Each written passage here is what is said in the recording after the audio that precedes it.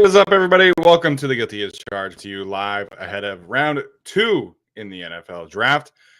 Super excited to dive into the second day. Really excited to see who the Chargers pick. Maybe some trades going down today. Should be a ton of fun. Joining me, as always, is my guy Tyler. Tyler, what's up, man? How you doing today? Doing well. Recovered. I ate half the pizza, so I didn't do the whole thing. Nice. So I can still do some reheats. Might do some reheats between round 2 and round 3. But yeah, doing well. How you doing? Yeah, man, should be a busy day again. Obviously, round 2 goes an extra hour long. Round 1 because it starts an hour earlier. So we're here with 110 of you guys, looks like, in the chat. So we'll talk about some things before the draft kicks back off at 4 o'clock here on the West Coast. A lot of stuff going on social media. People still very upset about the pick yesterday. Joe Alt had his introductory press conference today, and that man is a large human being. All the pictures at the Charger facility really puts that into perspective here from what we were able to see on social media today. So big day for the Chargers franchise yesterday, another big day for the Chargers franchise today. Should we talk about some of the kind of like the early buzz based off of like reporting and things like that? Sure. What do you got? He's just gone out dark outside my window, so I'm going to turn my light down. There we go. Lots of trade up buzz for several teams here. Specifically, I guess Keon Coleman is a player that people are very, very interested in. The run on receivers is kind of expected to continue early into round 2. Teams like the Packers, Eagles, etc., are looking to trade up, it sounds like. So interested to see if the Chargers could maybe move down a few spots and maybe still be in a good spot given where their board might be today.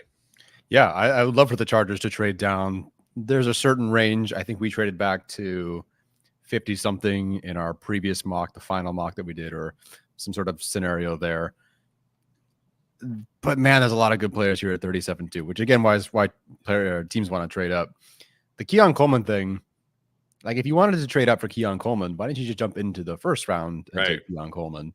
That's a bit of a surprise to me, but we'll see. The real buzz to me is like, okay, because someone asked me and I discussed several of these players, like, okay, these guys have red flags. What are those red flags? So now I'm curious how the red flags work out for some of these guys, whether it's something as simple as, an injury during the 2023 season. Yeah. Your position maybe isn't super specified, like a Cooper DeJean. 40 times, medicals, red flag character things, etc. I'm curious how that kind of jockeys itself here for the Chargers, and if anyone's kind of off their board or much further down than we think. Yeah, these medical things that have pushed these players down are really interesting. So I was listening to Dane Brugler, and a lot of people were very surprised that Cooper DeJean, he is here on the board. Apparently, the bulk of the league views him as a safety, not as a corner, which is why he's fallen to this point. Now, maybe that changes specifically for the Chargers, but that was the interesting one because I feel like the film does dictate that he could play outside corner or at least play slot corner, but teams apparently do view him as a safety. The Jackson Powers Johnson medical concern is that and then some. Apparently, there's also some character concerns just in terms of like his maturity and his attitude and things like that.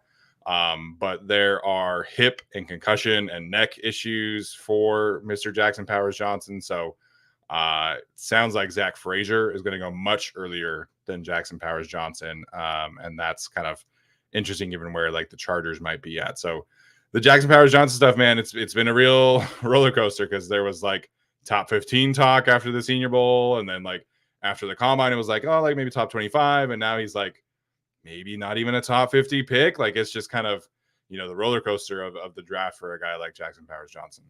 Yeah, total swinging things. I mean, he was the popular second round target in our first mock. And then it was like, okay, but we asked Trevor Sikkema, I think on the second time we had him on, is the dream of him in the second round dead? And based on everything, yeah, he crushed everything up until that point. So he started to go in that top 15. We discussed trading back to, I don't know, 18 or 17 or whatever it was at the time and taking Jackson Powers Johnson there. Right. Now he's back here probably for the Chargers. So it's unfortunate. We'll see. I don't know who it's going to be, but there's someone every year. Darnell Washington was someone who could have been maybe a first-round pick at the very back end of the first round, early second round. He fell to the end of the comp picks in the third round, or whatever it was. So we'll see. Tight end is also a little bit different, but really curious how the interior offensive line board plays. Brandon Thorne's best 3 remaining offensive linemen are interior guys, with Jackson Powers Johnson, with Frazier, and with Cooper Beebe here. So I don't know if the Chargers will pull the trigger at 37 on either of these guys, but I'm curious what order they go in. Yeah, I mean, Joe Ortiz said yesterday the Chargers are not done adding to the offensive line, and as they shouldn't be. They do need more bodies in that room, specifically on the interior. Like, they need a long-term center. They could upgrade at right guard, so we'll see what happens there. He's never been super high on JPJ, right? Like, he's kind of always had concerns there. No, I don't know how much plays in, I don't know how he tiers it with medicals and other things. But based on grade, he's actually has a late first on Jackson Powers Johnson. So he's actually the last remaining first round grade guy. Gotcha. And then it's the second round guys, like early second for Frazier and Cooper Beebe in that order. Yeah. So lots of medical questions about some of these guys. JPJ obviously is kind of the first among that group. But we'll see how it goes. The wide receiver is very interesting early in this draft. Forgotten LOL Cal, is the Adonai Mitchell dream dead or alive? It was never alive, I think, for the Chargers. I would be very, very shocked if he was a stylistical fit for a Jim Harbaugh offense. If you watch Adonai Mitchell actual game tape, there's effort concerns all over the place, and that's just never going to fly with Jim Harbaugh.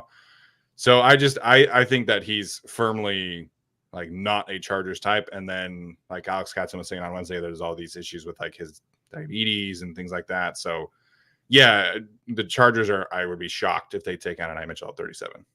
Yeah, and he's extremely talented. Honestly, if the Chiefs wanted someone who could run a 4-2, they could have just taken Mitchell. They could have taken a very explosive, athletic player there. But all these concerns are concerning. And someone on Twitter asked why is being diabetic a red flag? It's not necessarily the medical condition. It's the idea that he doesn't take care of that specific thing as needed, and does not really have a set plan and schedule to take care of, whatever it is he needs to do. And then lets it affect how he interacts with people on a day-to-day basis. Right. So yeah, that's again with Jim Harbaugh, with the Chargers, it's there every day. And if you are not committed to that, you're not going to be a Charger. Oh, Alex Katzen said on Twitter that Jackson Powers Johnson interviewed poorly as well. I did not remember that. He played well at the Senior Bowl, but I didn't realize he maybe didn't interview super well. Yeah. Interesting stuff, man. I mean, the draft is about checking boxes, and yep, what happens there. Edward, Morietti, DeJean, Polk, Ladd, or Colson, make it so. I think if the Chargers don't trade down and they want Junior Colson, I think they got to pick him here. I do. I just, as much as I like the guy, I think the board has played out so good at wide receiver, at corner. I would have a really hard time. And defensive tackle, there's only the one defensive tackle went yesterday. So yeah, I tend to think that you just kind of punt at linebacker this year, and if Colson makes it to 69, great, you pick him there. But yeah, at 37, I don't know. If they trade down to the low 40s, cool. But right now where they're at, I think you're looking at corner or defensive line or wide receiver. Yeah, I would agree. So Junior Colson is my player 37, funny enough, but obviously that's not quarterbacks too.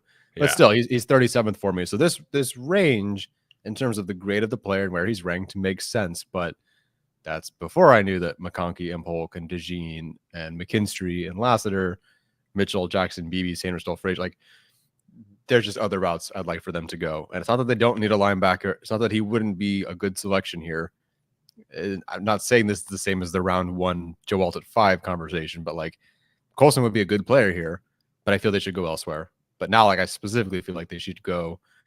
It's funny because I feel like they should go wide receiver or corner here, and yet Newton feels like the guy as long as the flags are unflagged. Yeah, I mean Newton's health is like it gives me pause about okay, why is he falling? Why is the league not super high on him? Because to me, he's the was a top 10 player in this class. Like the film was so much fun. And if he's the pick of 37, I'm really excited because I think he's a fantastic football player. So we'll see what happens there. Kind of circling back to the conversations from yesterday, Richard with the first super chat of the day. Again, super chats always appreciated throughout the podcast. We had a ton yesterday, which was fun to see. Richard wants to know specifically. He says Steven the all-line savant. Tyler's an all-line savant as well. Okay, we gotta clear that up. I love offensive line like I love watching Lord of the Rings, but I don't know how to make movies. Yeah. Okay. Fair. Do you see a scenario where we try to convert Trey Pipkins to guard? Again, this is kind of expanding off of Jim Harbaugh's comments where he currently thinks that Trey Pipkins is one of their best 5 linemen. Obviously, you're not putting a 6'9" rookie at guard who's never played guard. I would think that's just ridiculous. Rashawn Slater is an all-pro left tackle. You're not moving him around. So if Trey is going to start, it is going to be at guard. But I'm firmly in the camp that I do not think he would be a quality guard. Like I think his strengths are better suited at offensive tackle, and his weaknesses would be more noticeable at guard. Like I think this is a guy who doesn't necessarily have the short area quick twitch that you need at guard. And I don't think he has the, instant power that you need at guard as well. So I know, Papa wrote about him a lot and stuff like that. And maybe it is true, but I don't envision Trey being successful at guard. I think he is best suited as a tackle. I think he is their swing tackle. And I think they figure out right guard in some other way. Yeah. Yeah, I think their upgrade at guard, if they upgrade at guard at all, is an upgrade in the draft. Not that push comes to shove, like if you're out of bodies, like Pipkin's playing right guard. I totally understand that. But you have Jordan McFadden. Technically, you also have Brendan Hymas, who could play guard, has played guard. So I don't see him being a guard for this team. And while people will, the $8 million cap hit's obviously not great for that kind of backup. To pay that much money for a backup isn't great, but I'd rather pay that much money for Trey Pipkins to be the backup than to have Jamari Sawyer not work things out as a guard. Like I'd rather get that, because if he hits for you this year, you're paying $1 million for the next 2 years to a starting right guard who's very, very good. Obviously he has started, but if they can get the most out of him, then I'd rather get that value than try to really work this Pipkin things again. Yeah, exactly. I think that's very well said. And, the whole like part of the best 5, yes, because Trey Pipkins is objectively a better football player than Bradley Bozeman, but Trey Pipkins is not playing center. That's Bozeman's job right now. So that's part of the conversation as well. A lot of people have made the comment like, well, you're paying a really expensive swing tackle to be a swing tackle. And it's like, yes, but his contract also doesn't necessarily matter all that much because Rashawn and Alt are on rookie contracts. So if you look at like the room, you see Slater, Alt, and Pipkins. The overall room is costing you basically nothing in comparison to other rooms like, Lane Johnson and Jordan Mailata are both making like huge deals right now. That's an expensive room. The Chargers offensive tackle room is not expensive because you have 2 guys on a rookie deal right now. That's a really good point. Yeah, because the room itself is not very expensive. What is it? I mean, obviously Alt's contract won't be cheap, but it's what, $20 million total? What is his deal right now? If they even have one announced, I'm sure it's more of a projection than anything. I mean, the specific details for the draft picks won't like be out, but let's see. I feel like there is something about like what the projections are going to be. Yeah, I'm sure there is somewhere. But yeah, I would much rather pay Trey Pipkins $8 million to sit on the bench. So over the cap projects a cap hit of $6.1 million for Joe Alt as a rookie. Cool. So you're looking at like 6.1 for him. I think Slater's is like, I guess I can look at that too, but it's not super expensive. Yeah. What I also think they'll do here is try to continue to prioritize to win with Herbert the most expensive positions, which we've talked about premium positions, but receiver, corner, pass rushing, defensive tackle, edge rushers off the table. Like I think you're gonna like I don't see running back, I don't see linebacker, safety. I don't even really see interior here, but I'd get it considering who's here now. Yeah. So Trey's cap hit is 8.75 and Rashawn's is 5.3. So you're 6.1 for Alt, 5.3 for Rashawn, 8.75 for Trey. That's basically like one legit left tackle in terms of contract. Yeah. So yeah. We'll see for how much longer, how expensive that room is, but it'll be nice to have one tackle enters the big contract, one is currently on his much cheaper one. So that'll be nice. Yeah. And Rashawn's contract is not going to be expensive until 2026 because next year he'll be his 5th-year option. So next year you're probably, I think it's like $19 million for him next year. So it's kind of expensive. And then the year after that is when Slater will get like actually expensive. Yeah. As Mighty points out, though, at least we're not paying Kirk Cousins $150 million and then drafting Michael Penix. I still cannot believe that, weird. Man. Yeah, I still cannot believe that. I was listening to the NFL Network guys talk about it before we hopped on here. And the whole thing was like, oh, well, like, this is just like the Green Bay model. But the Packers, whenever they took those quarterbacks, they were dealing with guys that were like starters who were potentially about to retire. Like Favre and then Rodgers were like kind of considering retirement. They were like kind of on the fence. So it like made sense. Like you just signed Kirk Cousins to a 4-year deal. And it's like, yeah, you could get out of that deal after year 2, but Michael Penix will be 27 at that time. So I don't get it. Like if Kirk Cousins plays the whole contract out as a starter, Michael Penix is going to start his 5th-year option year as a 29-year-old first-year starter. Like that doesn't make any sense to me at all. They just knew that the quarterback was a huge issue last year, and they went, here's everything we can do. Here's $180 million to Kirk Cousins. Here's a first top 10 selection of quarterback. Yeah. So they threw the kitchen sink at the position. We'll see how the defense goes. Yeah, now they're like trying to trade up apparently to get like a starting corner. And I'm like, you could have done that at number 8 or trade down from number 8. Like there are all these reports that the Falcons turned down trade offers because they wanted Penix. I'm like, you guys, what are you doing? You should have traded down. Like the haul, if there was because it sounds like there were 3 teams that wanted Penix. Yeah. I guess like good news is you took a player that everybody wanted, but the bidding war and what you could have pulled to trade down and take some guys. And just, I don't know, Kirk Cousins is just your quarterback anyway. Yeah. So, like, even if Kirk goes down this year, how good are you anyhow? Just strange. Yeah, very strange. Sam McDermott in the super chat here says, feeling a bit better about yesterday after sleeping on it. That's good. I think that's how everybody should feel today. Feeling like JPJ might be the pick at 37. I don't think that's going to be the case based off of everything we've heard today. About his medical history, about some character concerns. I don't think that's a Harbaugh type of pick. I would agree. We're leaning now into like, okay, well, maybe every pick can be the trenches. But I don't think that's going to be the case. Yeah. I don't blame them if they take him, obviously, but I think like, his film is so fun. But yeah, absolutely. But I Newton, McKinstry, any so we I'm dying. We haven't discussed this yet, I guess. Any shot at Roman Wilson? I think so. Really quickly before we do the receiver talk, because we had this one kind of leading into it. Could they take JPJ at 37, move Bozeman to guard? So final thought here on the center conversation. To me, it's if they take a center, it's Zach Frazier, I think would be the pick. And to answer the second part of this question, yes, Bradley Bozeman can move to guard. He played guard initially for the Baltimore Ravens. That's where he played at Alabama. Yeah. That is something definitely possible for Bradley Bozeman.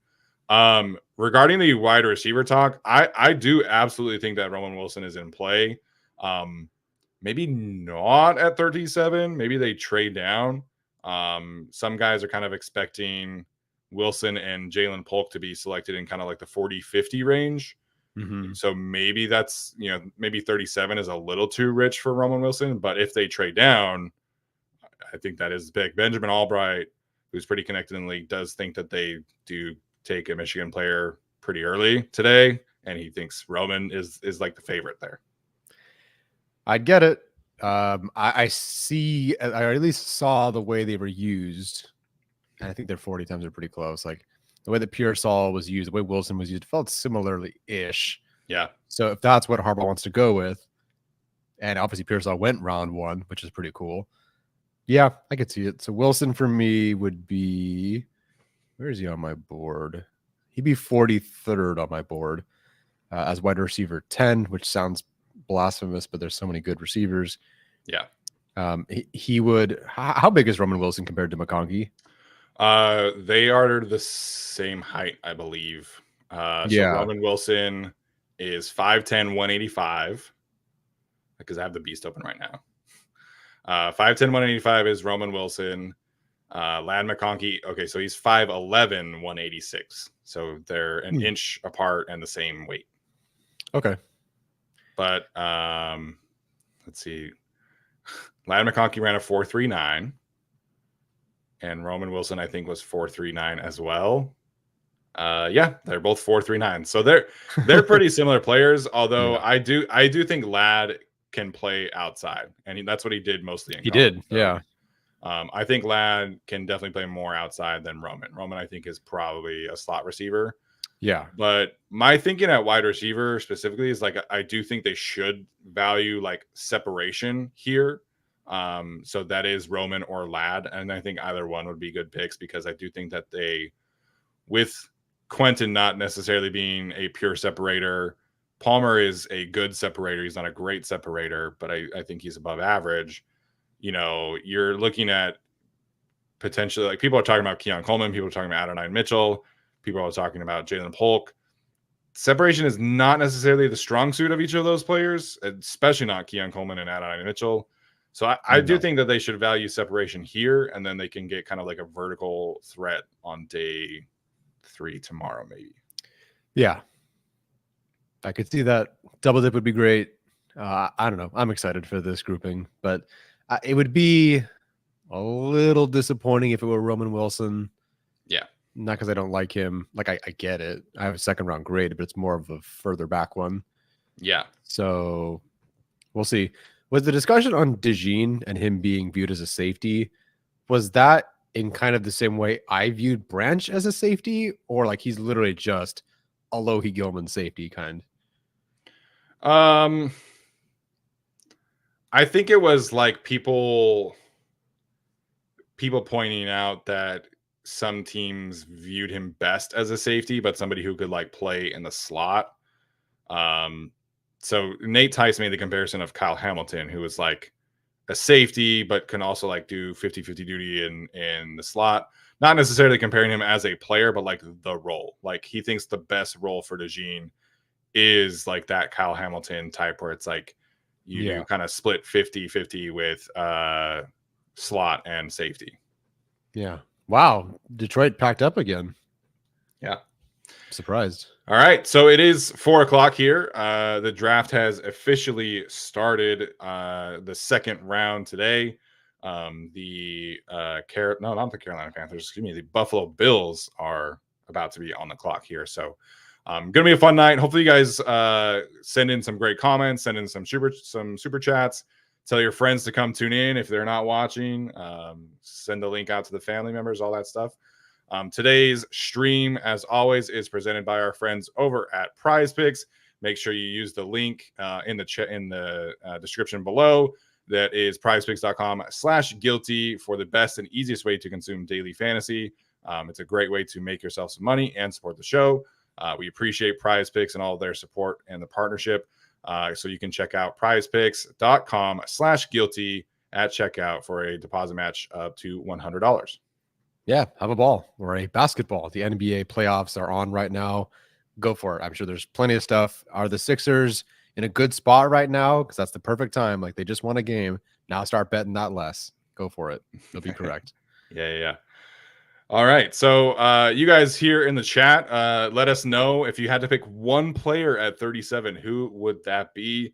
We'll talk about our favorites throughout the rest of the board here. And things like that. So let us know who's your guy that you want the Chargers taking today.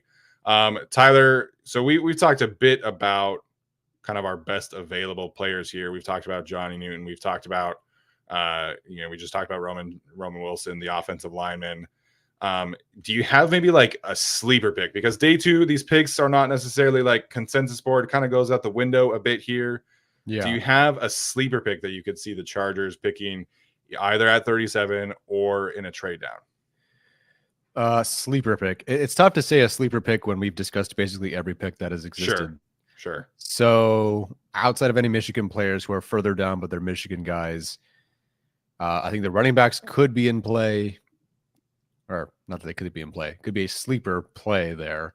Because if you get Joe Walt and you're about the trenches and you're about running the football, like the Chargers don't really have anybody you have to game plan for currently. Not that Benson's a guarantee to be that, but he'd be one of your most explosive players immediately. So I understand why they would go with him. Brandon Thorne's tier 1 guy. One of them is Cooper Beebe. I like him quite a bit. I like him at this spot, honestly. And he would fit. Like Joe Alt fit and Latham would have fit, and like Cooper Beebe would fit their version of the offensive line. So outside of that, I think the guys that we've mentioned are all gonna, like, one of those guys is going to be the pick. But sleepers, yeah, I could see some of those guys. Yeah, I guess if you're going to talk about Cooper Beebe, I might as well bring up Christian Haynes as well. Yeah. Beebe, I think probably can play center as well. I think Haynes is likely just a guard, but man, his guard tape, I think I would put it up with some of my favorite guard tape I've watched over the last few years. I think his, in particular against NC State. So his calling card for me is just like range. Like he has unlimited range as a guard, and he can climb to the second level. He can pull to the perimeter. He can pull across the formation. He's just a guy who's an athletic freak, and his range is just limitless. So he's like the first run play I saw, he went across the formation and reached a safety, which is like unheard of for a guard. Like this guy is just super springy, as some people like to say. So Haynes would be a good one. We've talked about this guy as kind of like our draft crush, if you will, and it makes zero sense to me why he's super low. But if they're interested in Johnny Newton, I don't see why they wouldn't be interested in Michael Hall, the defensive tackle from Ohio State. Again, somebody who has checked a lot of boxes throughout this process. He tested extremely well. He played great at the Senior Bowl. His pass rush win rate is extremely fast. His time to pressure rate is the fastest in the class, including faster than Byron Murphy. So he is somebody that I think will go much higher than like draft media projects. And I think in terms of like a sleeper pick, I think he would be qualified here at pick 37. Schefter just mentioned that potentially both picks for the Chargers would be on Michigan players today.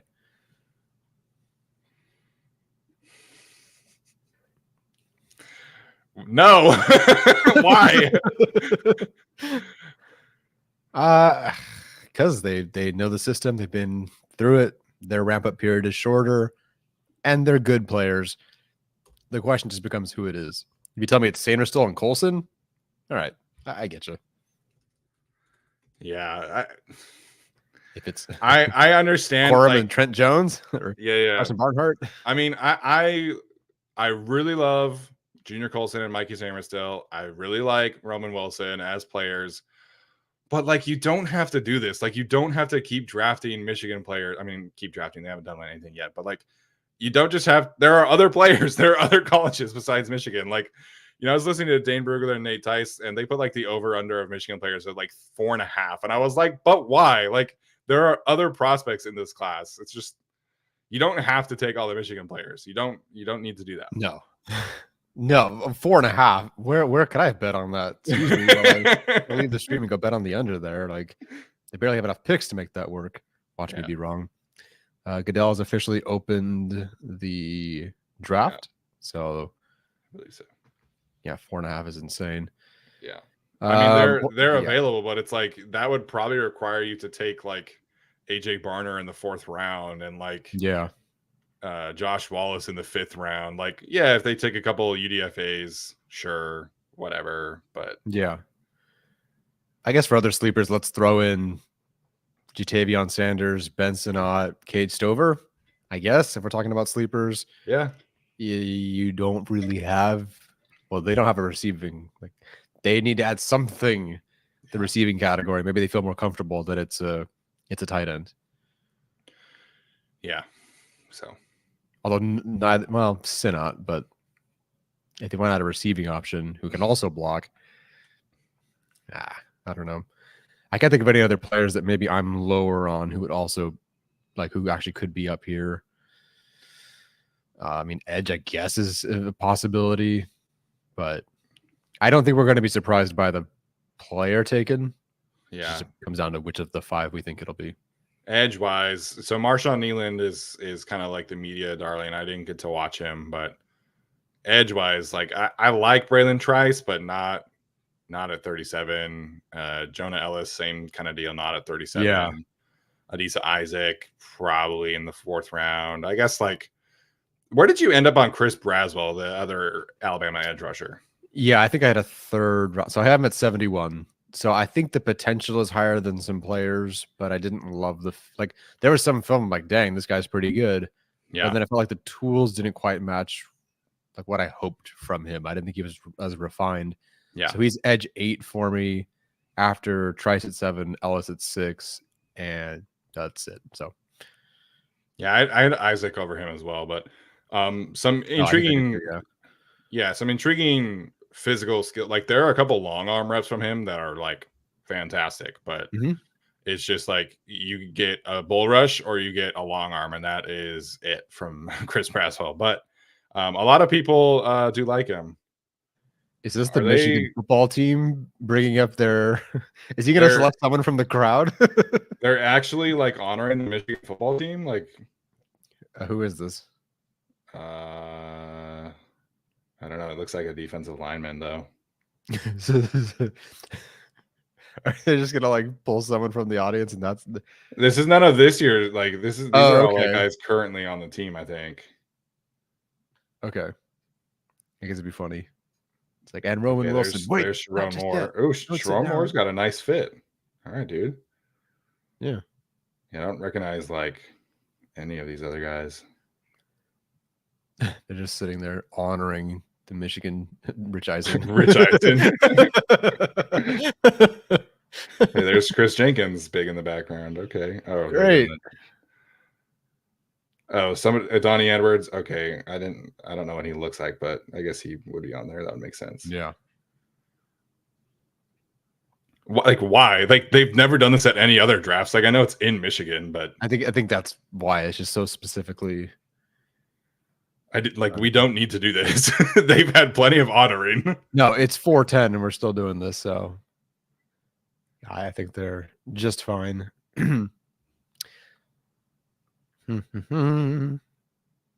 Okay, Bills are on the clock, I guess, says LDE Bruin. Yeah. Yep, there we go. There we go. They've got to take probably a right receiver, one of the corners here. I feel like they surprise us, and it's not a receiver. I feel like you just would have taken one. Yeah, instead of trading down twice. Once with the Chiefs as well, which is... I forgot they do less time on the clock today. That's good, though. Yeah. It's like 7 minutes. Yeah. Shout out to the Cardinals for being very fast to get to the clock yesterday. Alex says that they're honoring the Rutgers National Championship in the Meadowlands draft of 2027. That'll be awesome. Hey, it's wide open. Yeah. Rutgers is funny, though, because like they've never been like a super good team, but they always have like 1 or 2 NFL guys like every single year. So, yeah, that's cool. Yeah. Okay, so we have the Bills. I can just get the draft order up. Ninja wants to know if McConkey and DeJean are both there. Who do you think they would take? If I had to pick between those two, so it's McConkey and DeJean.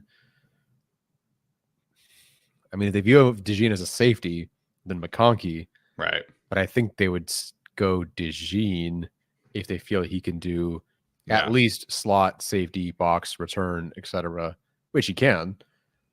So he's not, well, Dax Hill was probably more He's probably faster, but I wouldn't say by much though. I mean, Cooper DeJean was like a 4.39 guy yeah, too. I don't know. I feel like Dexel was maybe faster. I don't know. But anyway, yeah, I think DeJean. Yeah, it depends on their evaluation. If they view DeJean as a corner, then yeah, I think they would take him. And I Totally. understand like why certain defenses would be like, hey, like we can play him at safety, but like his cornerback film is really, really good. Like I gave him a first round grade for a reason. I mean, not to say that I'm like, you know, this amazing draft evaluator by any means, but yeah, his cornerback tape is good. Like I think he can play corner, and I think he fits great in this defense because he could play in the slot, could play outside. So I think if they view him as a corner, they would take DeJean. If they view him as a safety, I think they would take McConkey. Ian Rappaport's hinting the Bills might trade back, guys. Again? I mean, Is that somebody saying in the chat? Yeah, which I guess like they could because they've basically been on the phone on the clock for almost 24 hours. I mean, hours. other teams them have probably been talking like all day long about stuff. Yeah. While that happens, we'll get to the other super chat from earlier. Jesse Aguilar says he's hoping for a trade down, grab an extra third or a fourth, and then draft Sainer still. So from a capital perspective, if you're only moving down like a few spots, you're probably getting another pick tomorrow. If they move down basically like 10 or more spots, that's when they can get like another third round pick. So if they're trading past 47, that's when they can get another third round pick. So like I think the Giants are at 47. If they want to do that, or like a lot of people floated like the Rams, but when that was happening, that was kind of for a quarterback and all the quarterbacks went. So yeah, that's kind of what you're looking for. If you're trading down a few spots, you're probably getting another fourth round pick. Otherwise, you have to go down like 10 spots or more to get another third. Yeah. I mean, if they want a Michigan player, trading down sounds great. I mean, Sanders still would be a steal there. Jenkins I'd get. Colson obviously I'd get. Not going to see the other name. So pick is in for the Buffalo Bills. Okay. LD Bruin says, what? DT 10? I don't understand. I don't get that one either. It's funny. Like, I don't know. Again, the whole thing of like he can only rush the passer. Okay. And that's great. Like that, like it doesn't have to be. He's not my first. He's not my second. DT in this class. I totally get that. But like you're looking at, like, okay, like who's DT 10 for me? Like DT 10 for me. Not that I've watched all of them. Is Mason Smith coming off an ACL or whatever he hurt. Yeah, Wonder Sweat, Dwayne Carter, like respectfully. Yeah. Justin Eddie Ogby. Yeah, I think that's how you say it. Eddie Ogby from Alabama. Yeah. That's what I'm going with. Yeah, DT 10. That's crazy. Talk to me. Like athletic freak, pass rush production is insanely high. Was the best defensive tackle at the Senior Bowl. I don't get it. I do not get it. Yeah. Another super chat here from Joseph says, screw it, let's go JPJ. Let's build the wall, make LA great again. Lots of JPJ love in here, and I understand why. He's a super fun player. I just don't think he's a Charger fit right now. Yeah, we'll see. All right, here comes... Oh, that's right. They're doing the legends or active players to do the picks, so it's not good. Oh, they're sending him back. They got to let the band do their thing, I guess. Who's announcing for the Chargers today? Do we know? Oh, now he's confused. I used to know, and he's going to do both picks. I forget who it is, though. Okay. Just lining up in the Bronx. Here we go. It wouldn't be right unless I started a little roll call. Okay, guy. I love it. I'm going to speak for all Bills Mafia when I say we want to wish King Pagula speed recovery with blessed wishes. We have all prayers for you. With that being said, with the 33rd pick in the 2024 NFL Draft, the Buffalo Bills select Keon Coleman, receiver, Florida State. Yep. All right. First receiver off the board. There we go. So they have Khalil Shakir, Keon Coleman, Davis left. other Davis or Diggs left, obviously. Traded Diggs. Yep. All right. I mean, there's definitely the good news is, right, the Bills have developed receivers pretty well. Like the last these 4th round guys, Gabe Davis was 4th, 3rd. I think it was a 4th. Yeah. Yeah. So, if you feel like you can get Coleman back to what he should have been, great. But Coleman's numbers plus the reception perception profile of like the red tree and it was a bit worrisome there. Yeah. I'll say it. I don't like risks. People are mentioning Troy Franklin in the draft or in the chat. Excuse me. I don't like risks. I just not that I don't like risks. How do I say this? If there's a surer, better player at the same position, I will not take the risk. Franklin, bombing the combine was rough. They're comparing him to Mike Williams right now. The Chargers traded up. What? We're on the clock. Like for real? That's what Alex just said. I don't think Alex would do that to me. We traded up. Oh my goodness gracious. Chargers traded up? That's what everyone's saying, unless you guys are a bunch of assholes. Which one? But Siri's is not believing me. Siri was just trying to call somebody from the Chargers. Whoops. It would have been bad. Is this happening? For real? Oh shit, we traded up? Yeah, several people saying we traded up. with the Patriots. So the Chargers give up 110, but get 137. So they trade up the Chargers social media team says, all right, okay, we're on the clock. All right, Chargers are on the clock. Here we go.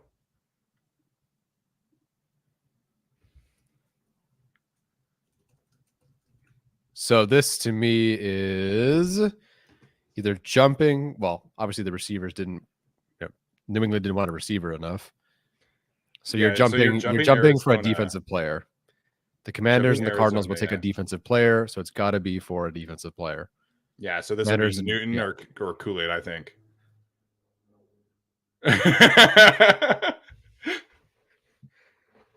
And they didn't lose any picks. They actually maintained the same number of picks. They just go back 27 spots. So they trade 110, basically. So you move up 3 spots and then down. Oh, here's Ian Rappaport. Hold on.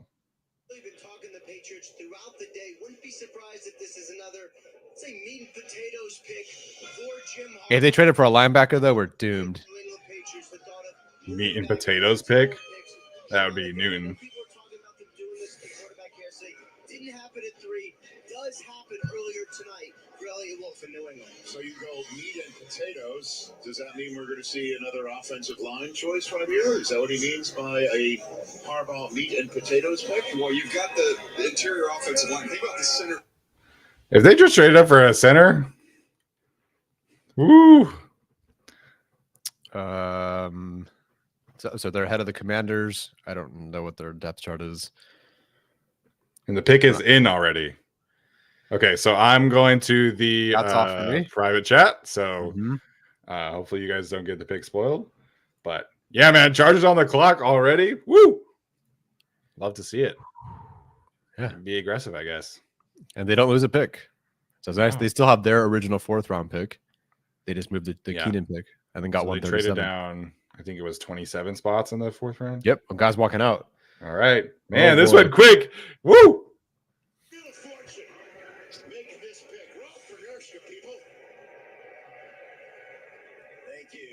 you. This is rarefied air for a kicker. We don't usually show up in the 2nd round. So for all the great kickers out there, thank you. So we have a trade. The New England Patriots have traded the 34th pick to the Chargers.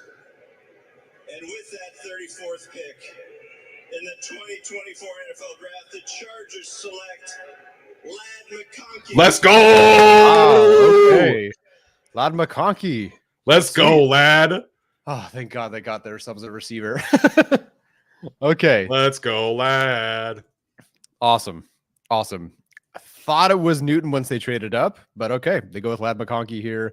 Ladd McConkey is my 22nd ranked player and the 3rd best player available. Although if DeJean is the safety, then I definitely would have said 2nd best player available. McConkey's awesome. Also, his first name isn't Ladd. It's, no. I forget what it is. but we have some stuff to talk about. But yeah, okay. So I think with Ladd McConkey, the thing that stood out to me the most is that I thought he was the best shadow boxer of the class. I thought he just had a certain, well, other than the big three, he has a certain way about him of beating players off the line, avoiding press, avoiding getting hit. As you mentioned, Roman Wilson, the other guys could be slot guys. McConkey spent 70% of his snaps out wide. He wins out wide. Awesome player, great yak. I can pull up the composite rankings too, but I'm pretty sure he was high up there too. So I'm all for it. I'm definitely all for this one. Seems great to me. Yeah, his reception perception chart is fantastic. He's above 75% above average on out routes, posts, curls, slants, flats, comebacks. Basically, the only one that he's not above average at is a dig, which is not really going to be his role. So I love this. I think this fills out the room really nicely. I know people are, not going to be super excited about a white wide receiver, but it is what it is. I think you evaluate his film as he is. Nate Tice compared him to Emmanuel Sanders, and I think that's a fantastic comparison. Somebody can play the Z, play the slot. Quick separation is the key, I think, here, because it's not something that the Chargers have a ton of right now. So he's somebody who can get open in a hurry. He's somebody that can play fast, ran a 4.39. I love this pick. I think this is a fantastic trade up. Go get your guy. Keon Coleman essentially is, first receiver off the board. So you figure the receivers come off early here today. Go be aggressive. Get your guy. I think this is fantastic. I think Ladd and Justin Herbert are going to be a fantastic pairing for this team. Yeah, I agree. This is fantastic for them. The receiving core has a playmaker, guys. And as I said yesterday, McConkey would at least be wide receiver 4 in last year's class for me. Looking at his, numbers, he's 5th in this class in yards per route run. In terms of who's left, like that's it. Like, with Malik Neighbors being higher, like 5th in yards per route run is fantastic. McConkey, I think Trevor Sycamore even said maybe he does too much off the line, but still, like, it has never been an issue for him finding ways to get open. Like, he understands how to separate against man coverage better than everybody else in this current spot. So whatever you thought about the Joe Alt pick, McConkey here, only trading down 27 spots in the 4th round with a pick you acquired, trading Keenan Allen. Fantastic. And shout out to the pick used to trade for Keenan Allen, or Keenan Allen away, used to get your next receiver here. So fantastic. Ladd McConkey, wonderful. Yeah, this is good. I think this is why you kind of play if you take player A and miss out on player B, who can you get in the 2nd round? If the Chargers want an offensive tackle here, they're all gone. So, you get Joe Alt and Ladd instead of Neighbors and Patrick Paul kind of deal. So I love this pick. So I think this is going to be a ton of fun. Ladd McConkey, one of my favorite studies to watch, just like so nuanced in and out. Yep. I am like slightly concerned about his ability against press. That's like the one ding. I think that's why he's not a 1st round pick. That's why he's a 2nd round pick. But you can isolate that, right? You put him sometimes in the slot, you play him in the Z. You don't have to have him play against press all that often. I just think it complements who they have so well. And, him and Palmer are the quick, easy separators. You have Quentin Johnson, who ideally can play the big play role for this team. So, yeah, man, I think this was a great move from Mr. Joe Ortiz. Yeah, I agree. Sorry, obviously I'm trying to do some of the tweeting and the such here. Yeah, same.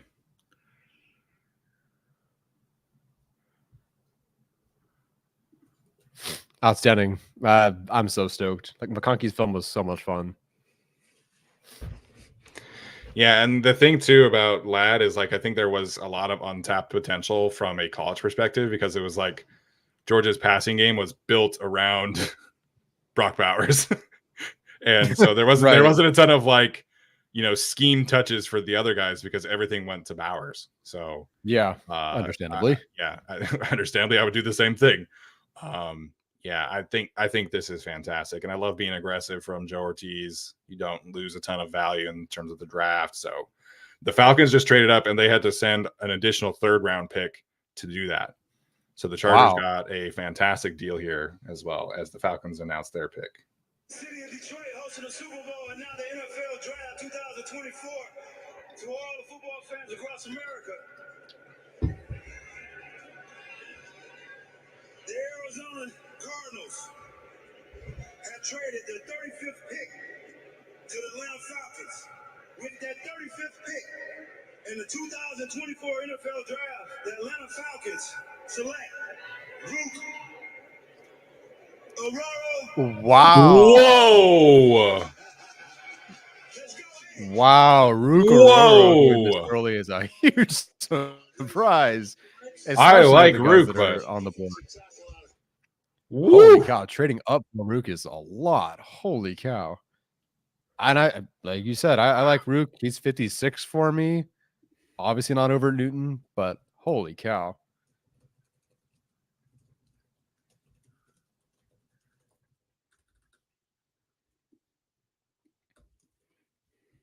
Man. They gave up a lot to get him, too. So they gave their third, right? Yes. Yes. Oof. Michael Penix and then trading up, giving up a third for Rook is a Newton's foot, man, must be a disaster. yeah. That sucks. Yeah, Rook, for those who don't know, he is a, I would say, leans more run defense, but the man can pass rush juice for sure. Totally. Like, I Totally. think he's a fantastic pass rusher. He has the length, he has the violence. So, yeah.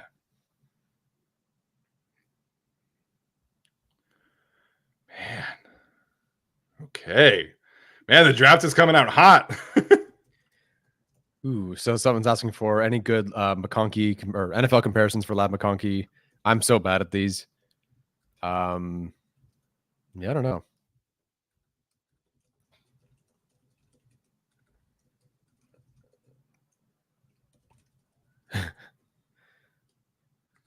Okay.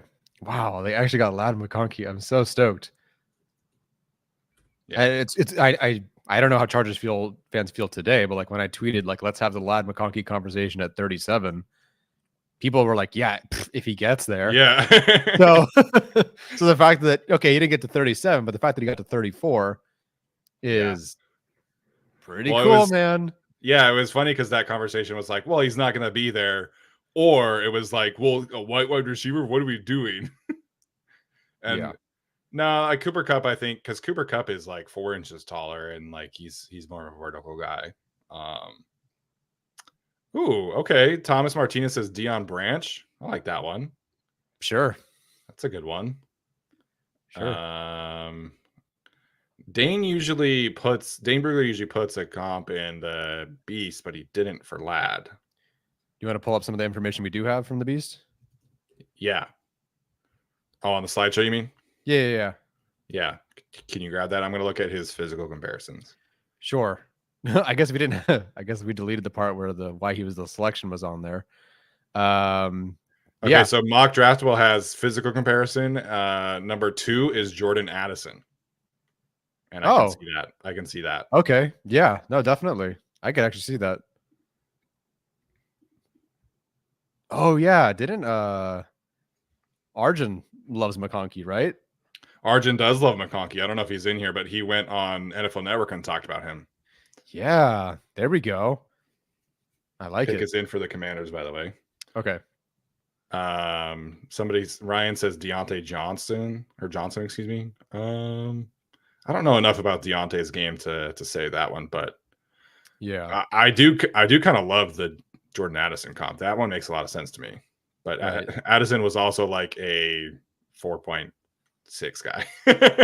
And Addison was 4.39. Definitely. Okay, good question. Would Lad be rated above Addison in last year's draft? It would come pretty close. Yeah. Like Zay Flowers would be 2. But even then, I don't worry as much about McConkey's. I don't know. It would like Zay and McConkey would have kind of fought out for like 3-4, I think, or I guess 2-3. Yeah, so you grade out on a scale of 10. I grade on a scale of 8. I had Jordan Addison at a 6.85, and I have Lad at a 6.75. So let's do that. I have McConkey at an 8.75. So I almost had a first round grade on him. That's my 22nd player. Let me see 2023. Although I don't know if I ended up switching last year to. I definitely did. If I did the 10 scale last year, which I don't know if I did or not. Wow. Let me see. While you're searching for this, Lad McConkey's 3.97 second short shuttle time in the combine was in the top 5% of any wide receiver in NFL history. Next Gen Stats has him in the overall draft score of 80 in terms of athleticism and production. Okay, so I just saw who the Commanders take. I think this is the run on receivers. Gotcha. Tonight. Darryl Green's impact extends far beyond his remarkable skills on the field. He exemplified integrity, sportsmanship, and dedication throughout his illustrious career. We are proud to announce the Washington Commanders plan to retire Darryl Green's jersey this fall. Oh wait, no, I messed up. Shoot, the reporters are one pick ahead. Oh shoot! I hate the next pick.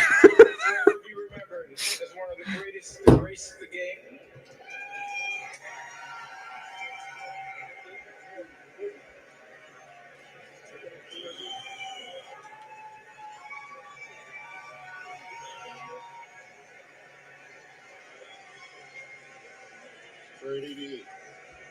And long overdue.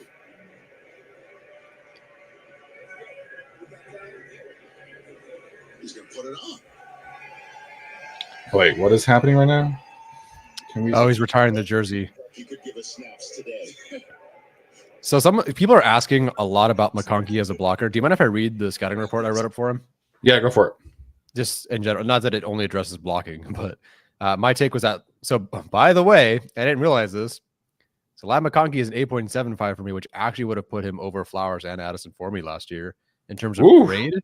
Although my grade, like I've changed how I've graded, so I don't want to pretend like he would have been wide receiver 2 last year. But the way I currently have the grade, that's what it was. But my grading scale has kind of changed. But what I wrote was Lad McConkey is going to be stereotyped as a slot, or as the next slot-only Hunter Renfrow type. But guys like that did not have the 4.39 speed McConkey has. His release package is extremely varied, if not a bit overdone, which allows him to get open versus different defensive backs and from different alignments. He's exceptional at judging the timing of presses or jabs, almost like shadow boxing. Generally, LSU receivers are better leaners and dippers to get open. Some Ohio State guys are better off the line with their footwork. McConkey has a good mix of both. He's an exceptionally aggressive blocker and blocker on screen/swings, consistently seen on film fighting with opposing defensive backs through the play and potentially exchanging words after. This is a receiver with 1,000-yard season potential in the NFL. He feels like a perfect Andy Reid or Ben Johnson receiver. I hope he's there at 37. Damn, dude. I liked him. You liked him quite a bit. I liked him quite a bit, man. Yeah, I did. Honestly, the knocks for him, maybe there wasn't like an elite, like he's not really big or he's not like worthy fast. He's clearly not like a 200-pound receiver by any means. But yeah, I obviously loved McConkey quite a bit. Yeah, you did. Yeah, I had a ball with watching him. So this is totally cool with me.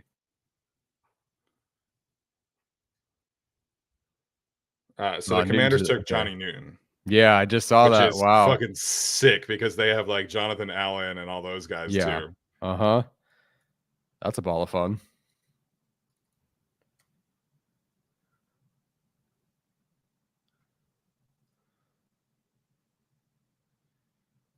All right, so is everybody good on the wide receiver now? We good? No more pitchforks at the wall.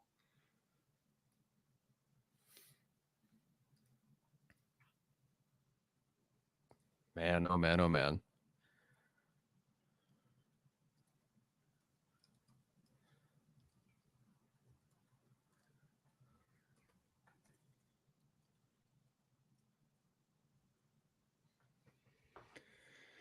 Pick is in for the Patriots. I already know who it is, and I hate it.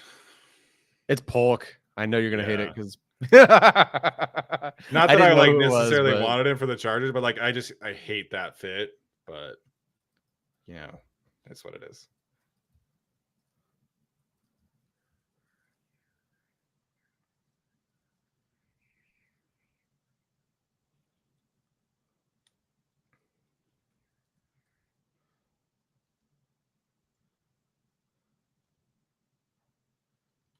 Sorry for the awkward silences as we're all like tweeting stuff out right now. No, it's all good. I mean, everyone's watching the stream or the draft anyway.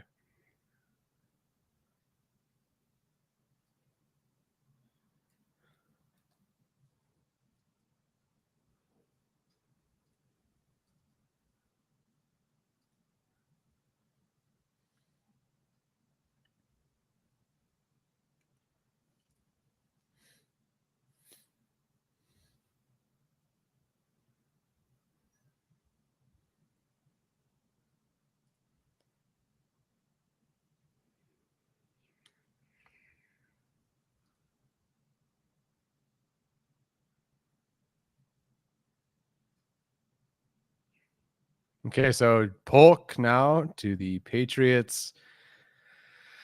Yeah. The good news is the player we really liked went really high. The bad news is we're gonna get killed for our Polk takes now because he just went to the Patriots. Although Drake may, I guess. Yeah, it's a new day. They It's have a new day. Alex, what's his name from the Browns, as their offensive coordinator. Yeah.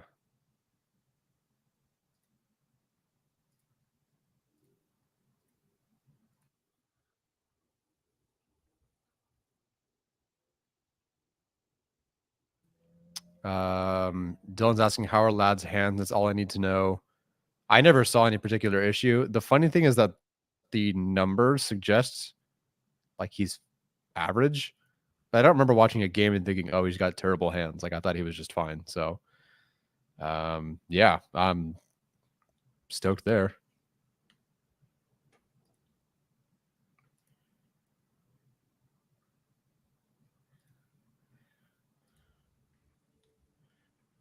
So I think everyone seems happy. Yeah, everybody better be happy.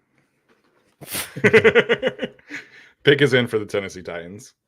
Yeah, man, this is really good. Like I know we were not like super excited about the Joel pick. You know, we like everybody else wanted the wide receiver, but this is why you take the offensive tackle first and then you take the wide receiver. You know, I think if the Chargers had taken a wide receiver, I think today this pick probably is a defensive player, because I don't think they would have taken the value at offensive tackle. Maybe they take like a guard or something today.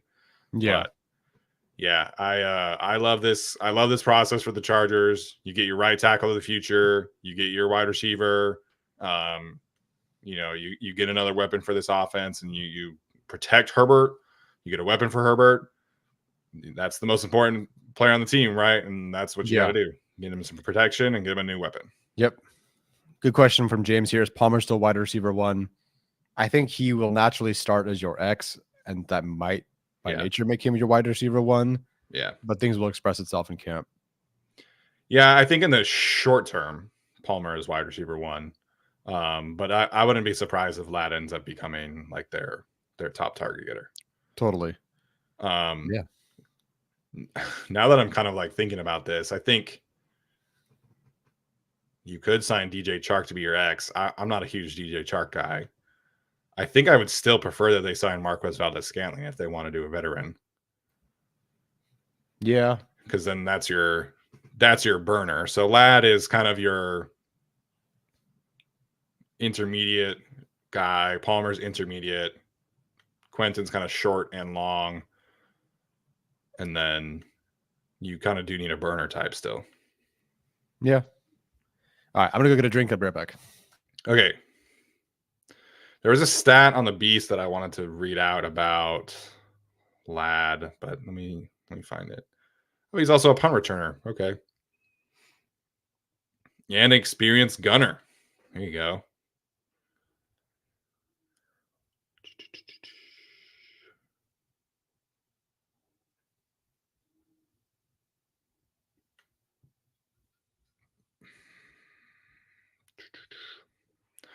Okay, so Ladd, for those who don't know, was Dane Brugler's 5th wide receiver. So Dane Brugler liked him quite a bit here, as well, for what it's worth. Mm-hmm. Oh, you're back. Okay. Hey, I'm back. Yeah. Yeah. Also my wide receiver 5, but barely just ahead of Polk. And Yeah. frankly, it just came down to preference. Like if your team wanted an X, it's a whole different. Like it's Polk. Yeah, so Darius Davis is going to be their punt returner, but for what it's worth, Ladd McConkey can also return punts. Mm-hmm. He's an experienced gunner on special teams as well. So there you go. Mm-hmm. He only had 2 drops this past year. I know that was a question earlier, but Yeah. Huh. he did miss some games. So Yeah, so the rate must have been higher, but not the actual drops. yeah. Also, it's so funny because I cannot stop reading his name as McConkey, which is that big Star Wars joke. So like, and that's just been in my head every time I've done these rankings. Like in my head, I'm like McConkey. It's in my head. So it's so funny that stupid thing in my head is not going to be with me for maybe another 10 years. Yeah. Did you also see the play of his where he was going to do like a double pass and then ended up scoring like a 45-yard run? I don't think so. No, what game was that? I think it was I want to say it was like against Miami. And so like they threw in the pass like to the boundary almost, and he was going to like throw it back to somebody, and it was covered. So he like scrambled for a bit and was going to throw it again, and then just like ended up taking off, made like 4 guys miss, and then scored like a 45, 50-yard touchdown. Interesting. Oh, Rams traded up. Okay, so the broadcast is way behind because the Tennessee Titans are about to announce. Yeah. So for what it's that's worth, the downside. Ladd McConkey wore 84 at Georgia. I don't know if there's a current 84. First of all, I want to thank you guys for all of you that have showed up today to make this event what it just continues to becoming one of the biggest events in our sporting world. And thank you very much for your participation here. I hope you're having a great time. With the 38th pick in the 2024 NFL Draft, the Tennessee Titans select Trayvondre. Wow. What? So much for stock down. Wow. Oh my gosh.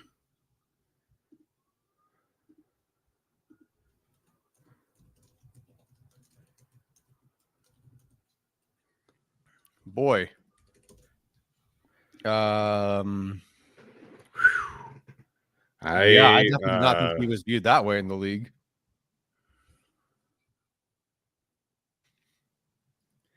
The bummer thing too. So the defensive line coach is not there anymore, right? No. Yeah, they have a brand new defensive staff.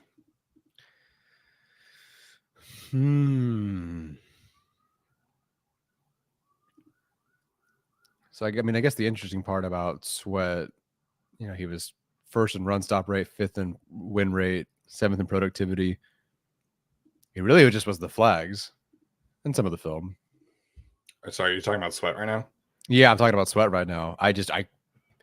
After the incident and then with the weight concerns. Yeah. Wow. Okay. The other thing here to consider is that if the Chargers want a defensive tackle, they might be kind of SOL right now. Yeah, that's a really good point. Newton, now Sweat. This might be another one here for the Rams.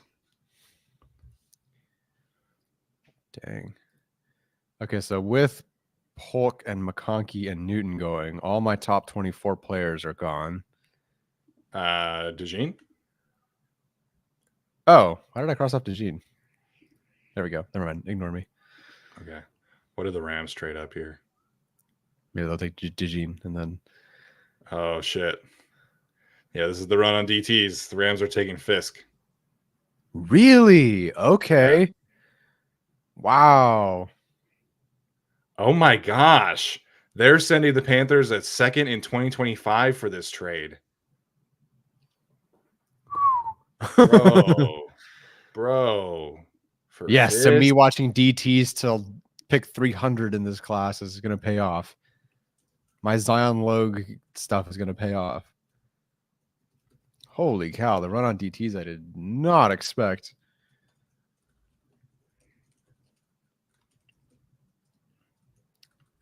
Wow, Fisk got a lot of love in the league. Sweat. Where do I have Fisk? So I had Fisk at 59. Still liked him, but 30 trading a second for him would have killed me. No, and a 5th round pick this year. Whew. That's insane to me. I would not do that at all. I didn't even like him at 39 overall, period, let alone trading up. No, I would agree there. Once again, like someone's going to just stick and pick and take Hall and not have to give up a the 2nd round pick, 5th round pick. Man, I don't know about that one. Yeah, as Dennis points out, it must have been a big Florida State love there. Fisk and Verse, yeah. Verse, yeah. It was like TCU. I do agree with Atticus here. Like the Rams coaching is very good, but their defensive line coach did just become USC's defensive line coach for what it's worth. Yeah. Yeah. And I mean, Les Snead knows what he's doing, but is there another trade? Are you serious? I don't know. Because Smitty said holy trades. I don't know if that was in reaction to another one or what. So if you're wondering if defensive tackle is a premium position, I think people just kind of showed you. Obviously only one true one went in round 1, but you take them early. Okay, so Philly just traded up. Really? So there were like 2 trades yesterday, and there's been like 7 already today. Yeah, someone said there was a ton of action there on the trade market, but I don't know, they said that about. So Mitchell's still falling. Is this going to be Chris Jenkins right here? My goodness. I just don't know if they go that way. I mean, do they need another corner? Obviously, they love Georgia. Well, they took Quignon yesterday. Yeah, man, do they need another one? Is my question. Do they? Oh, shit, they are. They're taking Cooper DeJean. Are they really? That's what Jordan Schultz just tweeted out. Oh my gosh. Man, this is like Cooper DeJean and Quinyon Mitchell as your 2 ads that's pretty fun. Yeah, so the Eagles go from like never drafting a corner to drafting 2 in the same draft. All right. Alex should be happy about that one. Totally.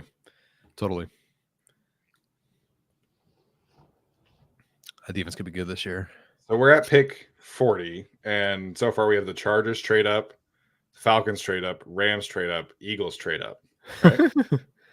Yes. Am I missing one? Commander's stuck, right? Yeah. Okay. Commander's stuck. So, Titans stuck. Bills like technically was the trade. True. Wow. Yes. I love the draft. This is part of the draft that I love. Oh yeah. I know. Now it's wide open. Yeah.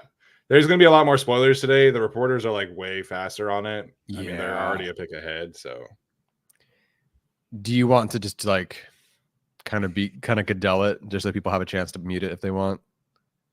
Sure, I can do that. Or we can just stick with the broadcast and all like on Twitter. But like, I think it's kind of possible for us. Yeah. So if you're just joining us, Melissa asked what was given up to move up to 34. They gave up the 110th pick, but they also acquired 137. Yep. So they basically just traded back 27 spots from the pick they got for trading away Keenan Allen. Yep. And cool. So they still have their same number of picks. They just moved back 27 spots. And frankly, like it's a freaking great group. Like they could get their center at 120, 137, another receiver, another running back. Like that cluster right there is fantastic. And even you saw like Brendan Thorne's cluster of guys. It's a great group. Yeah. Alex, did you see how he excited? Nice, Alex. I'm happy for you, dude. Did you see where Thorne had Mason McCormick? I know he was like a tier 3 player, I want to say. Yeah, they moved him below that. Like he has him as a round 5 player.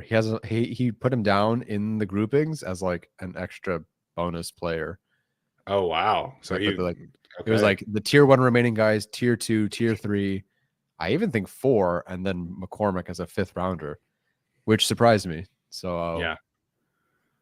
We'll see where he goes. I think Yeah, that's a surprise. But I think did he view him as like a center prospect, maybe? He just wrote guard/center. So Okay, yes, gotcha, but not specifically. gotcha. So some people are asking about why the Chargers feel like they had to trade up for McConkey. I think it's a different thing for us, right? But I think you be aggressive and you go get your guy. Like the run on DTs is happening now, but maybe if like whoever was sticking there initially, who like if the Patriots had taken Polk, then you're like, okay, like then the receiver run starts. So you just want to make sure you go up and get your guy. You make sure you're not missing out on somebody. So they very clearly viewed Ladd pretty highly, and Yeah, as Dylan points out, the cost was extremely minuscule, basically. So totally. there's no real risk for me for trading that. No, securing, take me out of it. Securing securing wide receiver 5, according to Dane Brugler, who does more homework than anybody on God's given green earth. Yeah. And a top 30, 25 player for some. Like, this is nice. His profile is really interesting. So he only had 2 non-FCS offers. It was Army and Kent State. And then Kirby Smart went to his basketball game, saw him, and offered him. I think that's so fascinating. Okay, now we have the Eagles pick. Obviously my TV's way behind. Brandon Graham, what a suit.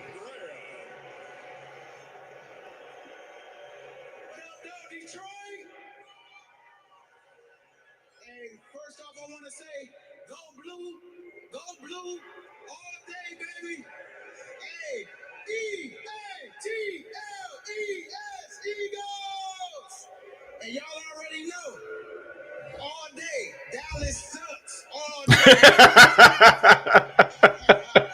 Let's go. Hey, but it's an honor. I love it. The hometown of my city of Detroit, and 14 years ago, the Eagles have definitely changed my life, and to be a part of this organization going on my 15th year, I'm definitely excited to be able to announce his pick. And the Washington Commanders have traded the 40th pick to the Philadelphia Eagles, and with the 40th pick in the 2024 NFL Draft, the Philadelphia Eagles select Cooper DeJean, DB, Iowa. Let's go. Okay. All right, so he's announced officially as a DB, not a CB. All right. He says DB. TV says CB. Well done. I'd be stoked, man. Like, you get drafted by the Eagles, and that's pretty cool. Yep. Somebody saying the Saints just traded up too? Are you serious? At this point, I believe it. Saints go with another lineman? I don't know.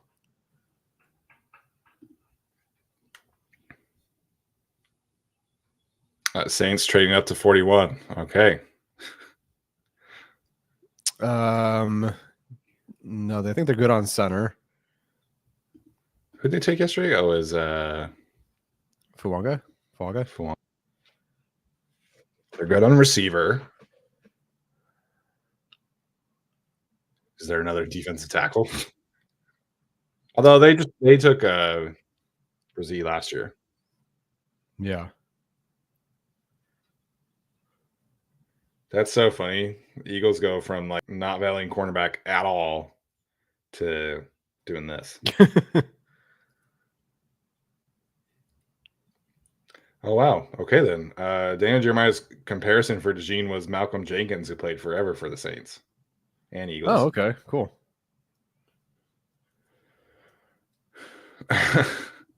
Jesse says, can owners not answer when Holly calls? Jesus. He can't keep getting away with this. Quinyon falling to him, like he didn't even have to trade up at all. Like that's nasty work. That's like last year when Bill just waited and Christian Gonzalez. Oh wait, they traded down to get Christian Gonzalez too. Yeah. Mm-hmm. Man, the defense for the Eagles over the last few years, they took Davis, Jalen Carter, Quinyon, Cooper DeJean. Nolan Smith is going to be their third edge rusher this year. I mean, Yep. Here's Taysom Hill for the Saints. What's up, Who Dat Nation? please take a tight end. All right, let's get right to it. The Green Bay Packers have traded the 41st pick to the New Orleans Saints. And with the 41st pick in the 2024 NFL Draft, the New Orleans Saints select Kool-Aid McKinstry. Okay. Yeah, that works. That's a good pick. I can't even say anything about that. Yeah. Oh, totally. 41. Yeah. That's pretty good. Gosh, we're already at 41. We're going to be at 69 in no time. Nice. Kool-Aid's gone. You know. Yeah, Kool-Aid's interesting, man. I forget like how much less he was targeted in 2023. So I was reading the Beast preparing for this, obviously, and like Dane Brugler pointed out in 2022, he led the SEC in pass breakups. And then this past year, he only had like 5 or 6, but he had like 43 fewer targets. Because everybody was throwing at Arnold, and Arnold had a ton of pass breakups and interceptions. Yeah. No, McKinstry had day one tape, I think. So him at 41 is pretty cool. Yeah. That's a good fit for him, too. Very aggressive defense. You know, get someone from Marshall Lattimore. Wait, don't they have Alontae Taylor, too? They do. Ooh, I wonder if they're going to trade Lattimore. So Cam Jordan Davis, Lattimore, McKinstry, Tyrann Mathieu. They're not even showing Alontae Taylor. Yeah, Taylor. Yeah, I like him.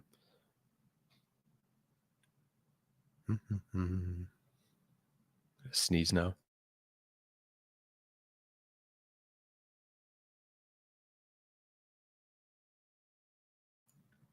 All right. Someone was asking about centers. Chargers boys, one of our members. Hello. Thoughts about picking a center at 69, and then the mighty Kev. If we're taking a center at 69, any good center prospects left?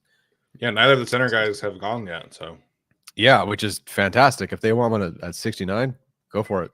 But then again, like 105, 137 is now obviously further, but Jackson Powers Johnson, Zach Frazier, Cooper Beebe. I mean, I would have gotten them at 37. Like, I get it. Then you're down to Bo Limmer, Hunter Norzad, McCormick. Thorne thought Pooney could be a center.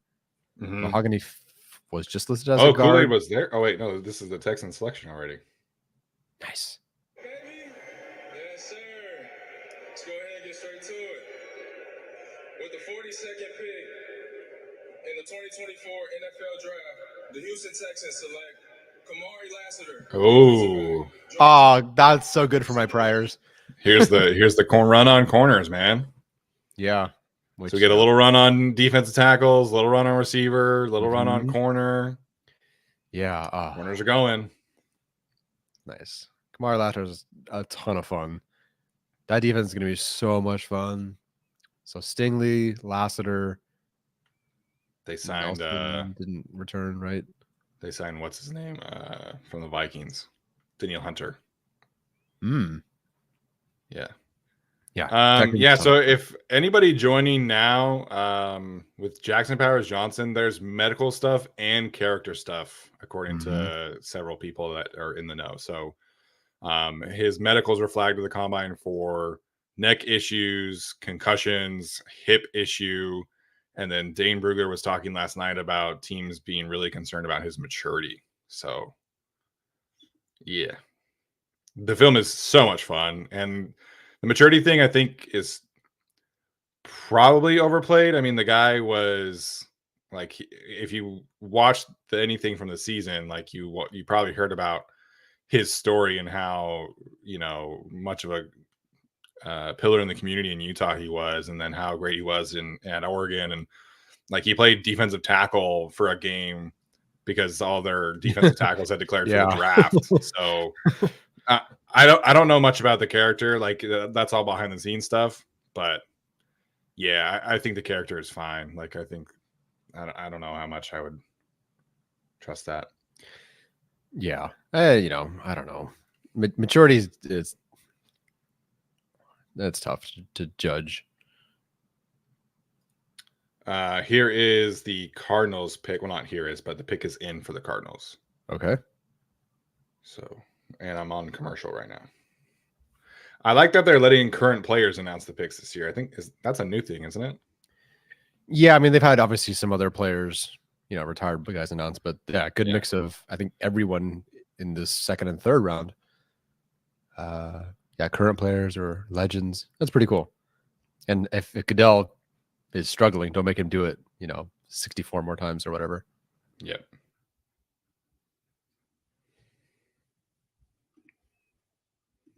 Oh no. I saw who the next pick is. Are we on the Cardinals or? Yeah. Okay. I don't know who it is. Okay.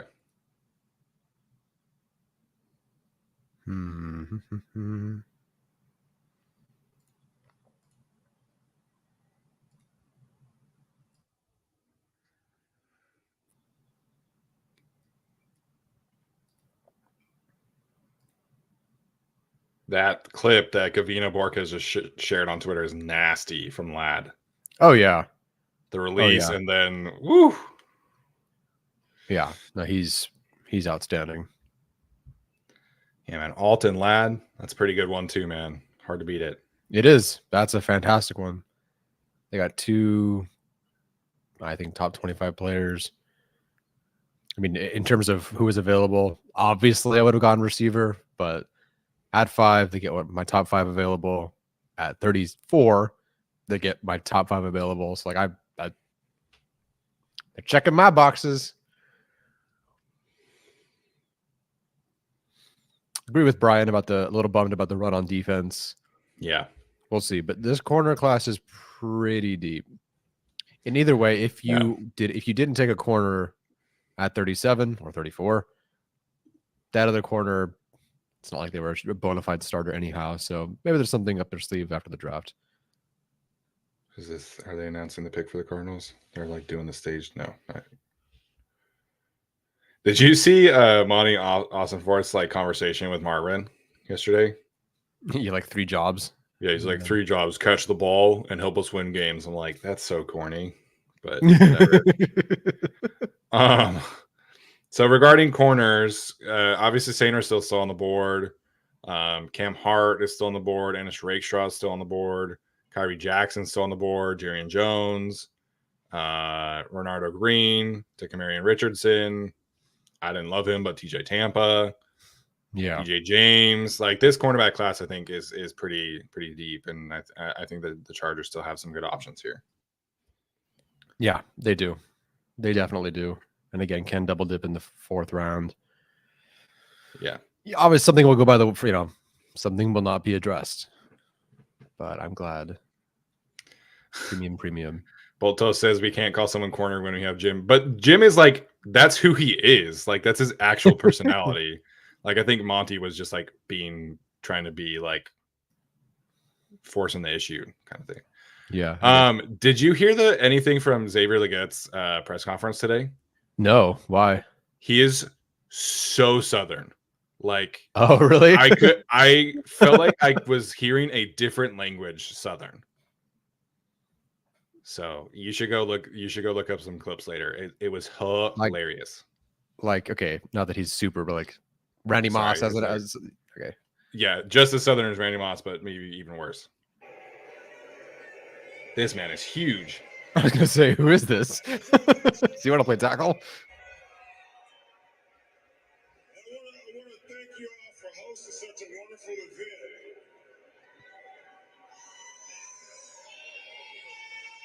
Where's all my Cardinal fans at? There's like 12 of them. It's one fewer than we have. In the 2024 NFL Draft, the Arizona Cardinals select Max Melton, defensive back, rookie. Yeah, that sucks for Alex. Marvin then Melton. Oh no, well, who was 30? Who was 27 for them or 25 for them yesterday? Oh, who did they take yesterday? Did they take Darius Robinson? Okay. Yeah. 2 of Alex's guys are gone. Uh-huh. I like Melton though. That's a good one. Yep. I got a super chat in here from Edwin. It says he loves the lad pick. Let me buy you each a beer for the awesome content. Lifelong Bolts fan from Missouri. And you fellas keep me feeling connected to the team. Cheers, guys. We appreciate that. I don't drink alcohol, but I'll take a Diet Coke. Yeah, I can buy a couple of those. No, thank you for the Diet Coke, for the Sprite, whatever it is. You can buy Tyler a shot or something. Yeah, the one that I can have. Y'all won't like the Raiders pick, says Jason. I mean, we didn't like it yesterday, so pick is in for the Raiders already. So we're moving quick. What do they need? Raiders, everything. Here it is already. Wow. Jim Plunkett. Oh, nice. Let's say they need a offensive line. And with the 44th pick in the 2024 NFL Draft, right to it. The Las Vegas Raiders select guard Jackson Powers. Okay. From Oregon. Interesting. Fudge. What the hell, Telesco? Now you're picking good players? What the shit is this? The funny thing is, it's kind of on brand so far because they just kind of waited for the great player. Oh my gosh, that was funny. Sorry. I mean, it's just like the great player falls to them at 13. The great player falls to them at 44. Listen, we're only here for one round today for the Raiders and through this whole class, and that's the third round. If they take a great player in the third round, then it's the Spanos' fault through and through for all those picks. But I'm waiting. The Raiders, let's see. Let me climb down my board. The Raiders are definitely going to take like Tyrone Tracy in the third round. Respectfully. Sorry, Tyrone Tracy. Actually, no, wait, I don't even think that's out of the question. Wait a minute. They'll take Trent Jones, the swing tackle for Michigan. Yeah. Wow. Brock Bowers, Jackson Powers Johnson is a pretty good start. Vashon says, ain't no way TT making those picks. He's locked out of the building right now. Yeah. No, it is interesting that they announced him as a guard, though. But I mean, he can play guard. He's certainly the size of a guard, but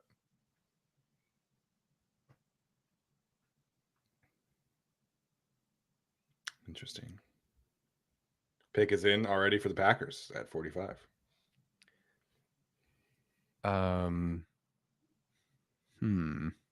Did we share this already about McConkey? I brought it up, and then I realized that the why he was taken part was not up there, but I think we just wanted to we would explain that part. So gotcha. Pick is in. Oh, it's Brian Bulaga. All right. Yeah, that's right. Bulaga was announcing. God love him. Looking pretty trim overall. Not that he was ever like fat, but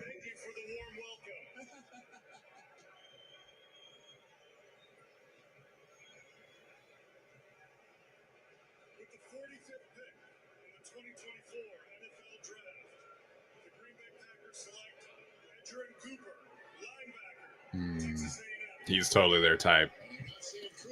Yeah. He is totally their type. He's like the exact same player as who's the Georgia linebacker they have?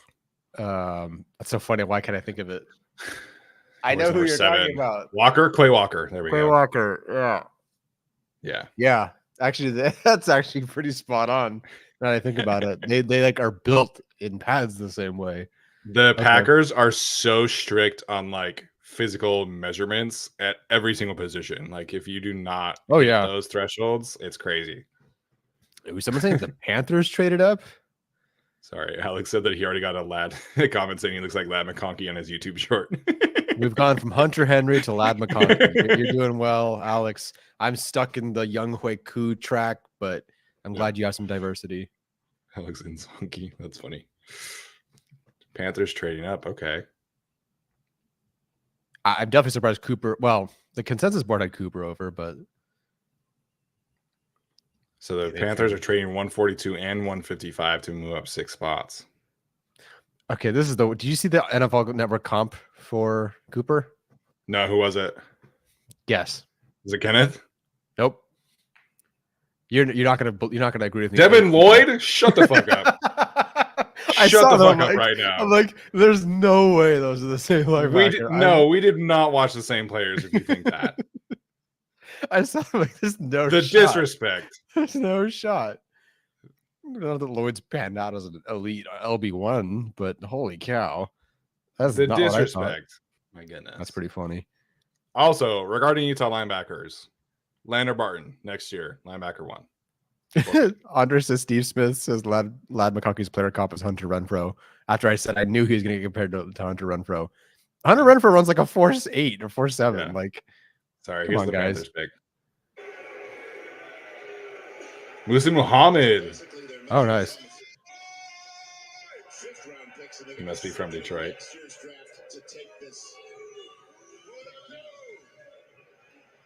They could do like a Jatavion Sanders, I feel like, or something. Congratulations to all of the draft picks. I welcome you to this NFL fraternity. I'm so excited for your future. All the coaches, all the players that I played with, just want to give you all a special shout out and thank you. I know Coach Saban is in the house. You know where my heart is too. The Indianapolis Colts. Of course, the Colts trade down. 46th pick to the Carolina Panthers. No cardiac cats. And with the 46th pick in the 2024 NFL Draft, the Carolina Panthers select Jonathan Brooks. Oh, okay. Texas.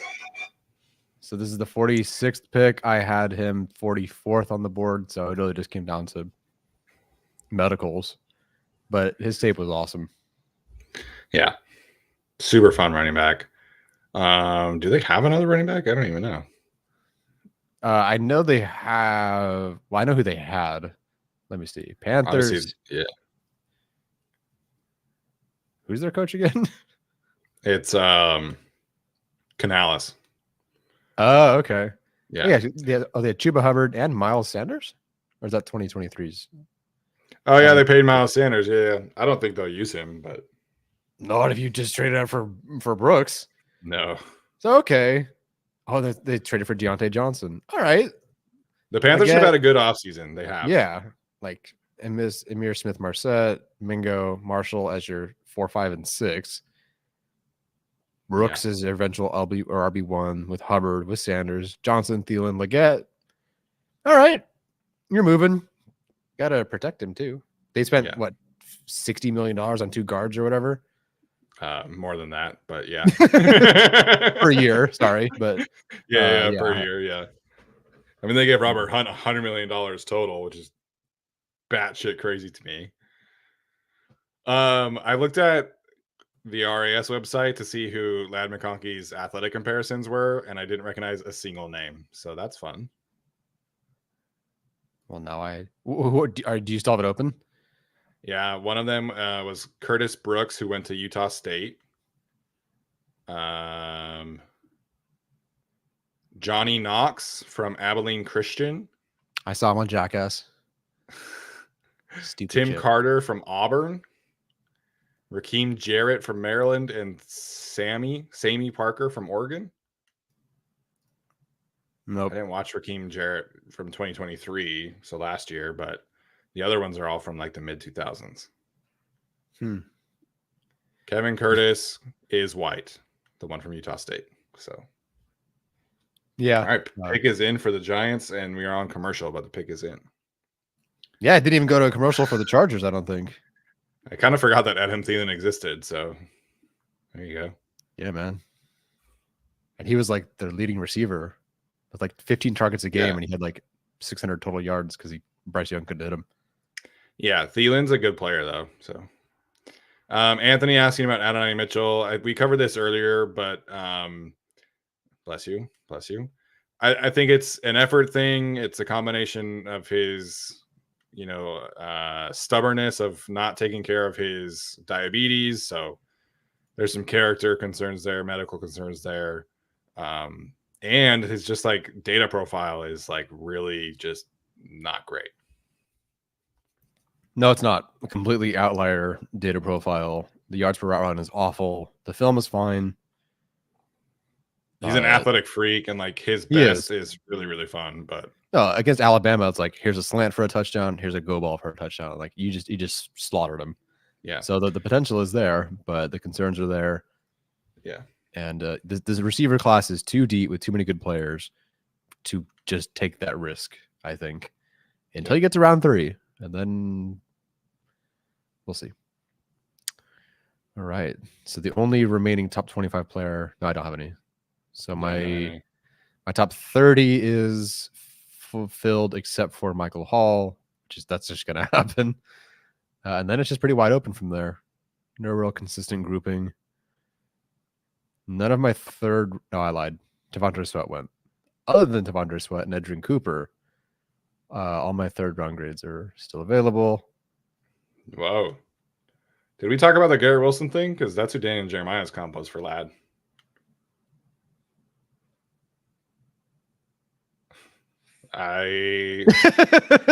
Well, I like Lad a lot, but Garrett Wilson was so special after the catch. I don't know if I agree with that one. I think the footwork off the line, the tenacity, and the like every single play is trying to be hell. You know, blocking, whatever. Like okay. But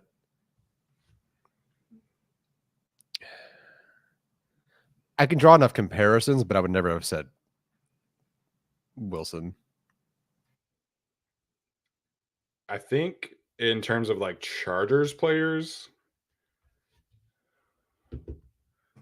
maybe Stevie Johnson. But Stevie was like 6'2", wasn't he? I don't remember. Did Mitchell actually say he only goes 70% on every play?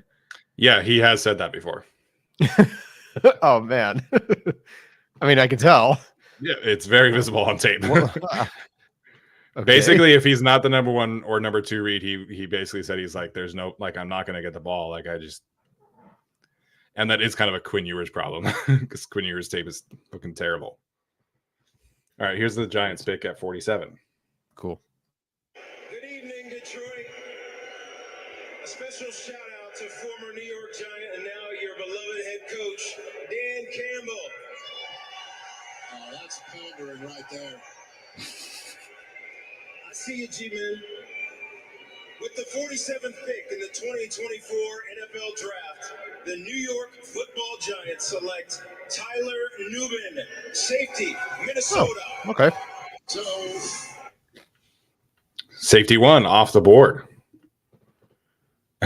Thomas Martinez, 70% about AD would be an improvement. Yikes.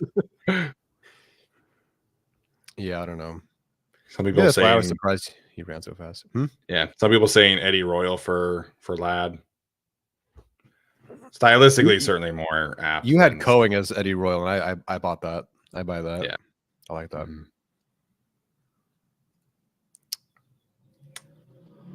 So the Jaguars are up here.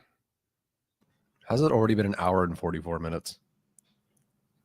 The stuff people wear like in draft rooms is so funny to me. Like Giants front office guys are all in like suits, and then Brian Daboll was in like a jacket, like a zip up hoodie jacket. Probably got it like Walmart.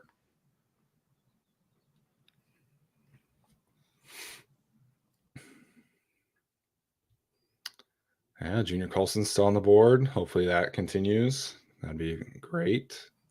I'm on 48 on my TV. Yeah, he is probably ahead, but for me, I'm on 48 for Josh. Yeah. Jacob Arnold asking, what would y'all prefer who would y'all prefer between Brandon Dorlus and Michael Hall at defensive line? I think it's still Michael Hall. It is for me because Dorlus also isn't very heavy either. No, so Dorlus is kind of like an edge hybrid. Yeah, yeah. I don't feel the same way about this guy. Oh, go for it. Passed away last night. So I want to say prayers out to all my family. Also also want to thank the Detroit faithful for when I played here. They Somebody supported me, died? so I really appreciate that. Detroit, thank y'all, the city. Thank you. And now, with the 48th pick in the 2024 NFL Draft, the Jacksonville Jaguars select Mason Smith, defensive tackle, LSU. Whew. It's all about that ceiling. That is such a Trent Baalke pick too, though, because Just after Walker. no, because Baalke loves guys who just have like freaky arm length. Mm-hmm. So, Yeah, I mean that's you're going with the upside there. So Daniel Jeremiah had him as like a top 50 player by the end, and he goes 48. I think Phil Yates did too. Yeah. I liked him. You know, he was being talked about as like a day 3 player. I liked him more than that, but even like I had him at my defensive tackle. He was 10 for me. 7. So I was higher on him than you a bit, and he was 73 overall for me. Yeah, 100 for me. But then I realized I probably could have moved him higher because of the injury, and then he should have been like I don't know. It's a potential thing. Yeah.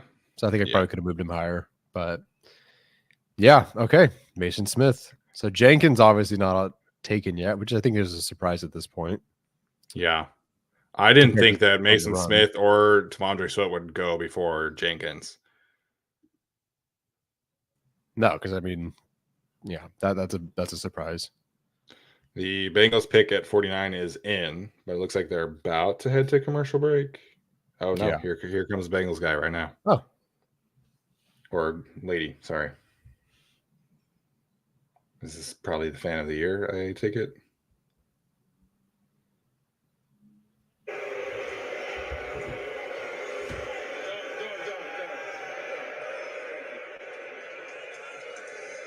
The National Urban League is one of the NFL's Inspired Change partners. As part of that work, the Urban League launched a pilot program across Ohio this past year to ensure that economic opportunity is a reality for all. Together with the Bengals, we believe in breaking down barriers to opportunity, which is why we're so honored to welcome Christy Coombs, President and CEO of the Urban League of Greater Southwestern Ohio, to announce the Bengals pick tonight. Christy, thank you and your team for a great work happening in Cincinnati and Dayton. Stage is yours. Thank you, Commissioner. Let's get it, Hoo Day Nation. Hoo Day, Hoo Day. With the 49th pick in the 2024 NFL Draft, my hometown team, the Cincinnati Bengals, select Chris Jenkins, defensive tackle, Michigan. Let's go. All right, so the Chargers. I'll tell you what. I got a pizza. I'm gonna bulk up. Play D tackle. There you go. I love playing the run. So cool. The good news is I got some stuff to talk about tomorrow with some D tackles then, so that makes me happy. But yeah, we'll see. We'll see what they do. If Thomas Martinez is still in here, he definitely knows all the freaking D tackles.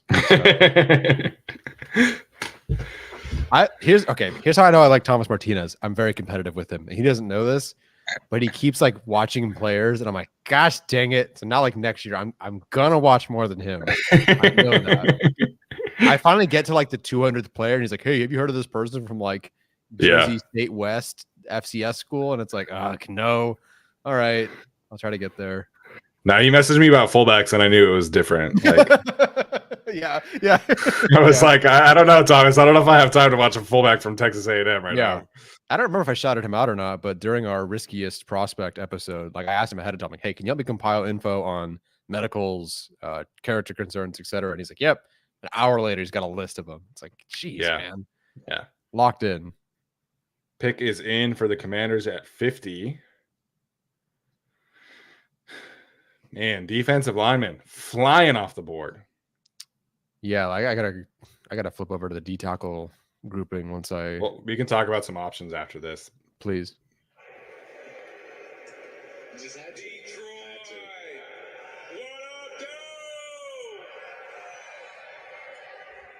With the 50th pick in the 2024 NFL Draft, the Washington Commanders select Mike Sandersteele, defensive. Okay. Yeah, that's nice for them. Newton and Sanders still is That's pretty sick. That's pretty That's sick. pretty sick. Yeah, fills a need for them for sure. We got back-to-back Michigan guys. Can we make it 3 with the Steelers? They do need a linebacker. Huh. We are entering dangerous territory at 69. Yeah, we might be, but we're going to pretend like we're not. Okay, so defensive tackle at this point. Michael Hall is available still, which does not make any sense to me. We've talked about that. But Brandon Dorlus, I don't think he's the Chargers type. To me, like the guy that I'm highlighting here, and I guess we can talk about some other ones, but Justin Eboigbe, I don't know. Justin E from Alabama. I think he is probably who I would say is next here. Specifically for the Chargers, he did kind of remind me of like a Chris Jenkins light. Not as athletic, not as explosive, but has a lot of the same attributes of the ability to stack and shed, set the line of scrimmage. He can play 4-eye to the 2 technique. So that's probably my choice here. I do have Dwayne Carter higher, but I think Dwayne Carter probably not a stylistic fit. So Justin E from Alabama would probably be my choice. I don't know when they would have to take him, but he's a low third round grade for me. Yeah, he's an early 4th for me, so we're kind of generally in the same spot there. The highs are pretty cool, and like the potential is there, so I would get it. I would get it, but yeah, because Mason Smith is gone. Carter, I don't know. Oh, Michael Hall would be so sick. Other than that, you're probably looking at, Jordan Jefferson from LSU is a bigger nose tackle type. That's definitely a day 3 selection. Christian Boyd hasn't gone yet. I don't think he'll go until later. No. That could be an option. Thomas Martinez is in the chat. He says pizza on him. Thank you for the shout outs. Competition at all spots. That's right. Yes, absolutely. Absolutely. Appreciate it. Thomas is fantastic. Yeah, Edwin saying the love that the group isn't spoiling picks. Good group. Try not to. We're trying to at least keep it with Steven's broadcast. And yeah, everyone's like suddenly just like not spoiling the picks. It's nice. Yeah, it is nice. Yeah, so I don't know how far behind I am. I am on an iPad here, but the Steelers pick is in, but they are on competition. Competition. Commercial. You're good. Excuse me. You're totally fine. I wasn't even going to correct you. This becomes the interesting one, right? Can Otito pick up where he left off prior to his injury, his rookie year, but then honestly kind of after his return last year? Yeah, there were some good flashes last year. He just didn't play a lot. No, but he's about the same body type as Pierce for the Ravens, so we'll see. I mean, it's never been about physical ability, right? Like I loved his rookie tape. It's just got to get healthy. Yeah, hopefully he is at this point. Yeah. Was he hurt his rookie year and then also he hurt he got hurt during his rookie year, and then there was like a little mini setback in the spring. That's right. Austin Smith says, bless Ortiz and Ladd, call off the hit on Matt Prater. We're not there yet. That's still too soon, but appreciate the super chat. My other question, I guess, is because fans will naturally do this, I think, and we're guilty of this. What are our expectations for Ladd McConkey's rookie season in terms of production? If he's wide receiver 2A or B at this point? Yeah, that's funny. Right on cue with Dennis. Yeah. I would say he is wide receiver 2A, 2B. I think him and Quentin are kind of splitting that. I would say like best case for Ladd's production with a run first offense, wide receiver 2/3, you're probably looking at like 650, 700 yards, 4 or 5 touchdowns, 50 to 70 catches, maybe. Yeah, handstands when Ladd outproduces Marvin Harrison Jr. if that happens and it's a non-injury thing, Yeah. Yeah, sure.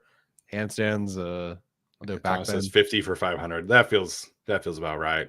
I think if this were a higher volume offense, I think it would increase because I do think he's like a great fit for this offense and like what he brings to the table, but I just don't know if he'll have the volume to produce a ton. Yeah. All right, here's the Steelers pick. Is that Pat Fryermuth? I think it is. Steelers Nation. Yep. Good player. With the 51st pick in the 2024 NFL Draft, the Pittsburgh Steelers select Zach Frazier, center, West Virginia. So Fautanu and Frazier, sick. That is a very Steelers pick. They've got themselves a lovely interior now. That is a very Steelers pick. Oh, interesting. Daniel Jeremiah comparing him to Corey Linsley. Frazier? Yeah. Okay. I could see that.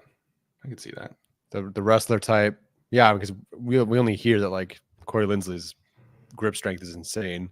Yeah. Frazier with the wrestling background or in his family of wrestlers is yeah.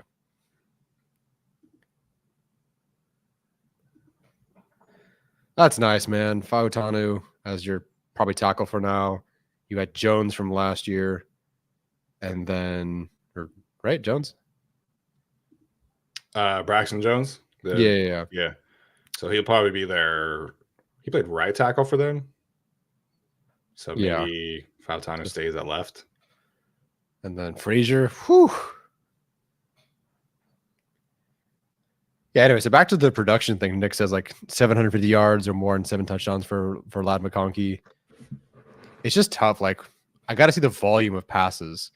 Like, he could lead the rookies in yards per route run, yards after the catch per reception, you name it. Yeah. I just don't know what the volume is going to look like. So definitely need to judge based on like the analytics of that, which of course Arjun loves McConkey in the analytics. So yeah, and his profile will lend itself to that. The volume thing is, like you said, that's the big question. And I do think that Palmer, if he stays healthy, I think he is the main target.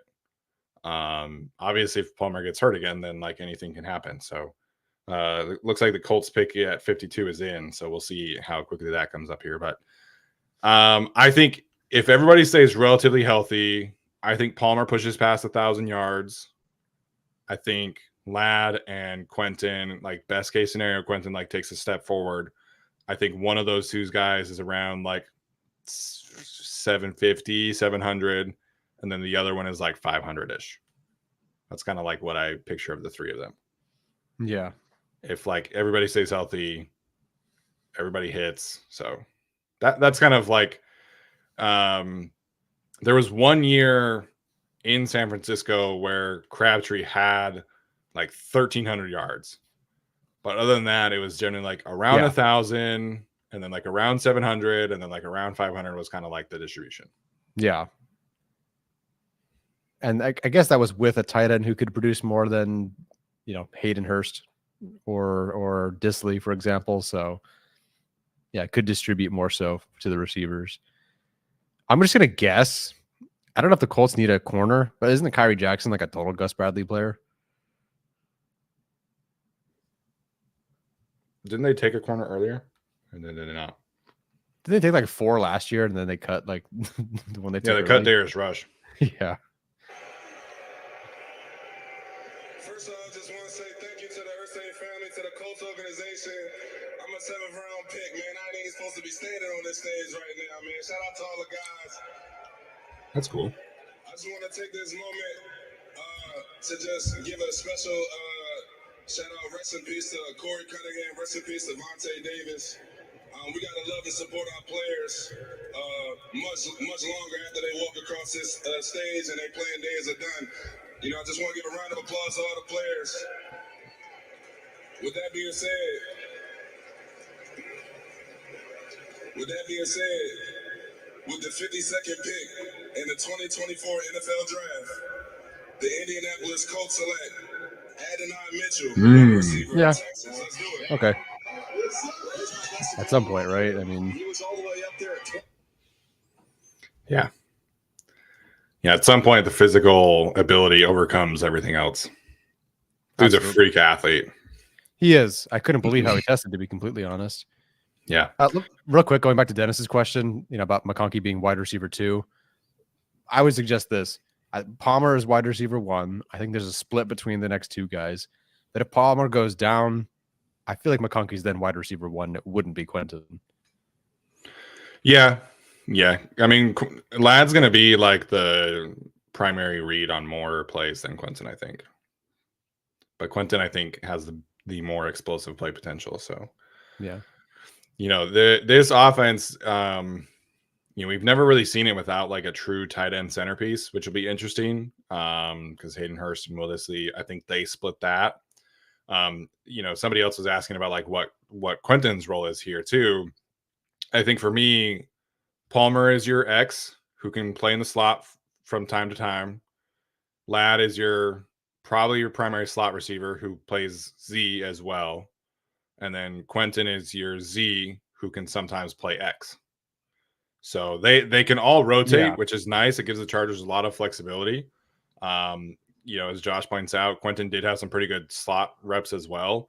And I think they're just going to try and figure out, like who is our main target here. I think Palmer will end up kind of, beating that role out. But I think they have a lot of flexibility with that trio. If they wanted to throw in a more like rigid role here, like DJ Chark is strictly your X receiver, I could understand that. Yeah. And that could certainly happen. And, Marquez Valdez-Scantling, he's kind of a Z and a slot guy too. So, yeah.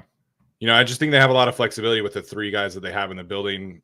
Plus maybe Darius Davis takes a step forward and gives you some reps in the slot too. So Quentin to me is best suited as a Z and sometimes X, sometimes slot. So Yeah. like that's kind of how I view him right now. Although obviously he is physical profile wise, he's more your prototypical X than Palmer is, but I don't love him as an X. I like him better off the line of scrimmage, give him a little bit of runway, give him some space to work, stuff like that. Totally. Okay.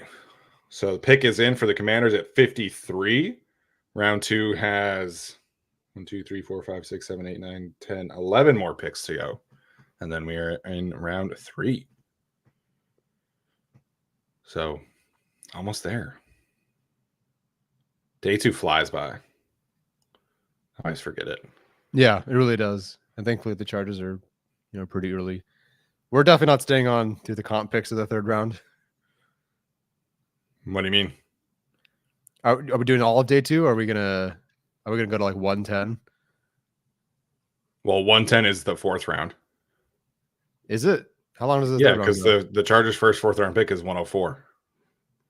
What am I even thinking of? So I think. Oh, sorry. I think, 100. 100. Yeah, I think 99 is the last 3rd rounder. Do you want to go to 100? I don't have another plan. I don't have any other plans, so I kind of assumed we were just doing the whole day. Yeah, no, totally fine. I wasn't sure if you were like, wanted a break or something, but that's true. We don't own 110 anymore. Yeah, we do have 105. Yeah. Alex Insdorf is going to join us for round 3, so when he comes on, I'll probably take a bit of a break for eating purposes. Yeah, sounds good. My wife and some of her friends are going to see that tennis movie with Zendaya tonight. So, yep, hyped off of one image, one meme. Right. Somebody said Tyler trying to nap. I wasn't sure, so I know tomorrow you're not staying on the whole time. So I was like, okay, I don't know if Steven's going to stay on today. Yeah, I got my tomorrow. Tomorrow I've got a thing, but I'll be on for I'll be on for the 4th round and for the 5th round for sure. Zendaya at 69. That's what we're taking. Sounds good. Yeah. I've got an espresso in my veins. I'm good. Sounds good.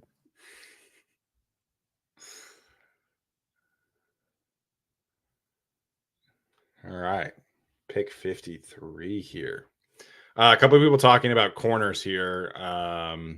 So there was like that little run on cornerback here earlier with Max Melton and on Lassiter and Mike Samuel still. Rakestraw is still available.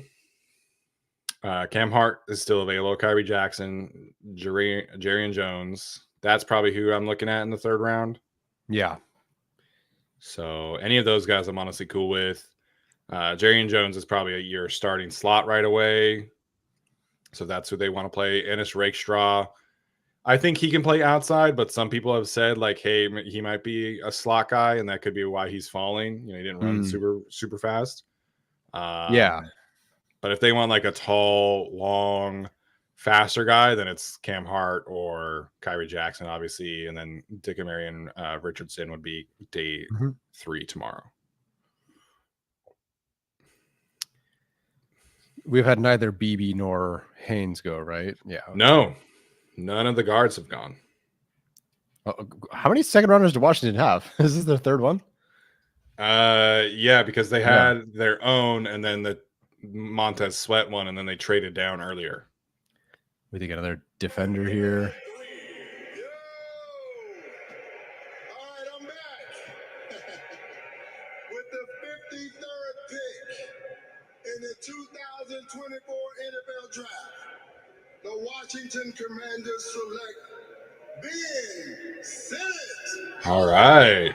Whoa. Okay. All right. Tight end from Kansas State, baby. My tight end too. Is he tight end 2 drafted?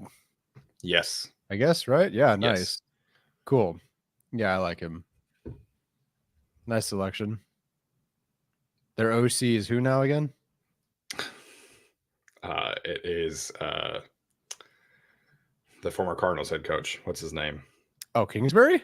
Yep. Huh. Okay. Yeah, tight end 4 for me, but better overall option, I think, than some others. Cool. Tight end 2 all day for me, but that's I don't love that fit with the air raid offense. Don't love that one.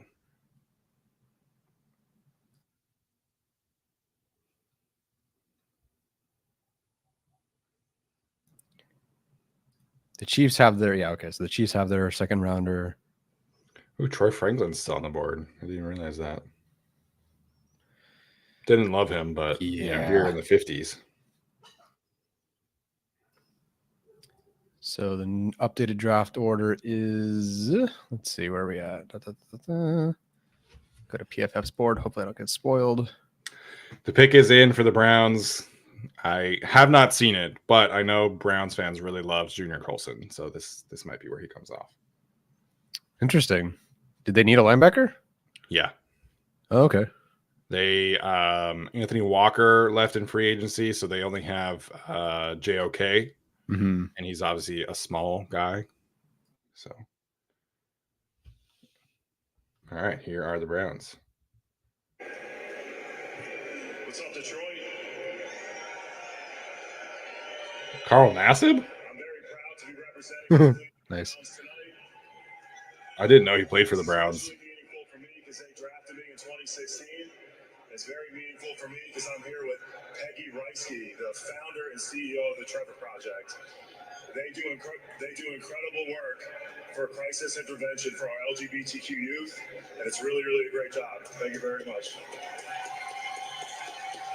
This lady's hair looks like Rogue. Thank you for the Browns for having us. Thank you for the NFL for the continued support of me, of Peggy, of Trevor Project. So let's get down to business. With the 54th pick in the 2024 NFL Draft, the Cleveland Browns select Michael Hall, Ohio State. Oh my gosh! That's so good for them. No, that guy's gonna be fucking all pro now. Oh yes. my gosh. Yes, I hate the pick, but it's so good for my priors because holy cow. Yeah, It's so perfect. The Browns front office is pretty good, man, except for the whole part about Deshaun Watson. But other than that, yeah, an analytically driven organization taking a very strong pass rusher like that. That's a nasty defensive line. Holy cow. Dude, the Browns are like, they know how their bread is buttered, man. They know about the defensive line. My gosh. Let me pull up their depth chart real quick. Yeah, I got it. I got it in front of me. I can read it off. So Myles Garrett, Dalvin Tomlinson, Shelby Harris, Darius Smith start. I didn't realize that Maurice Hurst went back. And Quinton Jefferson and Ogbo Okoronkwo. And then Michael Hall. So you're gonna put Darius. There's a package of Garrett, Smith, and Hall. And my gosh. My gosh. Dude. That group's gonna rush. Yeah. Rip Burrow. Yeah, RIP Burrow. 100%. Like that is probably one of my favorite fits so far. Yeah, yeah. And obviously from from Ohio, like that's pretty cool. All right. So Michael Hall still goes in the second round, believe it or not 110th player, like some boards. So now my best available is Kyrie Jackson at 32, Cooper Beebe at 34, Junior Colson, Cole Bishop, and Peyton Wilson. Pick is in for the Miami Dolphins at 55. Man, Michael Hall to the Browns. Some fits are just perfect, It's just like, oh yeah, and that's nasty. Did you see what Mike McDaniels was wearing? Jeans. I've seen. It was like jeans and then like a wool sport coat thing. Looked very Miami. Yeah. Oh, totally.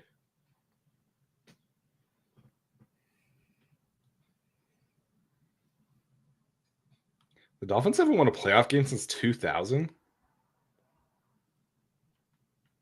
That's kind of crazy. Really? Huh. I could have sworn that they were better in the 2000s. I don't know. What do I know? All right. Here is the Dolphins pick with another large human being.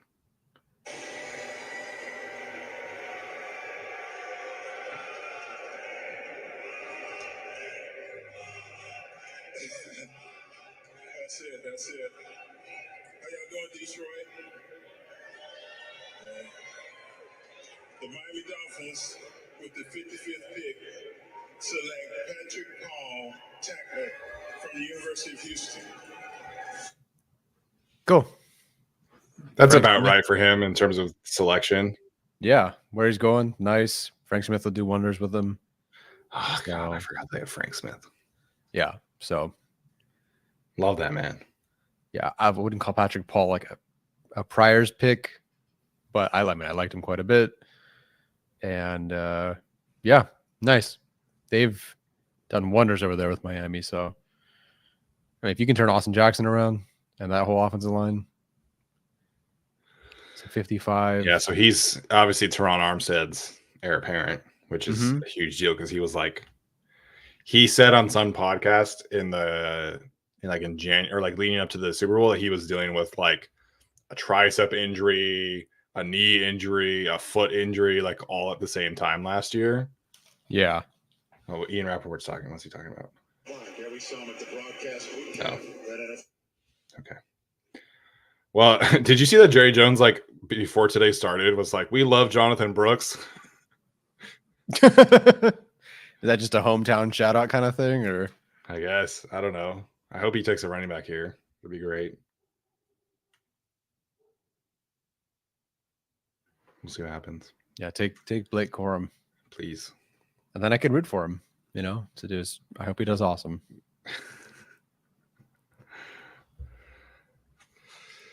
All right, we are 13 picks from the Chargers' next pick, so we are close. Getting in range. Draft next year is in Green Bay. I kind of forgot about that. When's it in LA? Do we know? Pretty soon, no? Oh, that's the Olympics. What am I talking about? Oh, yeah, the World Cup is there this fall too, or not fall, summer.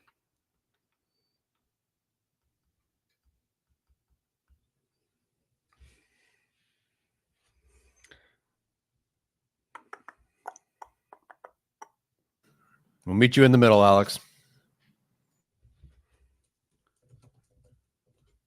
Yeah, if I'm ever going to Green Bay, I'm not going for the draft. I would want to go for an actual game. But it is cool that I do love that the NFL is like rotating now. Like I always thought it being in New York was just kind of lame. Yeah, I get it, but it's also really cool to have different cities. It's pretty cool. Mm-hmm. How long is the list extended in terms of when the draft is? Just like 2 years?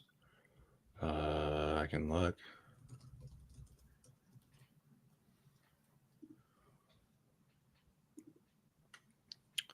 So it's in Green Bay next year.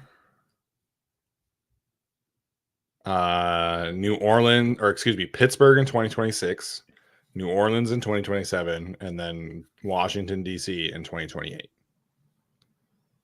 That's as far out as it goes. I might have been to DC. Like that would kind of just be fun to just go. DC's awesome. I love DC. I love doing all the museum tours there. Yeah. I went with a group of our students 2 years ago, and it was a lot of fun. Yeah. If you're a big history buff, which I am, it's a great place to go visit. Oh yeah. Yeah, my grandpa took me back to DC, so we did like the natural history and air and space and all that stuff. So yeah, Smithsonian's super cool too. Yeah. I'm seeing a couple people ask about our big board. I'm just going to wait like a little bit. Like maybe we get to like 60, 62. Yeah. We can start giving our top 5 because, things will change. Do you want me to, do you want to just do that in the slides that we have? We get to that point? We could. So with StreamYard, it's not like this slide, I have to like get rid of it and then put it back up if we edit it. Like whatever's currently up is currently in. Gotcha. That's all good. If you have a particular position, people in the chat that you want us to give our top 5 on, we can do that too. All right, the pick is in for the Cowboys. If they take Corum, I'm buying a Cowboys jersey. My best 2 players here are Dorless and Junior Colson, and then Braylon Trice would be 3rd for me, for what it's worth. Oh yeah, okay. We're running out of options though, obviously, as they're at pick 56.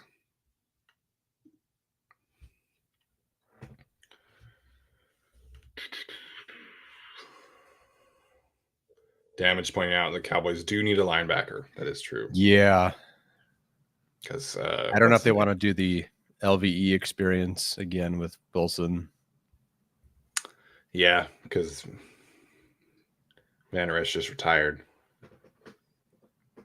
Well, I don't really know. Like, Dallas is an internal promotion, right? It's the Okay. Was it the secondary coach?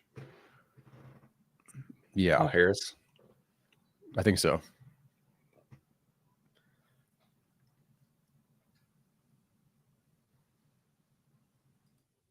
All right, here come the Dallas Cowboys pick. Well,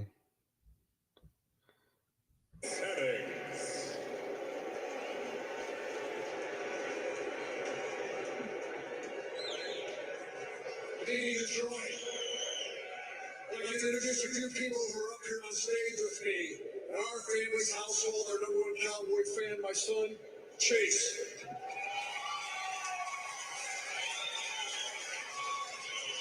I've had the honor and the privilege for serving for and working for 2 of America's teams.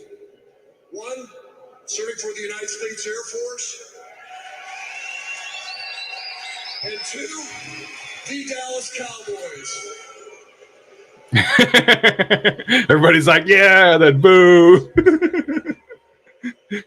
not supposed to vote veteran, guys. But I'd also like to introduce a couple other veterans that are joining me on stage. Earlier today, the NFL, alongside the Bob Woodward Foundation and Move United, hosted the first ever USA Wheelchair Football League Veterans All-Star Game.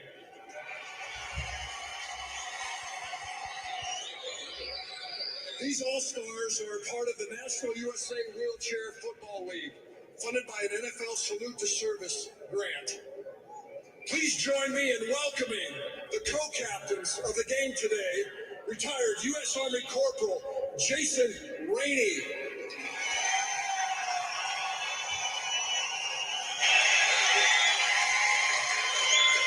And retired U.S. Marine Sergeant Alex Wynn.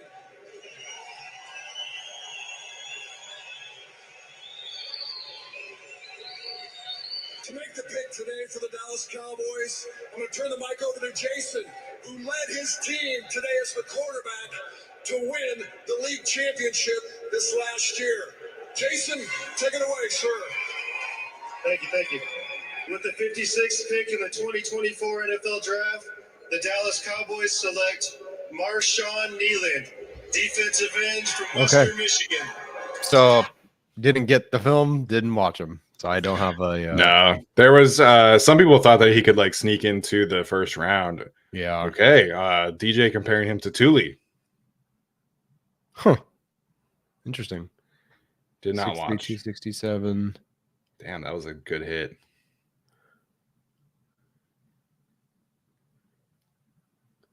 Okay. I mean, the highlights look good. Yeah. I mean, they lost Dorrance Armstrong in free agency, so that's probably that specific role for them. Yeah, currently Rico Dottle, RB1. Well, I mean, it could There be Zeke. Zeke. Man.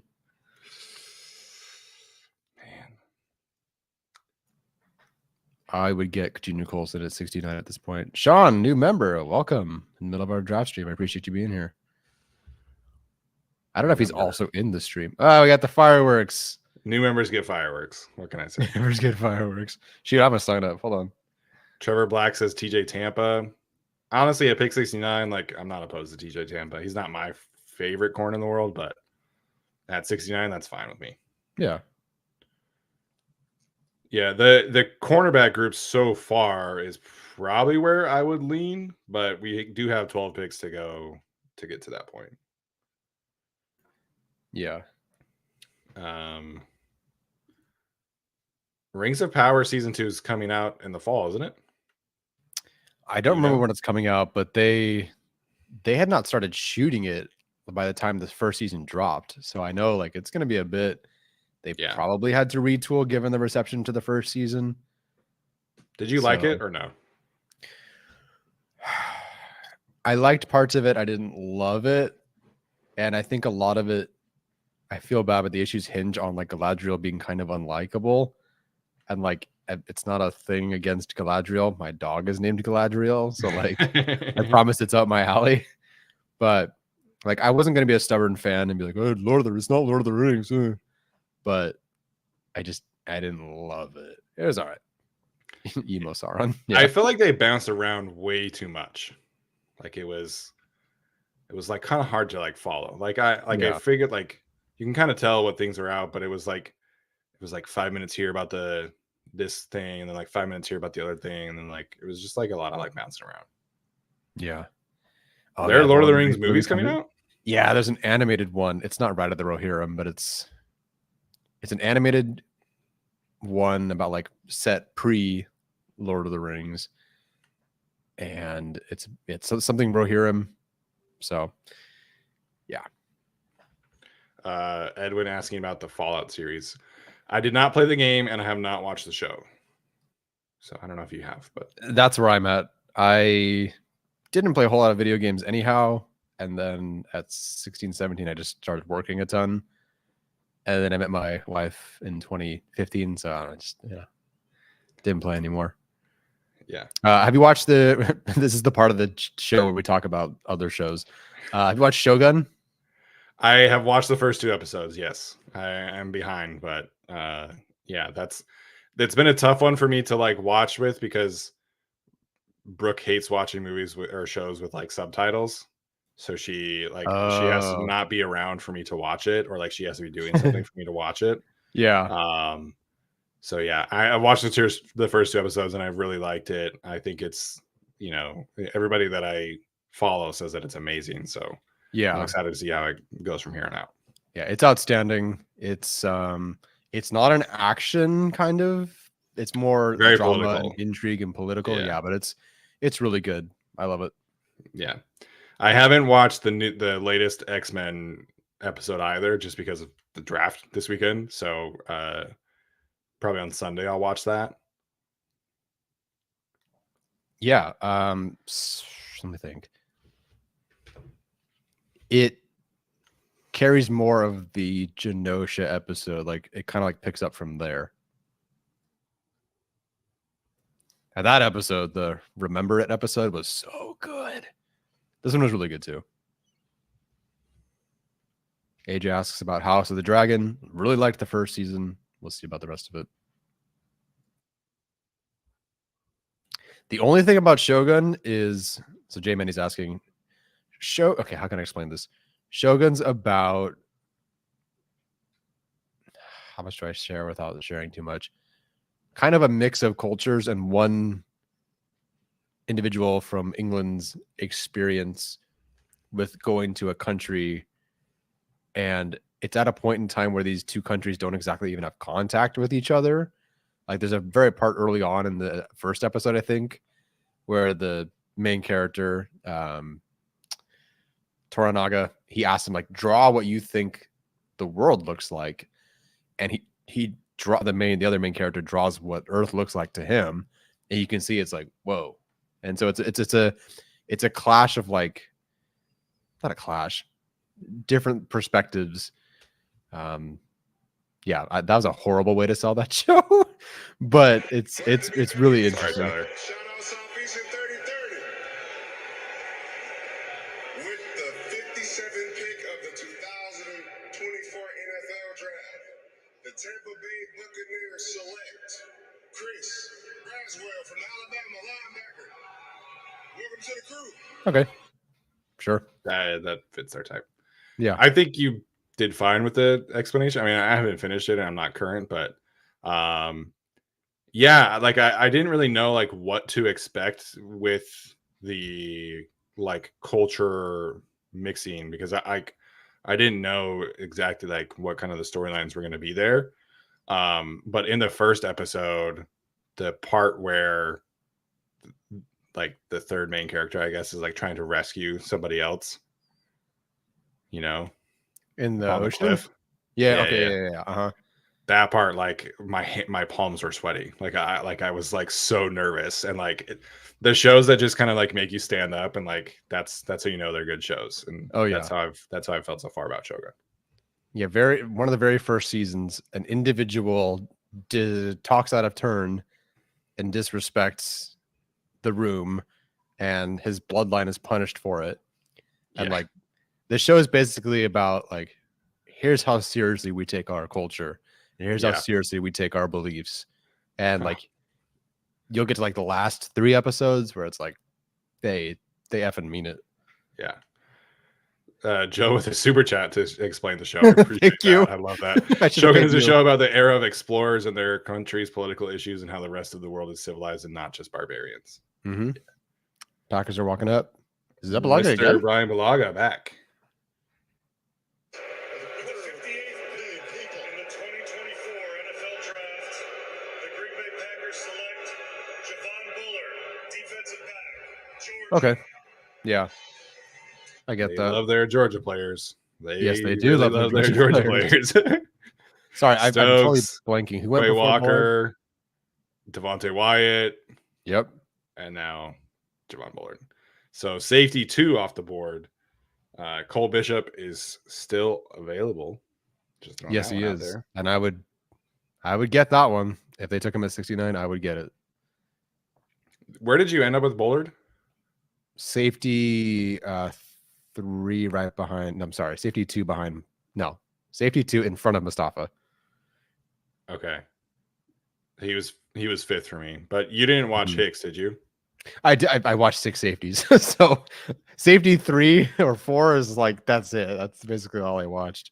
Yeah, That's not saying much. Yeah. No, I like Javon Bullard. He to me is like he's a great like free safety slot kind of specific player. Love his range, love his ability to cover. So I liked Bullard, but certainly not more than Cole Bishop. Safety 1 still on the board. Still don't get that one. If the Chargers took him, I honestly would get it. Like he is a Harbaugh stylistic player for them. Oh, the 100%. Texans pick are already walking out, but Derwin can play the slot. Cole can play. Aloy's on a cheap deal, so yeah. With the 59th pick in the 2024 NFL Draft, the Houston Texans select Blake Fisher, tackle, Notre Dame. Cool. Nice. And that's, boy, if the Chargers needed a tackle at 69, they're out. They don't, obviously. Yeah. So that's, I mean, and I think they knew that, and that was the risk. Has Rosengarten?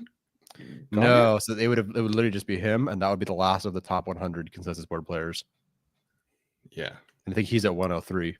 That's surprising though, because there was like talk that he would go like first round, and now he's Alex said it heard Blake and got all excited. Hey man. Oh my gosh. Oh yeah, so Matthias is still out there. Michael Lopez points out. Yeah, he is. Yeah, I just realized. But like you pointed, I think yesterday he's considered maybe more of a project, and I agree. I have him at 64. I never got the early second round hype. Yeah.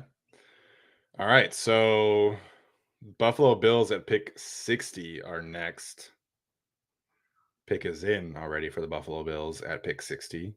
And then we have the Lions, Ravens, 49ers, Chiefs, and then round 3 is on the clock after that. Awesome. I'm going to blow my nose. I'll be right back. All righty. Sounds good.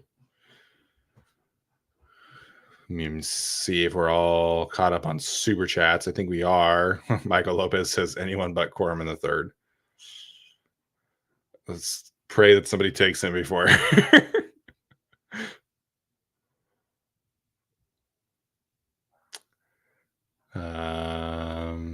Nick asking about top 5 players for pick 69. We'll do that in a second once we get closer. Nick S. Another year watching with you guys. Appreciate it. Let's look at this from another standpoint. How many yards, TDs does Justin have for the year? Let's look at Lamar's passing stats.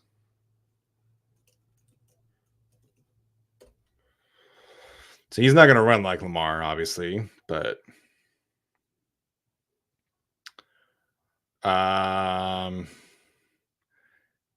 so the most passing attempts that Lamar had with Greg Roman was 401 in 2019. I think Herbert's exceeded that and then some each year. Again, he's going to run a lot more. So I think yards for Herbert, you're probably looking like 3,500, and touchdowns probably 30. I think you reduce that role a bit, obviously, from what is previously, and increase it from Lamar. Yeah. Tyler's back. Okay. Hey. Herbert's not going to throw for a ton. Like, I think this offense is obviously going to run the ball a lot more than previously. So I think you're looking at like 3,500 yards, 30 touchdowns, like that kind of area. Yeah, I would agree. There's also the aspect of I think their schedule doesn't require a ton of throwing. Like you're not getting into shootouts against. Well, I guess we'll see with the Falcons. The Patriots, the Titans, the Broncos, the Raiders. Like I just don't see shootouts happening on their schedule. Yeah. So I also don't think it's like that. All right. So we're at pick 60, waiting for the Bills pick. Want to start getting into top players, or someone's asking about like best interior offensive lineman still on the board. Where do you want to go to start? Sorry, can you hear my dog barking? A tiny bit, but we welcome it. And if it, okay, all good. He's got a really sensitive ear for like people at our door. So I was just checking if anybody was there, and they're not. Yeah. So interior offensive line. I mean, Cooper Beebe and Christian Haynes are still here, which is fantastic. Both of those would be cool. If the Chargers want to find a center, we've obviously talked about Hunter Norzad. Bo Limmer can play guard or center. Those guys are probably round 4 players. So they can wait on interior offensive line. I would not be upset at all if they took Haynes or Beebe at 69. But I do think they could wait for day 3. Yeah, look what we were just tagged in. I'll just when I was just tagged in, where? Okay, I send it to the group chat in their Twitter. On Twitter. That's so messed up.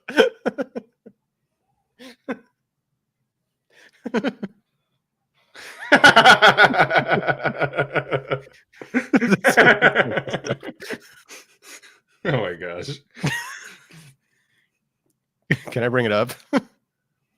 That's mean. Is that too mean? That's All right, mean. fine. It's funny though, but it is mean.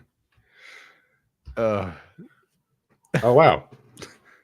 Tyler Roop on 17-hour drive moving to Utah, and this draft coverage is making it bearable. Appreciate that. Bishop or Colson at 69? Question mark. Yeah. Good luck on the move to Utah. If you need any like food recommendations, let me know. But yeah, I would be okay with either of those picks. Obviously, here is the Bills pick at 60. Detroit for hosting. It's such a great event. Y'all did a great job. Much love. Shout out to all my people in Buffalo out there at venue. My guys in Texas, the No-Lo crew. Mom and dad, love you guys. Siblings, all that. With the 60th pick in the 2024 NFL Draft, the Buffalo Bills select Cole Bishop, DB, Utah. 2 Utah players, back-to-back years. That's a really good fit for him. That's cool, man. I'm happy because who'd they just let go, or what happened to their safety? They cut both of their guys. Oh, both. Oh, I didn't realize both went. Wow. Okay. So there goes Cole Bishop. So as it currently stands, my best available in no position ranking, just here it is. Kyrie Jackson, Cooper Beebe, Junior Colson, Peyton Wilson, Trey Benson, Brandon Dorless, Roman Wilson, Christian Haynes, Jonah Ellis, Troy Franklin, Malik Washington, Braylon Trice, Jalen Wright, etc. So as far as corners go, Kyrie in this range fits. After that, Jerry and Jones, if they want, I'd get it. I like him in that spot. The consensus board did not. Cam Hart, in terms because they want that bigger athletic presence. Cam Hart's probably the best overall option. He's 67th on my board, so I'd love that. DJ James, Richardson at CB12, CB13. I have TJ Tampa CB14. So the spot at 69 wouldn't be bad, though. Yeah. All right, here's Barry Sanders coming out for the Lions. That pick's probably going to take a bit, but yeah, cornerback wise, they definitely have options here. You know, that's where I'm still focused right now. Defensive tackle, the value is not great anymore there. Junior Colson would be pretty stoked with. We'll see if he goes here. He's honestly probably a good Lions fit. Although they have, never mind, they have a lot of linebackers. They're good. They have too many linebackers. Yeah, too many linebackers. Yeah.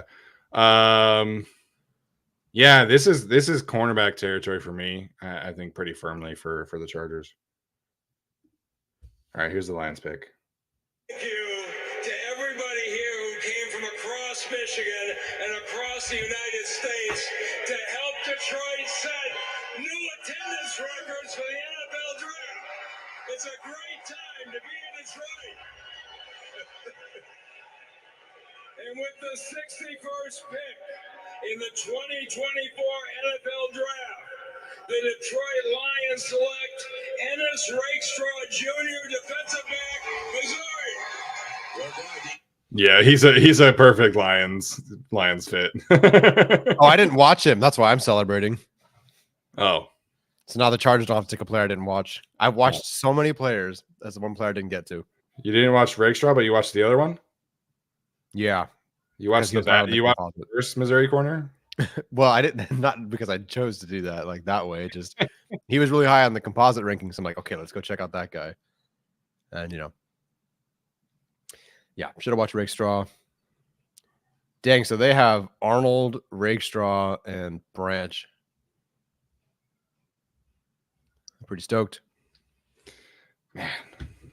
Cole Bishop to Buffalo, man. And he was a second round pick, as he should have been viewed all along. Yes. Oh, yeah. Never got that one. Super talented. Great film. Although the Lions are all wearing Lions sweatshirts. Are you seeing this? Dude, I get it. Like casual Friday, I guess. Like just show up with a sweatshirt. Oh, Carlton Davis too. So I have Davis, Rakestraw, Arnold, and Branch. Yeah, I think they were pretty sick of not having any corners. Woo. Talk about throwing a lot of resources at the problem. Our pick is in for the Ravens, and then we're almost to round 3. I don't know who it is. Someone says it's a very Baltimore pick. It's either Trenches or Peyton Wilson, I'd think, or Colson. But I feel like, very Ravens pick. They do need an offensive tackle. They wanted to take. yeah. Hey, hello, Nada. Let's go. Oh, nice. I played rugby with his nephew. Oh, cool. Was he really big? The nephew? Yeah. Not as big as Haloti, but he was big, yes. I first like to say rest in peace to my younger brother, Vinny Mata. I miss and love you every day. With that being said, Detroit, what's up? He played in Detroit for a couple of years, I think. Spent some time here. Love you guys. Thanks for the hospitality. Other than that, Flock Nation, we are up with the 62nd pick in the 2024 NFL Draft. The Baltimore Ravens select Roger Rosengarten, tackle. Yep. You called it. Yep. So again, the BYU tackle has fallen. Although, like, I guess his range doesn't surprise me a ton, but so yeah, not that Rosengarten was a fit for the Chargers anyway, but if you look at the offensive tackle board, they're all gone. If the Chargers waited till 69 for their tackle, toast. Yeah. So Looks Fashanu, like Latham, Alt, Fuaga, Mims, Guyton, Fatanu, Paul, Yeah. Fisher. Their offensive tackle option was basically at 5 or trade down in the first round, and then that was it. Yeah. Looks like the Chiefs are trading up. This has to be for Sumatia. No. No. But you trade up one spot. I never understand that. Somebody else must have been calling, I guess. I don't know. Yeah. But yes, so for the question in the chat, I did play rugby for 2 years in middle school, and I was not a huge fan. So it's a great sport to watch. I was not very good at it, and I don't like doing things that I'm not good at. That's fair. Pick is in for the Chiefs. It's 100%. So I'm gonna tell you. But who do I love that they're gonna kill me with here? So the Chiefs move. The Chiefs trade. They told me it was the Bills. The Chiefs get 63 and a 6th round pick to the 49ers for 64 and a 5th round pick. Okay. Yeah. So they basically just swapped 5th and 6th rounders for that. Okay. The good news is the Chiefs won't take a linebacker. I mean, they might. We didn't think they would sign Drew Tranquil, and they did. That's fair.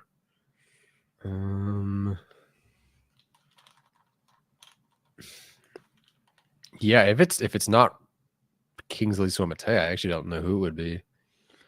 Oh no, unless do they have a slot corner? That's where Was McDuffie he played gone? last year. I'm sorry. Yeah. Sorry. Jumping the Chargers for a corner. Here is Nick Bolton walking out for this.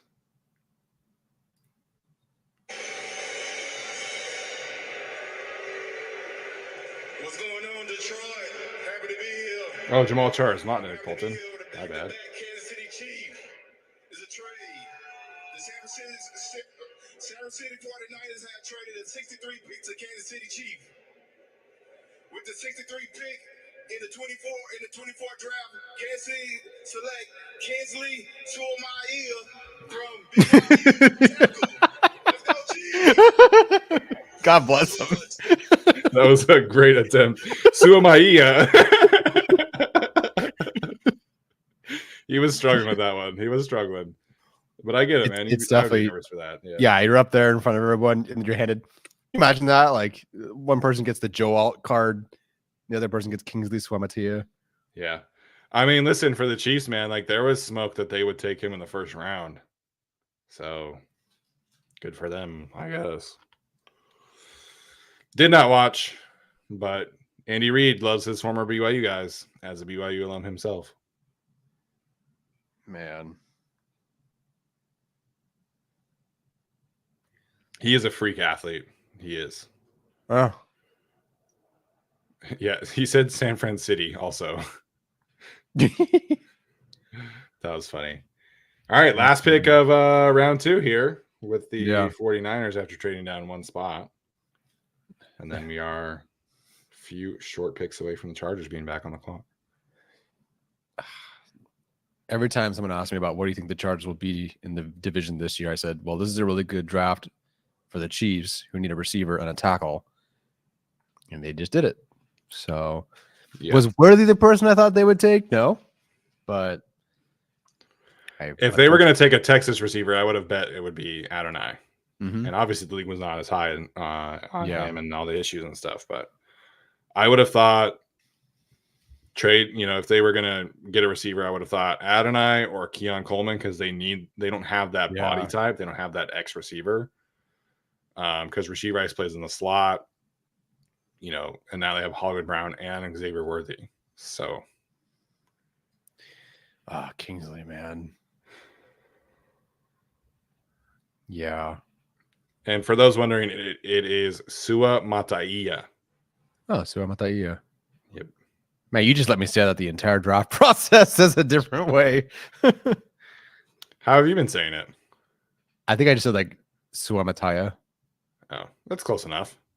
It's better than Fautanu or Fountainu. Fountainu, yeah. Troy Fountainu. I'm like, how the hell did we get Fountainu from that? Yeah.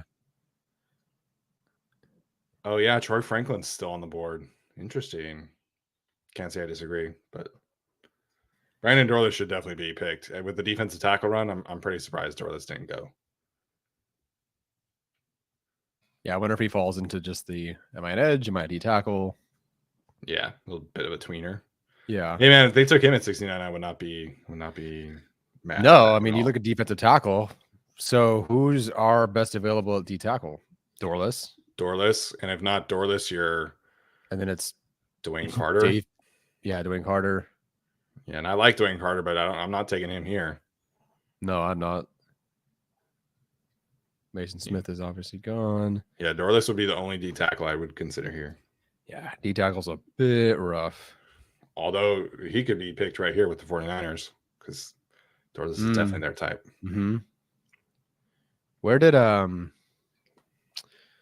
Kinlaw end up? The Jets. Good God. Yeah.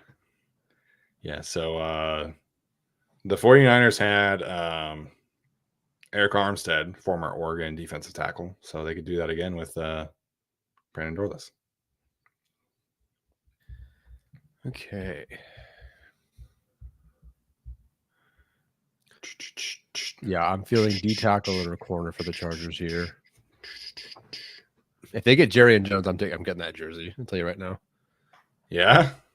Oh yeah, McConkey tempting too. But yeah, Jones, man. Okay, we'll see.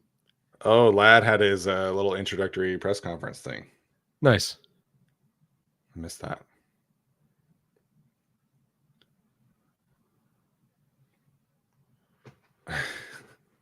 That's funny. Ladd said his parents ran into Jim Harbaugh at the combine. That's funny.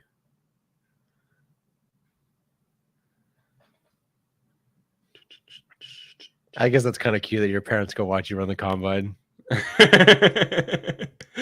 Dude, remember Thule? Thule had like 40 people there to watch it. That's right. Yeah.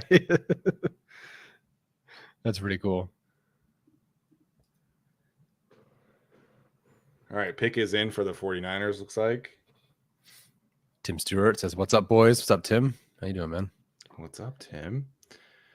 All right, before we get to the end of the second round here, do have to, again, pay the bills, as we always do. Got to tell you guys about our friends over at the Unified Health System. Whether you're a world-class athlete or a podcaster like Tyler and I, we all understand the importance of mental and physical well-being and proper recovery for top-notch performance. That's why we are so excited that Blue Wire and the Guilty as Charged podcast has partnered with Unified Healing to sponsor this episode of the Guilty as Charged podcast.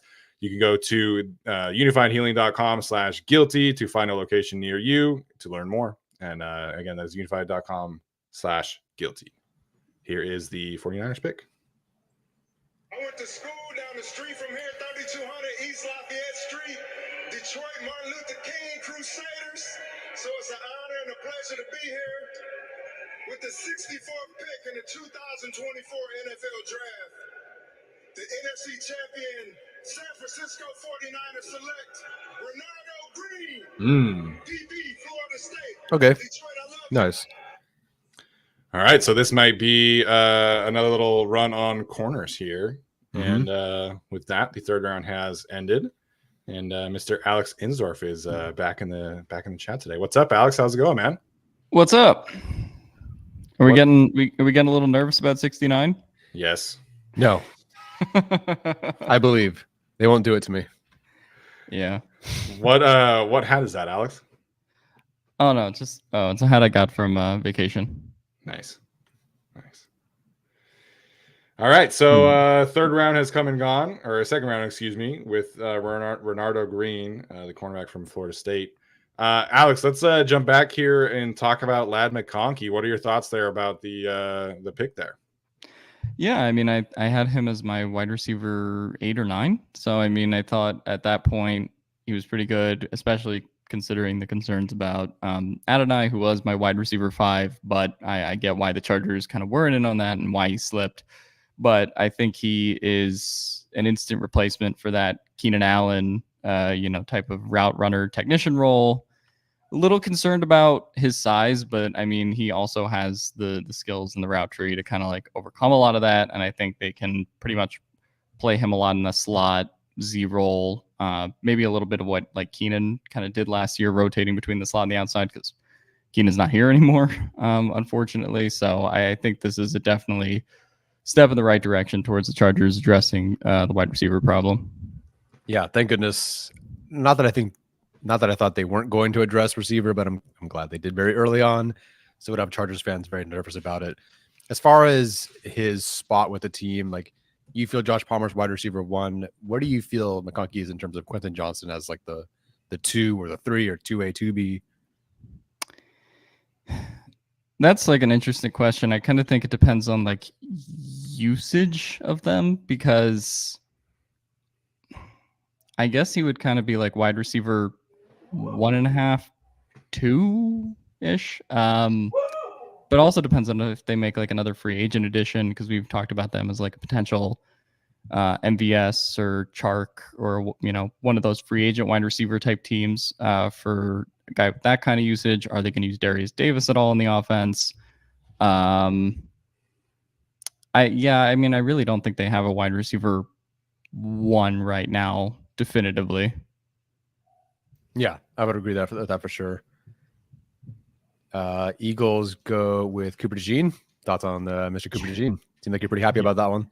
Yeah, I called him Talcum Jenkins, but he's gonna be a fun player to watch. Him and Quinyon is that's quite a Howie heist. And I also thought it was funny the Lions also did the same thing. They went with Terrion Arnold and who was the other corner they picked? I can't. Rakestraw. Yeah, Rakestraw. So a lot of doubling up, and corners have unfortunately kind of washed off the board for the Chargers. But that might be. I don't know if it's more of a day 4 or day 3 thing now at this point, like in round 4, if you want to get like a Cam Hart, although like Tyler's mentioning they could take like Jones here or something like that. Yeah. Is that where you kind of think they're going here? Or are you feeling like, okay, let's forget it. Alex, let's cut to the chase. Blake Corum. How are we feeling about this, the odds here? I think they would actually go Colson here, to be honest. I think that makes more sense for them, assuming he makes it these next like 4 picks or so. Right. I just think he's an instant impact guy on defense. And if you really go past Colson, there's not another like instant impact starter at linebacker. So I just think you go there. He makes up for a lot of like Denzel Perriman coverage deficiency questions. So if we have to do the Michigan pick at some point, then I would opt for Colson here before I opt for Corum. Yeah. Yeah. Yeah, definitely Colson over Corum. I think that's a no-brainer. They're all the other Michigan guys have gone. So Roman Wilson. Well, they wouldn't take Ladd and Roman, would they? No, I was just saying like he's still available. Like, no, gotcha. They haven't all gone. Gotcha. Yeah, no, I would definitely take Colson. Also, it could be kind of funny if they just like don't take any Michigan players after all that talk, but we'll see what happens. Yeah. Jets guy is walking out. Did the Jets trade up for this? They did. Okay. Who was here previously?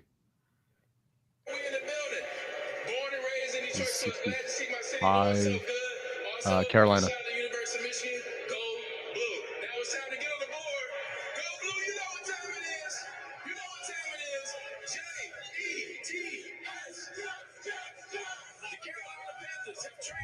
The 65th pick to the New York Jets.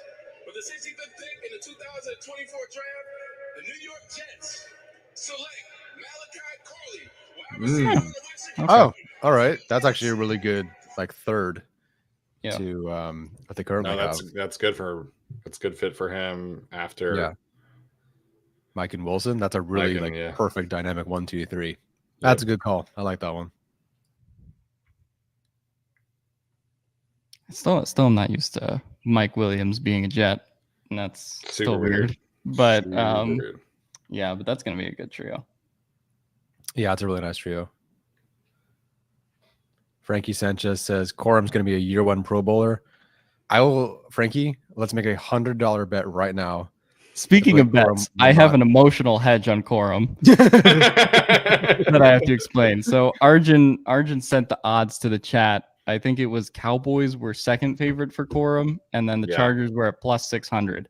So I just threw down $50 because we won the alt bet. So I was like, whatever. And if they do take Corum, I win $300. So that would be cool. But also then I would have to watch Blake Corum for 4 years. So, you know.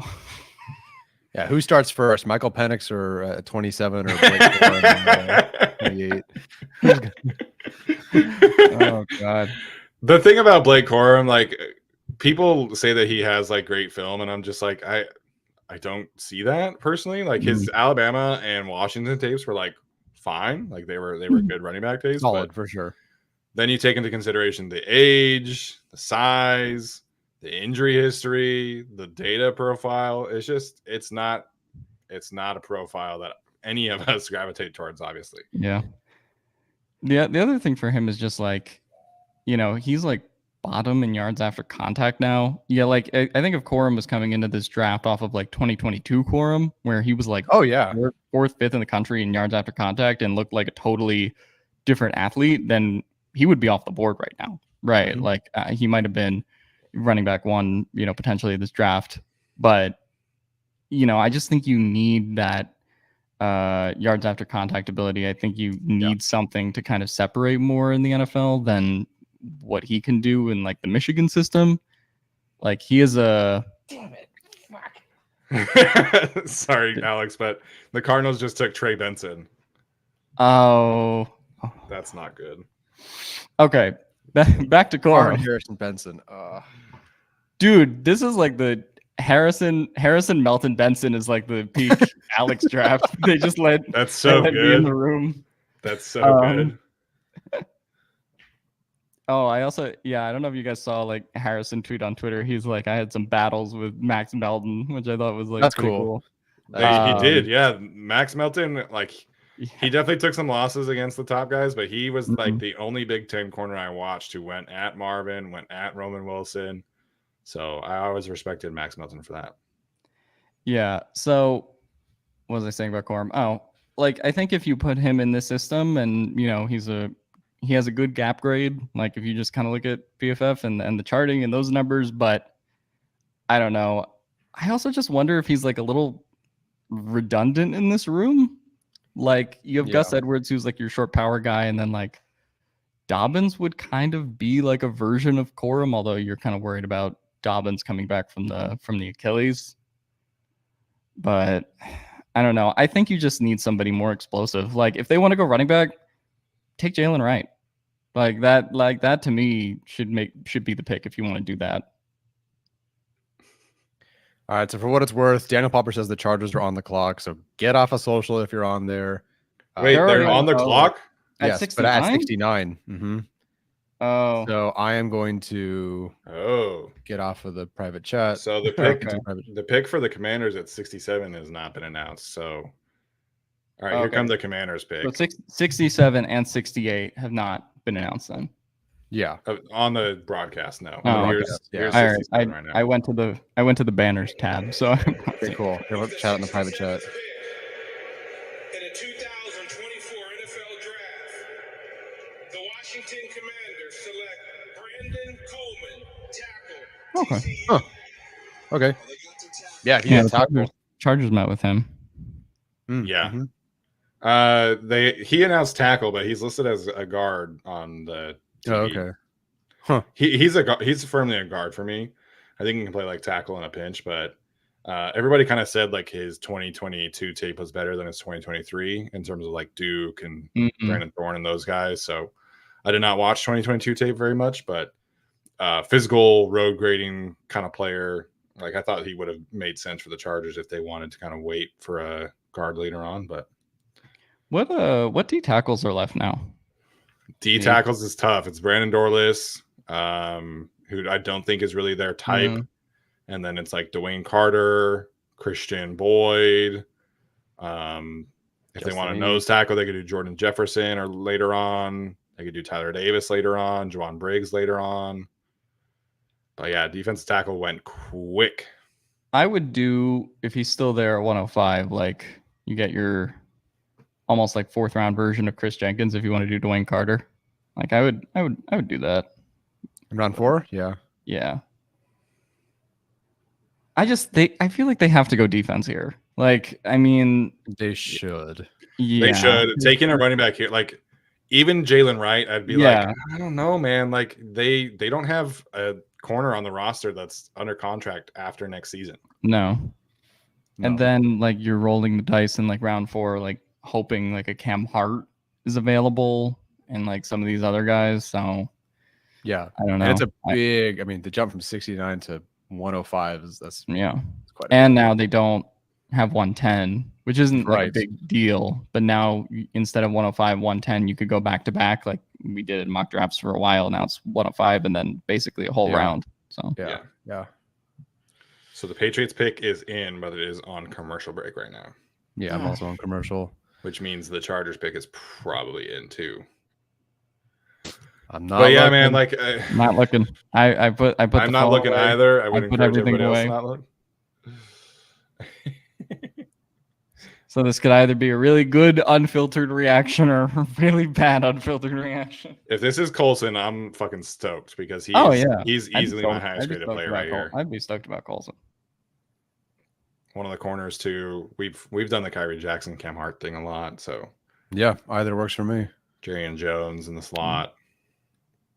That's happiness right now.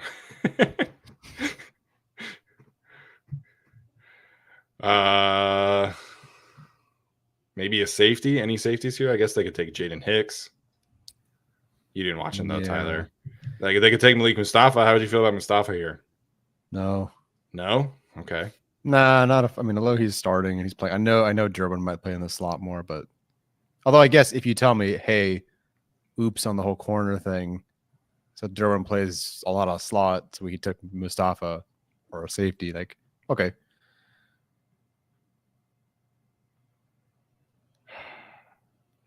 I see like I have 53 comments in the chat. I'm sure the chat knows at this point. I know the chat knows what it is. Now they're just waiting for me. 70 now. Yeah. I'm sure you guys in the chat know, and I will not be looking for the next little bit. So. I think it's not Corum because it would have been 250. Well, our viewers also did just go up by 100, so we got some new people in the chat as we're picking here. Yeah, happiness is definitely a corner or a linebacker. If you're just, I can't believe I said linebacker. If you're just tuning in, we're at the Patriots pick. So we are still waiting. We have not reacted. My current rubbing of my temples is more ahead of time. Preemptive rubbing of the temples. Yeah, preemptive de-stress. Preemptive. Hey, that's how you gotta, identify your triggers and then And be at able to cope and- unify.com, this code Yep. guilty, you can identify. Yeah. There you go. Good job. What You're the son of a therapist. I'm a school counselor. Coping mechanisms. There we go. corner we would be talking about like Kyrie or TJ Tampa, someone like that, right? I mean, they want to go in that direction. Yeah. The most like fits their style, I think, is Cam Hart. Yeah. I'd be fine with James Richardson, whatever. I feel like most people had Cam Hart going later because I know he had some like injuries and some stuff like that. Mm. But Something on the NFL Network desk is funny because they're all just like laughing right now. Can we announce the Patriots pick? It's been in for like 10 minutes. Come on. I bet you it's Okay, here we go. Here's Junior the Colson because Patriots they're pick. pulling him from the crowd. Oh, the guy has people walking up with him in machines. It's going to take forever too.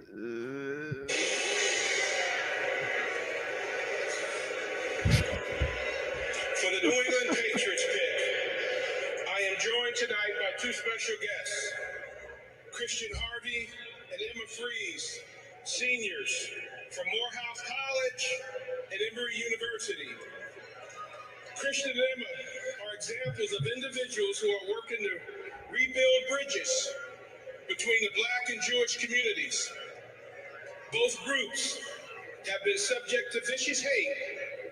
To fight it together, tonight they are representing Robert Kraft's Foundation to combat anti-Semitism, whose mission is to fight the rising hate happening across the United States, to educate those sitting on the sidelines to stand up to Jewish hate and all hate through the Blue Square campaign.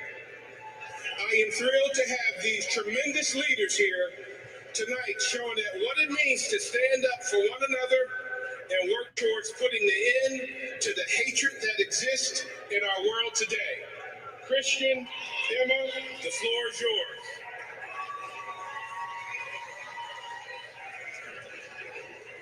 Thank you, Mr. Vincent and the entire NFL for your support. We are honored to be champions working to fight the rising hate happening in communities across the United States. With the 68th pick in the 2024 NFL Draft, The New England Patriots select Caden Wallace. Oh, the Penn State tackle. okay. Cool. Did not watch. Yeah, I thought he was going to be someone I watched. We have hundreds of comments now that I have not seen. I'm up to 100. I'm up to 119. Yeah, I see 119 as well. 106. I just got a text that I'm fairly confident is from my dad. Don't look at it. Condolences. I'm not. Sorry, Dad. I'm looking at the. Gosh. I turned my Wi-Fi off on my phone and I'm looking at the PFF big board. Don't do that. They update it. No. It's not the. Sorry, not the off? big board. It's their top 100 available article. So it doesn't have any of the teams or any of that shit. The All pick right, is in for the Los Angeles Chargers, gentlemen. Oh, I love that people are like they know that we're just going through it, and everyone in the chat knows who it is, and we're just going through it right now. Send us some super chats too if it's if we need to cope later.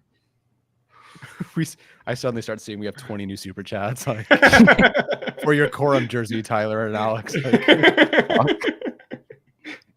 Look, I just want to say, I have nothing against Blake Corum, the individual, and the return to form could be awesome. And they're walking out right now. Okay, here we go. That's preemptive coping, Tyler. Thank you, Detroit. Thank you. This is a very special night. You should be so proud of what you're doing. Thank you.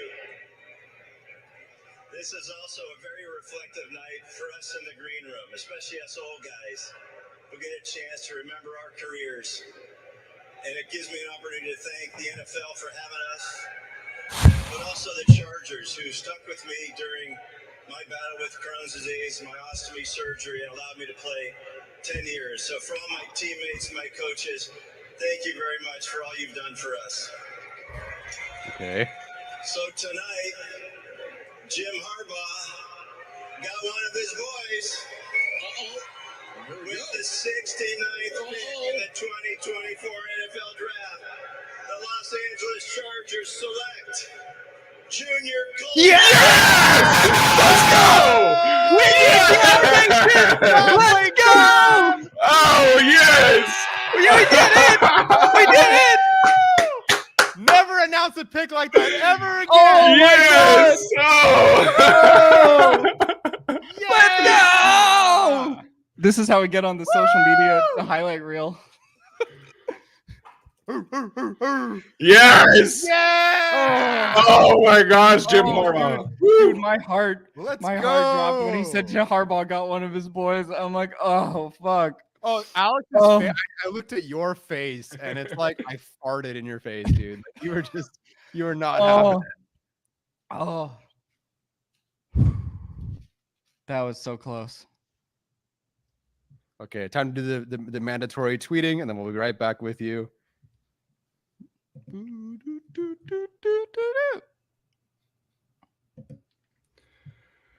Oh my gosh. What a moment. Oh What a wow. moment. All right, now I can look at the chat. 225. Hopefully y'all enjoyed that shit because that was authentic. This is about the purity of the NFL draft. Turn those comments off. React live on TV.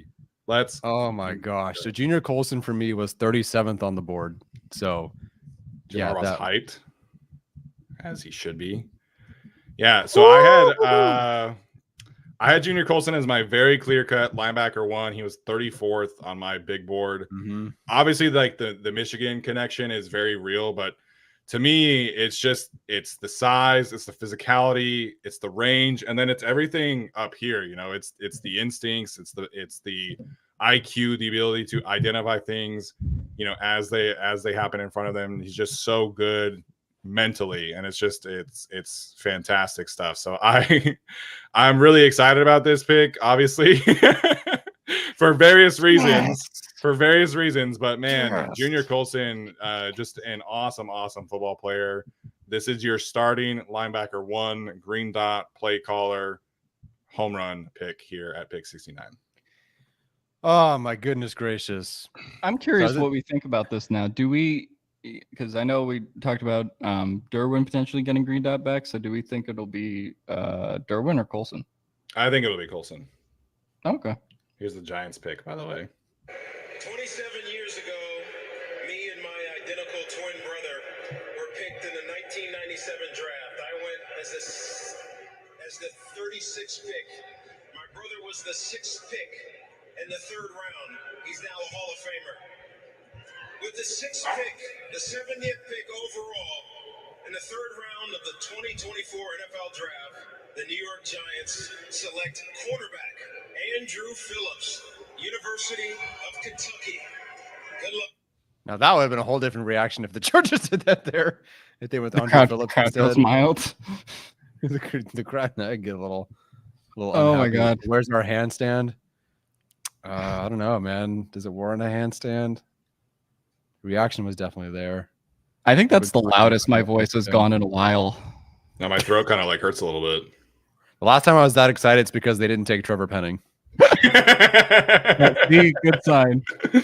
I mean, there are two things in play with that emotion. Oh yeah, we will definitely clip that reaction. Yeah, I think I can do that right now.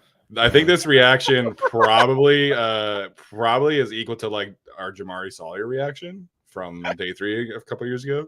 The Zion Johnson reaction. But that was different. Like, I mean, because we were there, like it was also like just the moment of being in Las Vegas. So Yeah. Oh my goodness gracious. What This a is pick. nice. This is Yeah. nice. So we didn't finish this slide here, but I don't know if people actually like knew a ton of the background from Junior Colson. So he's actually born and raised in Haiti and grew up in an orphanage. The earthquake in Haiti actually decimated his family and his house and everything like that. So he didn't move to the States until he was 9. And when he arrived in the States, he spoke 0 English. He only spoke Haitian Creole. This is obviously a player that the Chargers are very familiar with. The TED there every day talk is definitely checks this box. He was quoted in the Beast as saying, "Unless I can't physically move, I'm going to be out there playing." He missed 0 games, finished playing the season with clubs on both hands. And he had 0 penalties last season for a linebacker, which is pretty crazy. And then Dane Brugler cited this. He had 196 tackles over the last 2 seasons, which was 59 more than second place. So just an awesome background for a linebacker, and super cool just background story, and an awesome player.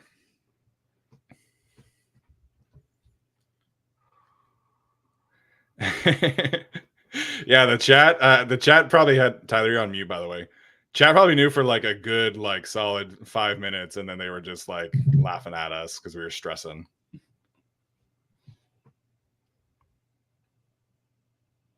Okay, I'm rewatching our reaction. That was pretty great. Our first, it's Alex and I just like, yeah, Alex, Harbaugh's guys. The good news is there was more than one guy there who could have been a Harbaugh guy, and it was. All right, I'll clip it out.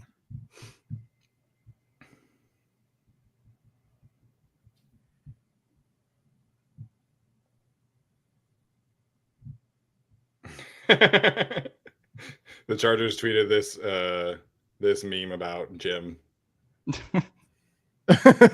Nice. I didn't realize Colson had a sub 5 missed tackle rate. I was actually just looking at the missed tackle numbers for 2023. That's I mean, he plays like it, but that's pretty killer.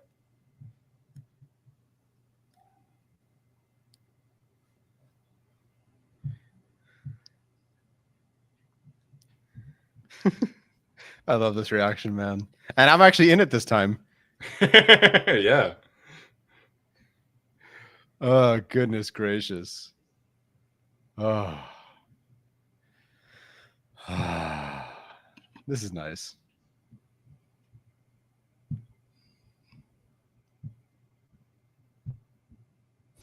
Arjun just said, bro, one dude said one of his Michigan guys, I froze. So he had the same stink face.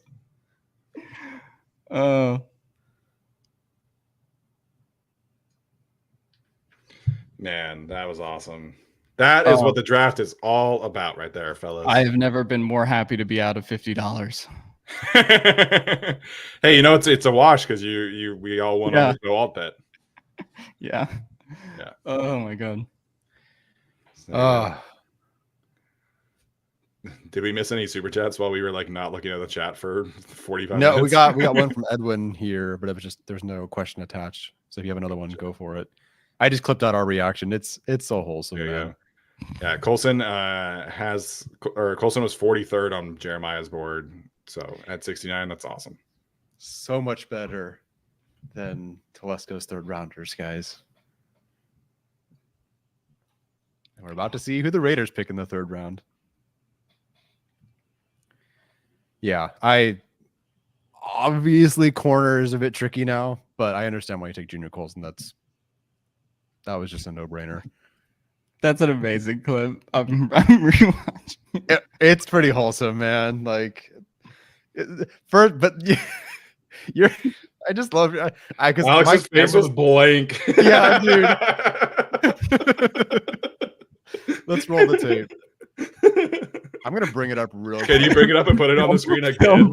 Yeah, we can't play the audio. I don't want to play the audio, I guess, just in case. But yeah, give me 1 second. We'll do a little play-by-play here for you guys, a little film breakdown on Go This Charge podcast. Okay, present. Let me share screen. So obviously I have a lot of notifications. So do you see it? Are we on it? Yeah, you put it in. Yeah. You put it in the thing. Oh, it's not up though, is it? Right? Yeah, you put it in the StreamYard. Okay, hold on 1 second. Somebody said that Alex has to do a handstand. Was that in the terms of what I said yesterday? I don't remember. I don't believe so. I would have. Yeah. Is it gonna play the sound? I can turn. I don't want to play the sound. You guys can always go back and look at it. But so right now is me saying they say he got one of his guys, and then No. The moment he said one of his guys was right That's there. when you. That's right there. Yeah, That's when one he of those said it, guys. and You're like.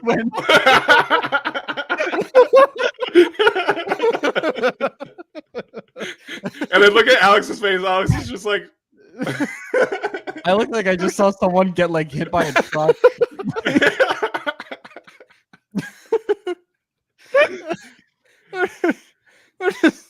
Alex doesn't. So I start watching Alex. Alex doesn't move for like. Alex thought I got kicked out of medical school, and then I'll just play it, and then euphoria. from that to The yeah, euphoria. oh my goodness gracious, That is so fantastic. oh my react gosh. to us watching ourselves, but just, That was an all-timer. That was great. he's gonna get one of his guys. Why did he have to Oh, say it no. like that? No, never Oh. ever. I mean, it made for great content. Yeah, it's true. How many It's picks true. have we missed, by the way? Oh, I don't even know. Who's gone? The Panthers just took Trayvon Wallace, the linebacker from Kentucky. Okay, cool. Oh I haven't man, watched him. that was great. That was probably one of my favorite podcast moments ever, right there. The suspense, man. Ah, that's what the draft's all about, like you said. Just good stuff. Good stuff. Okay. I'm clocking back into the draft now and who went during our moment. Okay, so Trevin Wow. Wallace to the Panthers, Isaiah Adams to the Cards. yeah. My dad, my parents are watching. Shout out to mom and dad at home. My dad texted me and said, "I think you guys like that pick a little bit, That's correct. Definitely like that pick. just a little bit." Oh, that's an awesome pick for the Cowboys. Dang it. That's also That- good for my priors, but darn it. Damn, Oh, that's pretty. that's a good selection for them. They're Cooper I Beebe mean, from Dallas. yeah. That's a good selection for them. Ooh, Yeah. that's a good point from Bolt Brett. I'm sorry. They drafted 3 players in Brugler's top 50. From a That's value outstanding. perspective, the Chargers are certainly like up there with how they're drafted. Yeah. Yeah. They didn't take someone from Sioux Falls in round 3. Weird. Or Actually, a wait. blocky tight end from Oh, Georgia. one of them is actually like I was looking at someone. Was it DeJean? Or is it McConkey who was from Sioux Falls? I have to look. I have to. I think it was DeJean is actually I think it's from DeJean Sioux because Falls. DeJean's from Iowa. Yeah. So they almost did in a roundabout way. Edwin's asking 3 picks in. How are you feeling? I'm so hyped. This is fantastic. Yeah. Yeah, this is fantastic for me. They took 2 top 37 players for me. And let's say top 40 if I had quarterbacks. Yeah. All 3 of their guys are in the top 40 for me as well. Yep. Oh my goodness. Yeah. This is about as good as it could have gone. Like, I mean, defensive tackle, cornerback, obviously, like you would have loved to hit those positions, man. But the value that they've gotten is just fantastic. All right. I'm gonna go take a break real quick. I'm gonna go eat some food. And Okay, I'll be sounds back in a good, little man. Sounds good. So this is the part of the show where Alex and I are just going to talk about nice things about Blake Corum, just to get the good juju in case he's there. Do we want to start reading off picks now, or like? Oh, sure. So Falcons just took Trice. good, yeah. So Falcons went Braylon Trice. Are you watching it or no? No, I just have it pulled up on the Okay. ESPN like ticker. Gotcha. Okay, let me scroll back through some of these comments because I want to see like what everyone's. Yeah, Colson huge, 10 freaking minutes. That's hilarious. Which type of player do the Chargers need to draft so Steven plays Pokemon? Wait, has this been like a recent thing that's come up, or? Kind of. So I think I said if they draft Marvin Harrison Jr., will he play a Pokemon game with me? I'll tell him like Bulbasaur's the best one or something. I don't know. just 1v1. From Ben, cheers. That reaction was awesome. Tears of joy with that pick from Victoria, British Columbia, Canada. Thanks for all your hard work. It doesn't go unnoticed. Yeah, pretty good. Pretty good. Scott says already the best draft since Herbert, right? I didn't watch Kenneth Murray, so I couldn't even tell you how I felt about like the 2020 draft in general. So I don't know. I mean, I was one of the people that wanted Isaiah Simmons. So Yeah, Steve like, wanted if you're to talking Murray. about live reaction moments, I wasn't like, Yeah.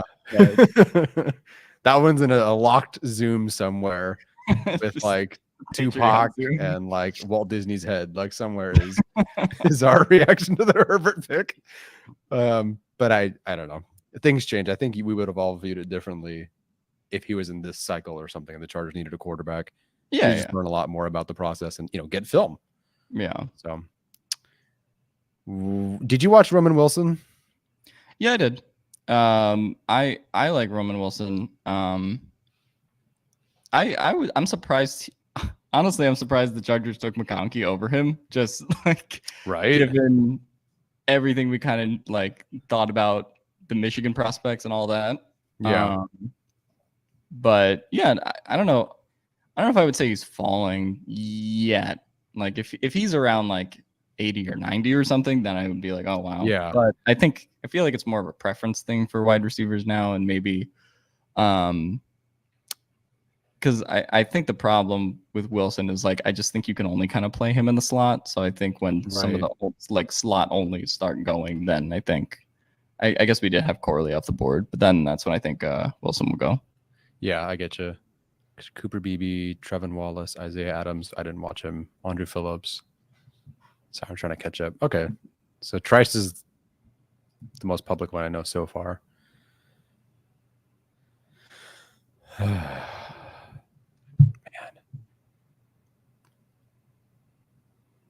Pull that comment off from Cindy. Oh, Cindy Haglin. Hello, Cindy.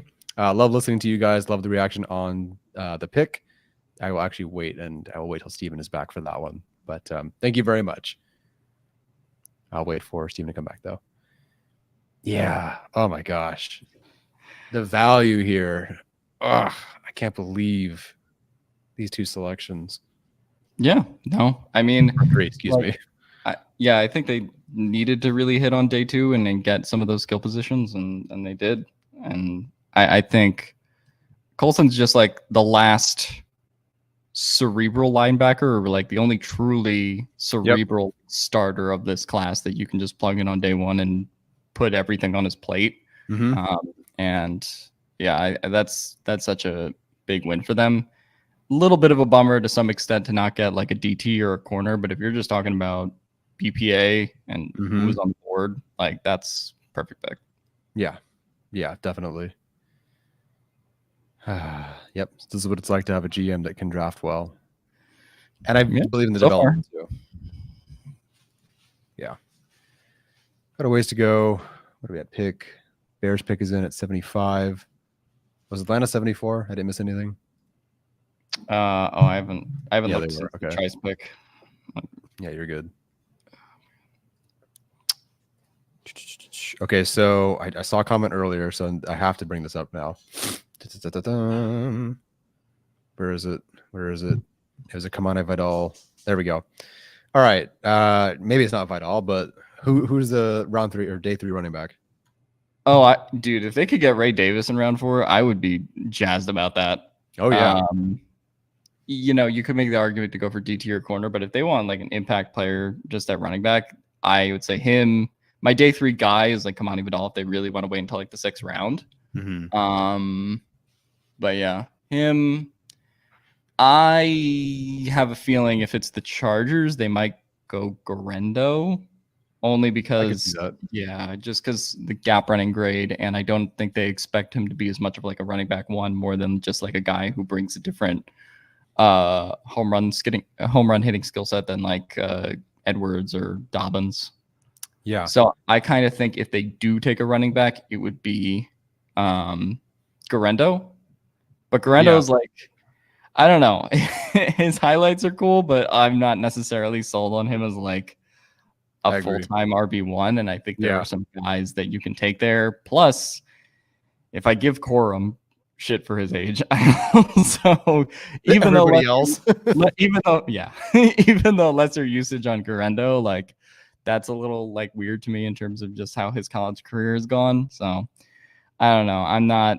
I'm not the biggest fan of Garendo from snap to snap, but obviously he does, have the home run hitting speed. If they do it in like round 5 or round 6, it's not the worst pick in the world. Right. I actually think he could go in like round 4 just because of like how he tested. But yep. Honestly, if they want to go like early on day 3 for a running back, I would go with Ray Davis. And then if they want to wait a little bit, I would go with Vidal. He's awesome to watch. He's so much fun. Is who's your next best? Who's your RB3? I guess, right? I had Benson 1. What did I? Oh no, I had Benson 1, Brooks 2, Wright 3. Yeah. Okay. So Wright would be. Same. Brooks hasn't gone yet, right? Brooks went to. Sorry, Brooks went. Brooks and Benson are both gone. Okay. So yeah, the Wright would be best available. Oh, such a. I mean, so they're at 70. Oh, 75 got picked. So 75 was picked, and that was the Yale tackle who I didn't watch. Broncos pick is in, and I would like to play the Raiders pick live to see what they do in the 3rd round, and we can live react to Telesco's pick again. But after someone does the gritty, and then he shoves this woman. He just like shoved this woman away. Who is this? Yeah, I feel like every time people come to the podium, the like side bits that they're doing get like longer and longer. Yeah. Yeah.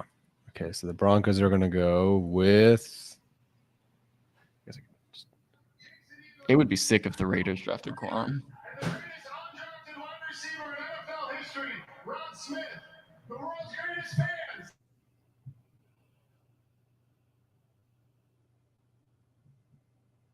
Bronco baby, my coach, Mike Shanahan. Put Mike Shanahan in the Hall of Fame. Let's go Broncos. God bless Bo Nix. With the 76th pick in the 2024 NFL Draft, the 3-time Super Bowl champion Denver Broncos select Jonah Ellis.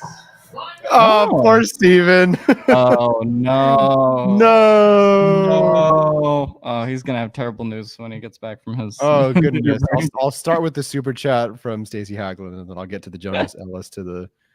Oh, no. I love Jonah Ellis. That's Bowers, JPJ, and then Jonah Ellis. Wow. Yeah, I guess thank goodness for the Bo Nix pick, I suppose. But yeah, that's a good group. And then God bless Bo Nix. God bless Bo Nix. Lord knows he needs it. That's funny. Oh, Jonah Ellis, man, dang it! So they have Bonito and awesome. Ellis, who are so. He was one of the 15 guys I wrote about, but just like yeah, he's such a fun player to watch, and like that whole family is like athletic freaks. Oh yeah. Yeah. Okay. The Raiders pick is in. I promise I will play it live so we get our reaction. At least it's not Jonah Ellis. It won't. They could go running back. If they go Jalen Wright, man. Okay. Let's call it. What is like the Telesco pick here? Oh, wait. So, someone went off the. Oh, I thought you said the Broncos took Jonah Ellis. Okay. The Raiders are on the board. Oh, yeah. Sorry. Yeah. Broncos took. Oh, they're coming up to the podium right now.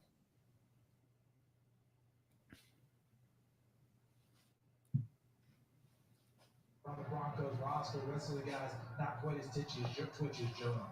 Well, but that's about as fast as I can move. Okay, now with the 77th pick in the 2024 NFL Draft, the Las Vegas Raiders select Delmar Glaze, tackle, Maryland. Didn't even watch him, so I couldn't tell you what I think about that pick. Yeah, he's a guy that I drafted on the PFF mock sim in like the 7th round. So I watched a little bit of his like YouTube highlights. Yeah. Yeah, I don't know if he's a tackle or what did they announce him as? Offensive line or did they say tackle? I don't remember, but the screen says tackle. Yeah, because he played tackle, but he kind of is like not overly athletic, and I think they could like if they wanted to kick him into guard, but then again they just took JPJ. So I don't know. But he's probably a tackle.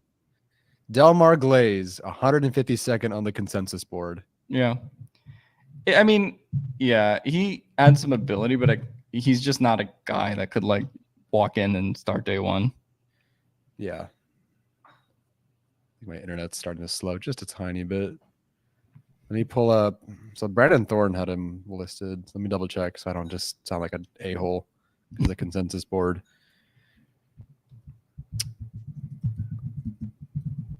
Oh, man. Cooper Beebe's a good pick for the Cowboys. Where is it? What? Yeah, so he had 32 starts split between left tackle and right tackle. So kind of has that versatility, and like I think people in the pro level might be a guy that could like kick inside too. So I think that's kind of why Telesco was kind of maybe interested in him. But.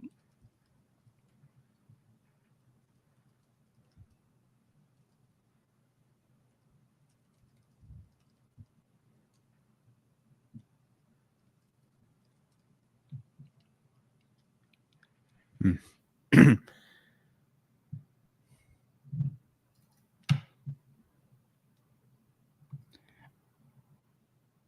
152nd player.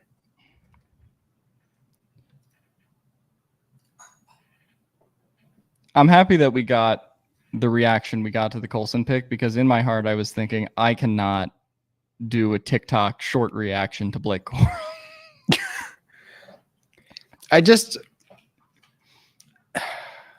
I don't know. None of it really made sense to me. Like, at least it wasn't the second round, obviously, so you could buy it, I guess, in round 3. But ew, Houston traded with Philly.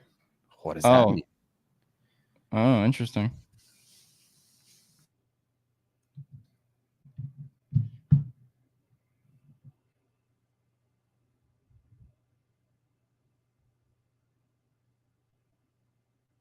Okay, so yeah, Philly traded up round 2 for DeJean and then down here. So okay, so Philly trades down. Gotcha. Yeah.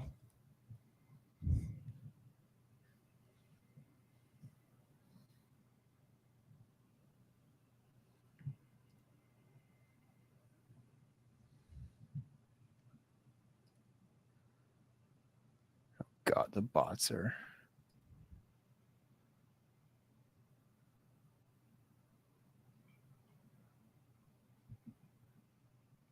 Okay, despite our reaction, what are the odds they could trade back into the third round for Corum? I don't think they will. No. I think having already traded up, I don't see them doing it twice. Yeah, that's true. I did. Yeah, they already did trade up. Yeah, and then at 105, I think you just kind of wait. I don't know. If he's there around 4 and they take him, then whatever. But yeah, totally. Like third round would have just been like a pretty like brutal overreach. Yeah. Oh, interesting. From NSAT, he says we have the 2nd and 5th picks in the 5th round. I didn't think about that. So they have 137. Oh yeah, the 2nd pick. That's true. Which it doesn't really matter. Oh, 137 and 140. Yeah. Okay. Yeah, Corum on day 3. Totally get it, especially if you believe you can continue with his, return to form. But you don't spend an early pick on that, and clearly they agreed. But yeah, the corner has to be the next pick. As we get later, we'll probably do another mock draft once we get to the end of it. Yeah, I think next pick has to be like DT or corner, and then like if they want to do a running back or like second receiver pick in like round 5, then like maybe that would be like the range for that. Okay, let's see. Texans are going to take Kalen Bullock, the safety from USC. Didn't watch him. Didn't watch him with that. I didn't watch him. Now we're starting to get into the didn't watch him guys. Oh yeah. Oh yeah. I feel like I don't know. I feel like I got no pre-draft love, so I just didn't really tune in. Who else is gone?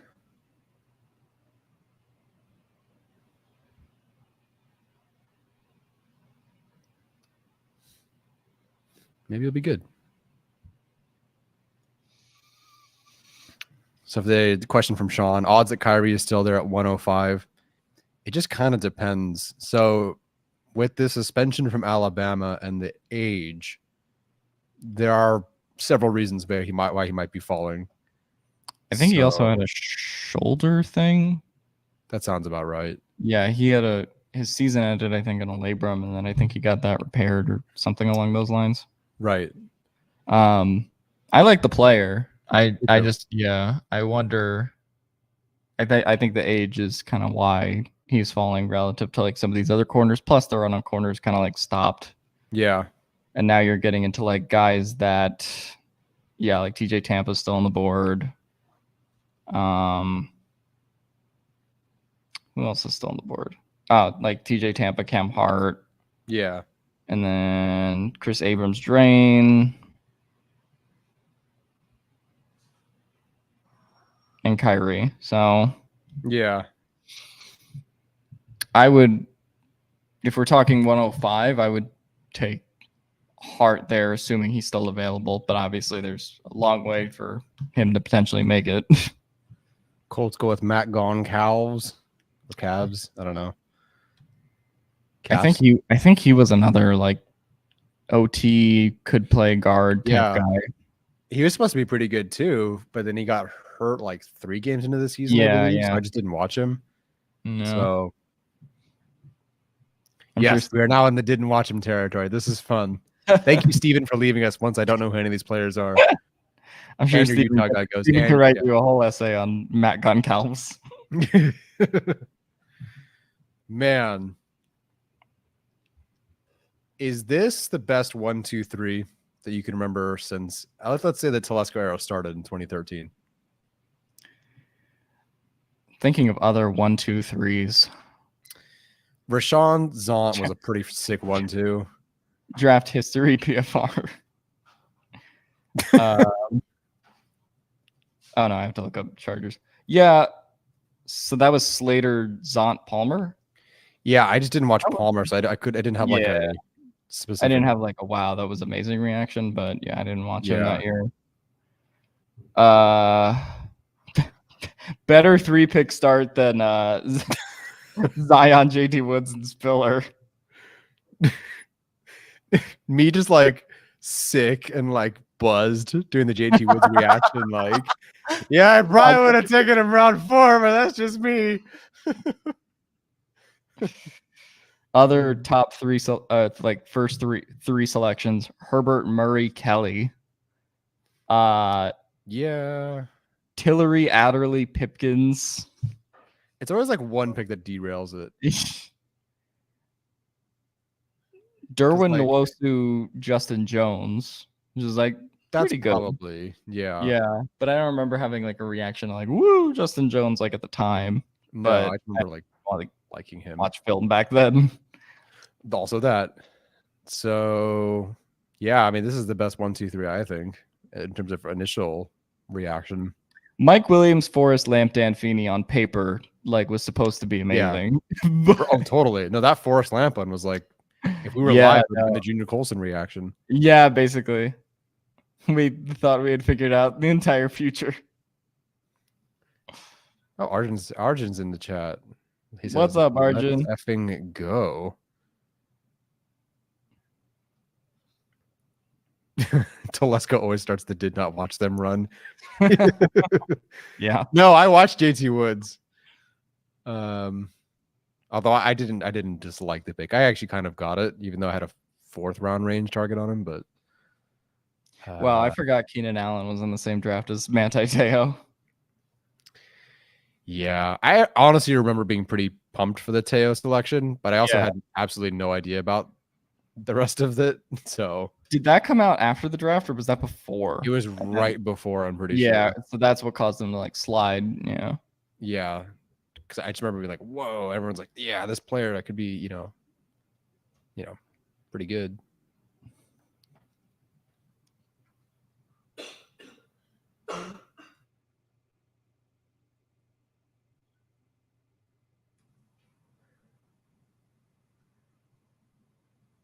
Okay. We are. Dog, the clip out is like blowing up. Oh, really? Yeah. That's cool. for I'm sure 2 reasons. Wow, from Popper. Chargers linebacker coach Navarro Bowman just joined the Zoom, and he said, "I stood on the table day one from day one for you." Really? Wow. On Colson. Yeah.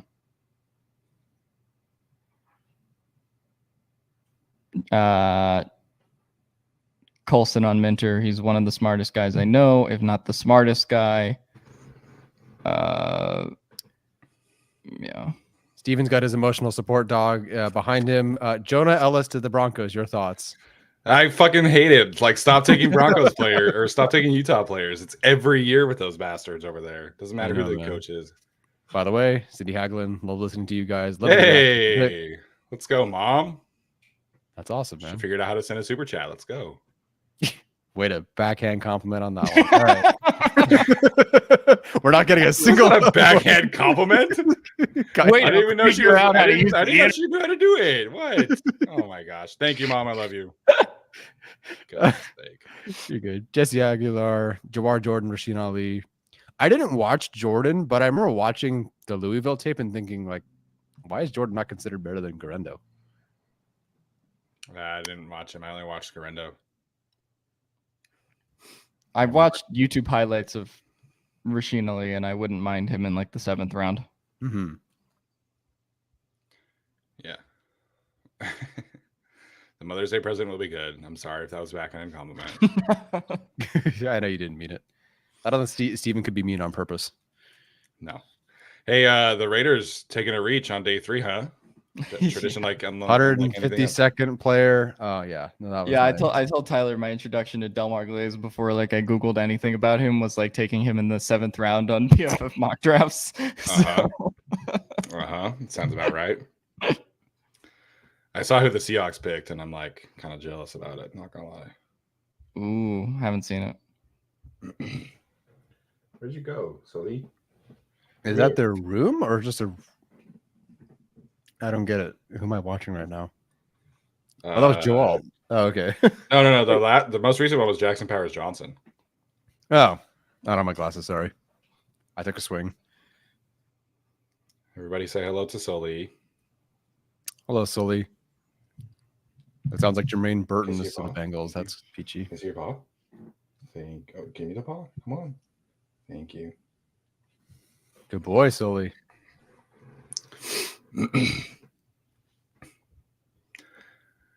All right, man. We're pick 81, so we're coming down the home stretch here. Actually, I think we still have like 20 more picks. But I guess it's they got to get to 100, but it's a little bit faster now. You got to get into your entire Seahawks. Trey McKitty comp pick territory. Oh my gosh. I'm going to update the Chargers depth chart while we're at it. Yeah, let's do it. And we can do that about once I'm done. Jonathan Smith says the best 1, 2, 3 would have been Alt, Powers Johnson, and BB. That's got to be satire. BPA, I don't think it would have been super far off, but I don't know how our reactions would have been. Although I would have been pretty jazzed for Cooper BB. Yeah.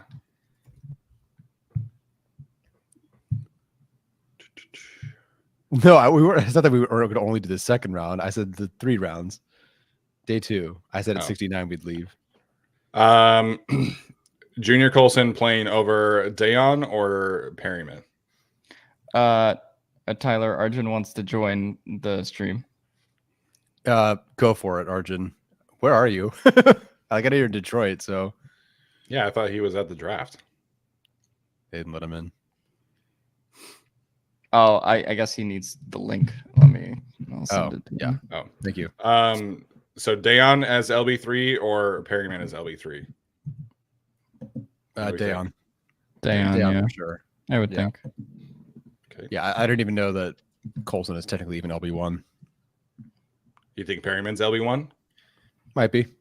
3rd round pick versus veteran free agent. I don't know. I feel like Colson specifically would be LB1 though. Like maybe I'd think differently if it was like Edrin Cooper. Yeah, somebody I like would think Perryman and Dayon kind of split. Like, Perryman's the run defense guy, and then Dayon comes in for passing downs, and Colson just stays on the field. Yeah. I sent the link to Arjun. Cool. Okay, can I share my screen?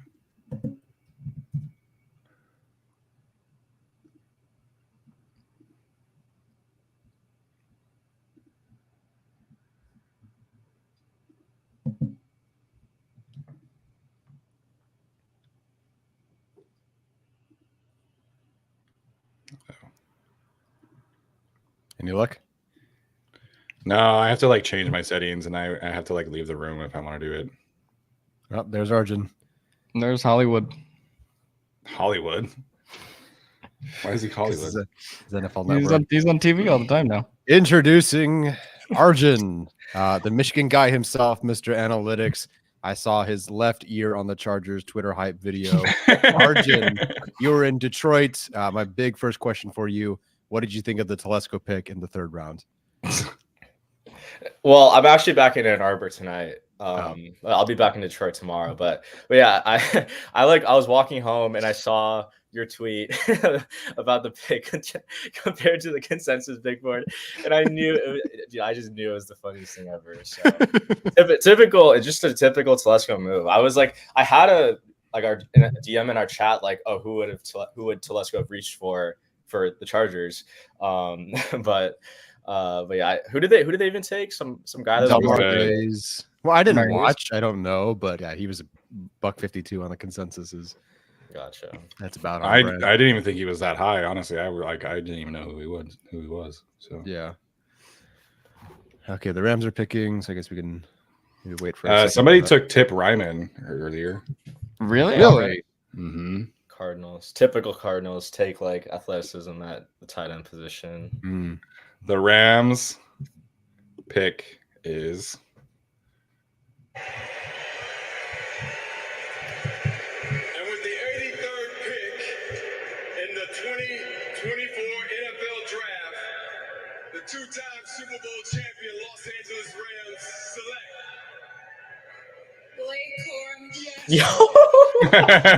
I've never been happier to lose $50. Oh my God.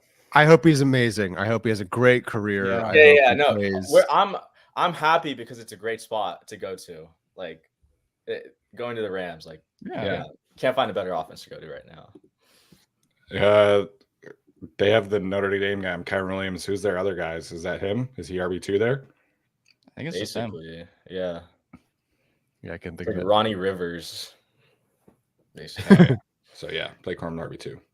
Yeah. All right, Arjun. So you went on NFL Network. Congratulations, by the way. And we got to see your entire face. And you talked about Ladd McConkey. Why did you like Ladd McConkey? Why did you bring him up? Yeah. For me, it was I just think he's someone who you can go to on late downs. I think he's one of the best separators in the class.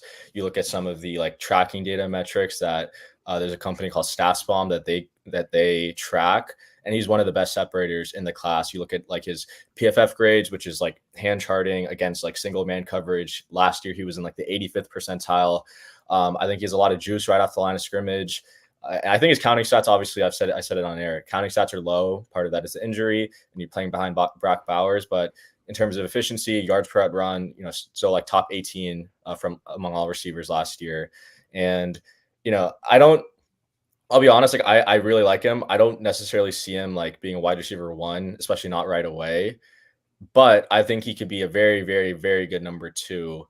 And depending on like where the Chargers kind of see these like other receivers on the team, like a Quentin Johnson, if he fits in at the X or Josh Palmer becomes the X, like I think Ladd would have a very specific role on this team. And I am very excited to see how he's used, especially on late downs.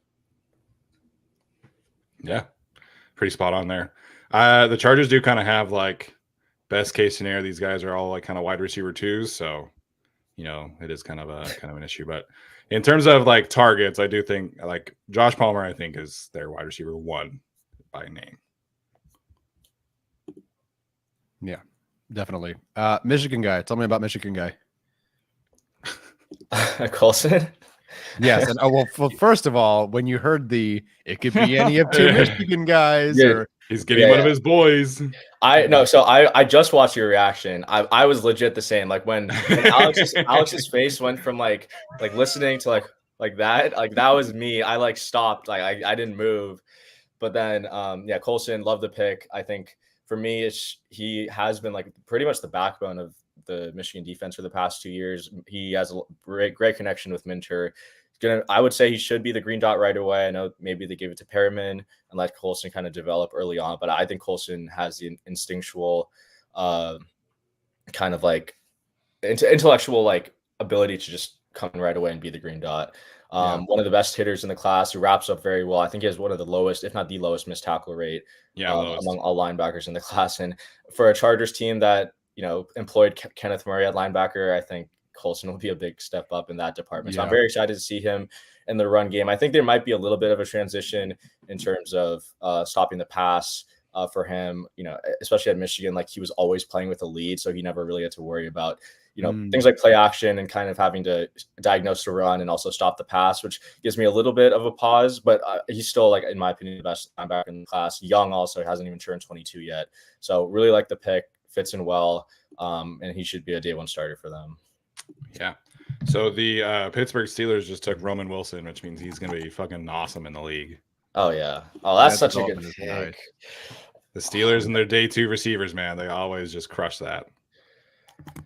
Yeah, no, the Junior Colson thing, like I could definitely see, you know, Denzel being the green dot guy right now, and then, you know, Colson and Henley, you still kind of like they're young guys, right? You let them develop, take their lumps kind of deal. But I just think Colson has the makeup to really be that guy. So yeah. Dennis asking about Josh Palmer. Is he on the roster next season? I mean, it's TBD. I would say if he plays most of the season and plays like I think he can play, then I don't see why not. But it's always been a question of health for him, not a question of can he play or not. So definitely.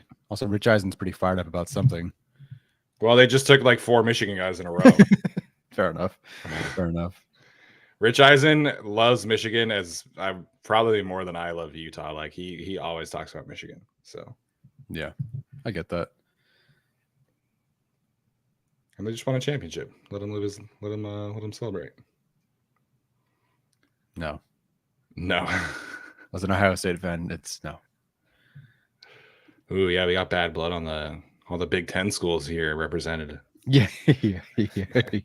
I just am a small fish, happy to be in the pond. I don't care about what's going on around me. Hey, man, you're just here to hype up the draft prospects that come from Rutgers, and I appreciate. Dog, it. I'm here to win the Pinstripe Bowl every year. That's the end goal, man. Yeah. Was there a discussion about they gave the green dot back to Derwin? Like, was that an official thing? Well, he at the vet camp he was wearing the earpiece, with the like radio set. Well, I think that's just like, you know, he was like the only one there, right? Right.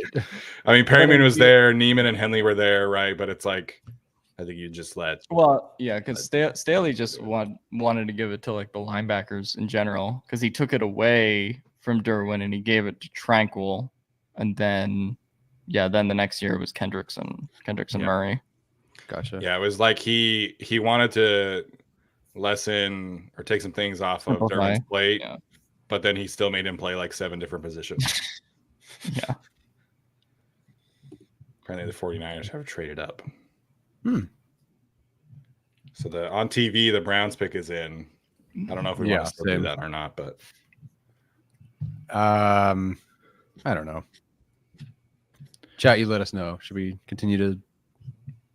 I mean, the Chargers don't pick again today unless they trade up. So right, 49ers trade up, double dip a corner the next 2 picks. Yeah, maybe. So honestly, Arjun, how was Detroit? How's the whole experience? And dude, it sucked.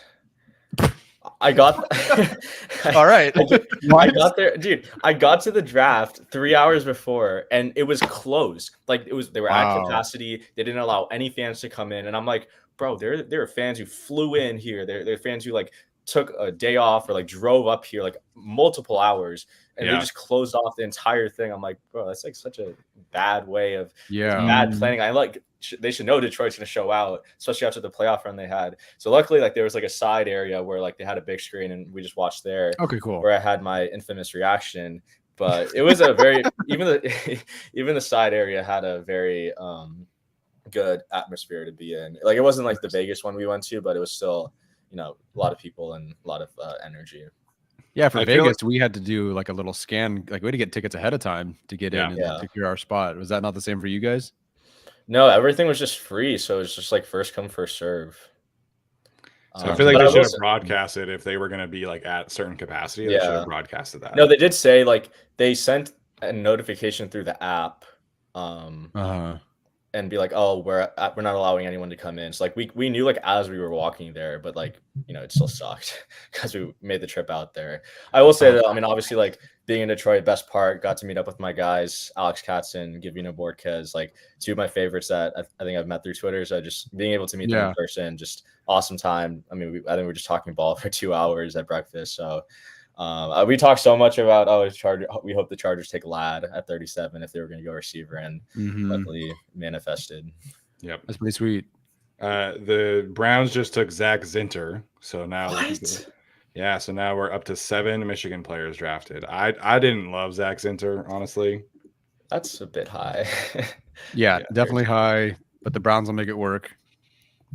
That's a great spot for the interior to go. One thing I tweeted this out. I don't know if you saw, but like it's a really good trend I've noticed so far that Chargers are really sticking close to the consensus board.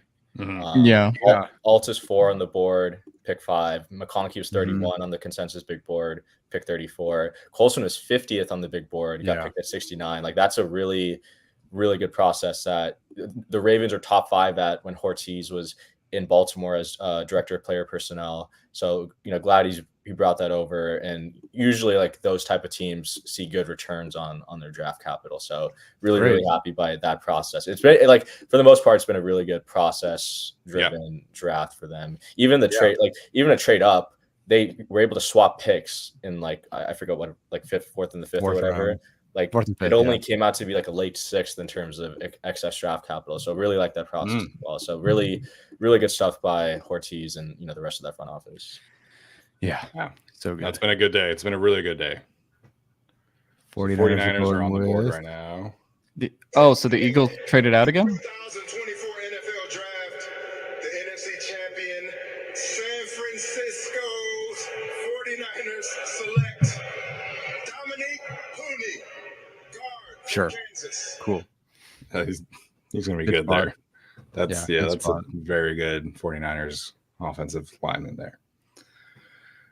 But yeah, it's been a good day for the Chargers. I think everybody should be pretty happy. I know a lot of fans were upset yesterday, but I think today's been a good bounce back for the draft purposes.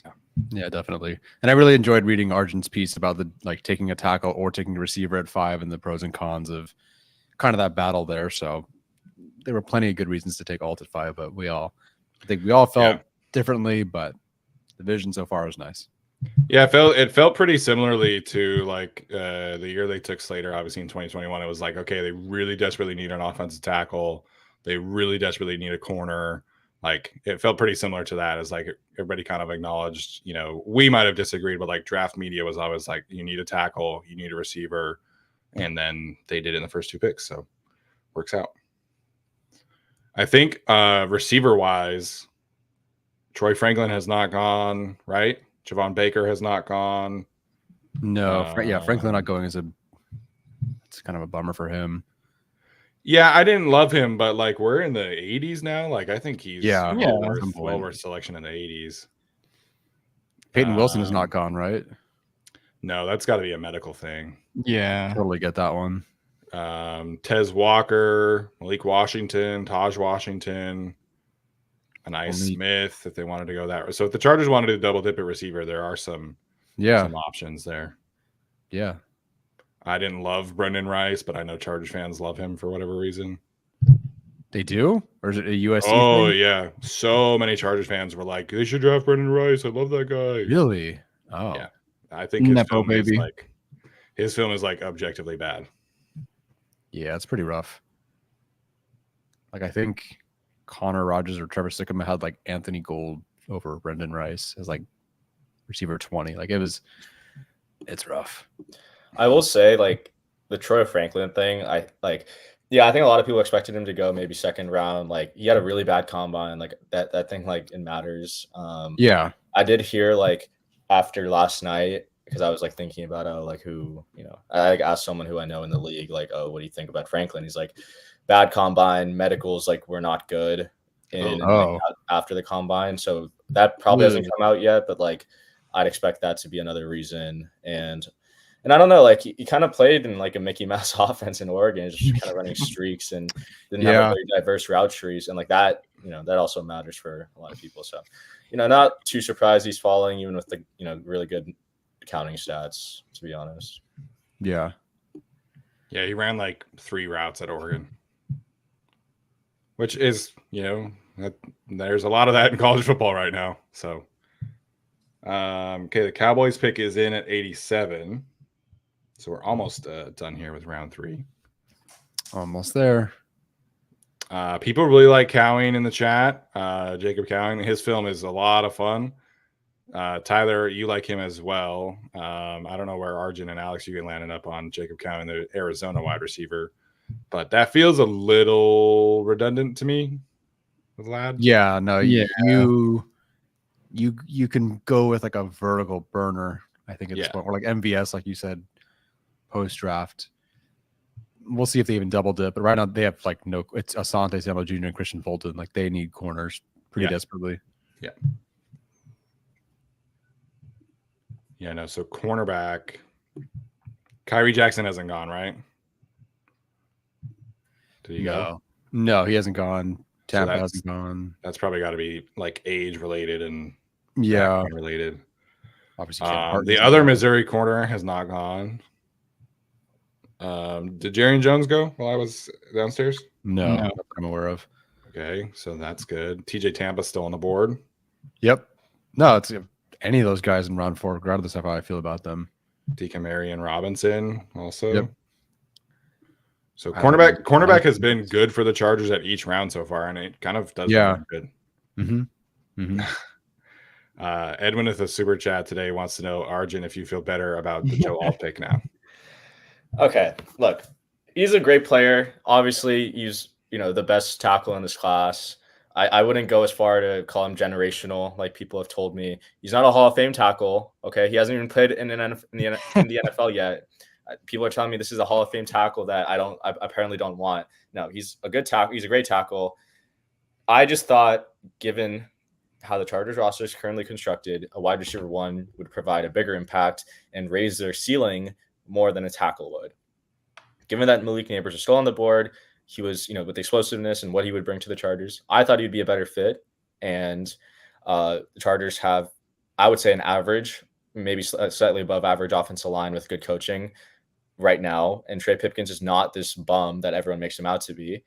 Can he be improved on? Yes, but I don't think he needed it. It was a necessity. There's a necessity to add to the receiver room, and that is why I wanted Neighbors. So I feel a little bit better knowing that they took Ladd. I had no idea how the draft was going to fall after. Everyone was talking about, 8 or 9 receivers going in the first round and Chargers could be left with nothing, right? Like that was my worry at the time. Yeah. And also, like, I want to say this, like, everyone's, I think Jeff Schwartz put this out, like, Alt plus McConkey is better than Neighbors plus a day 2 tackle, but you don't have to take a day 2 tackle. What if it was Neighbors plus like Kool-Aid, or Neighbors plus DeJean, or maybe they traded up for Johnny Newton, right? Like that kind of thing. Like they didn't have to take a tackle again. And I think it's mainly because I'm higher on Trey Pipkins than most other people. Right. I'm okay standing on that hill. 2 years ago, I was probably the lowest on him of anyone. Now, I think he's a fine average offensive tackle. So feeling better. I think the Chargers killed it today. Really happy with the process. And I'm very, very curious to see how he performs after having to switch sides, which again is something that maybe not a lot of people are thinking about outside of this generational left tackle who's 6'8", huge. Yeah, no, I think there was a lot of there was a couple of Chargers fans who retweeted this graphic of a certain other database who they valued Joe Alt at like higher than Panay Sewell and Tristan Wirfs as a prospect. I'm like, that's fine. Like, if you really believe that, I think that's like blasphemous, honestly. Like, I think Joe Alt is, I think he's a very, very good NFL offensive tackle prospect. But to me, like, Panay and Tristan Wirfs were like next level good. So I'm happy with the pick. I wasn't as upset about it as you were, but you know, like the whole like fantasy football conversation that was happening on Twitter today was kind of ridiculous. Like, Yeah, you know, it was a, you know, very fine take to think that they should have taken a wide receiver. And so, you know, part of the draft is that it's so instant reaction, and then it's so random that, like you were saying, Arjun, you know, maybe in a different draft universe, Ladd goes in the first round, Keon Coleman goes in the first round, and then the Chargers are taking like Cooper Beebe at 37 or something like that. So it just becomes very random. And I think anybody who is like, a lot of national analysts were like, why are Chargers fans mad? It's like, well, look at the roster. Like, it's pretty easy to figure out why they're mad. Yeah, I feel like it would also be a different thing. Like people said, if they still had Keenan Allen, right? Like, and you were bringing him back, that would, you know, kind of lessen the blow of it to a degree. But because they weren't bringing him back, like the need of receiver is pretty intense. And kind of like I said on the show yesterday, I think it was the difference between raising your ceiling like immediately with Neighbors versus, you know, kind of the long-term approach, I guess, with taking Joe Alt. Like, so I think that also kind of was the difference too. Yeah, and like, this is not hating on Joe Alt. Like, we all think Joe Alt is a really, really good prospect. Tyler and I last night, our reaction was, I would say, like, kind of excited. It certainly was not Junior Colson excited, but you know, we were not hating on the pick by any means. So, you know, he's going to be a good player for the Chargers. I believe in their ability to be able to maximize him and get him at right tackle, get him right. We just all want a receiver, but you know, Joe Alt is an above average, you know, top tier offensive tackle prospect. So I'm cool with the pick, especially now that day 2 has panned out the way that it has. And I think we can kind of put to bed this idea that all of us hate Joe Alt, which is never been the case. It's just like, we liked Malik Neighbors and Rome Odunze more. And I think that was that's a fine take too. Yeah, I think my reaction was also just kind of lessened because basically everyone told us for a month straight they weren't taking receiver. Exactly. So I didn't have, you know, that even though I like Neighbors a lot more, that kind of reaction, because we kind of knew they weren't doing that going into the night. Right, exactly. There's no shocker surprise there. So yeah, that was mostly it. There were some Chargers fans that were like, I'm so shocked. Like, why would they do this? Like, did you listen to Jim Harbaugh for the last 4 months? Like, he's told us at every turn that they were going to invest in the offensive line. It's just that we all kind of thought like, hey man, like they're going to look at this wide receiver room that they've kind of nuked and be like, okay, like we need some talent in here. And they took one. They took Ladd. We're really excited about Ladd, obviously. So it's just, you know, the draft is about preferences. It's about beliefs. It's about opinions. You know, we didn't hate anybody one way or another. And, you know, now we're here and we're super happy with the way that the draft has panned out for the Chargers. Thoughts on Marshawn Lloyd to the Packers? Ooh, that's a really good fit. That is a really good fit. So does he? Cardinals are back up. Third guy behind Dylan, I guess. Ooh, the Cardinals just took Elijah Jones. Oh, that's nice. Okay, I like. He was like a 7th round pick on PFF. Oh, they hated him. Consensus liked him more. I had him at 104, so I didn't get to watch him. So he's fun.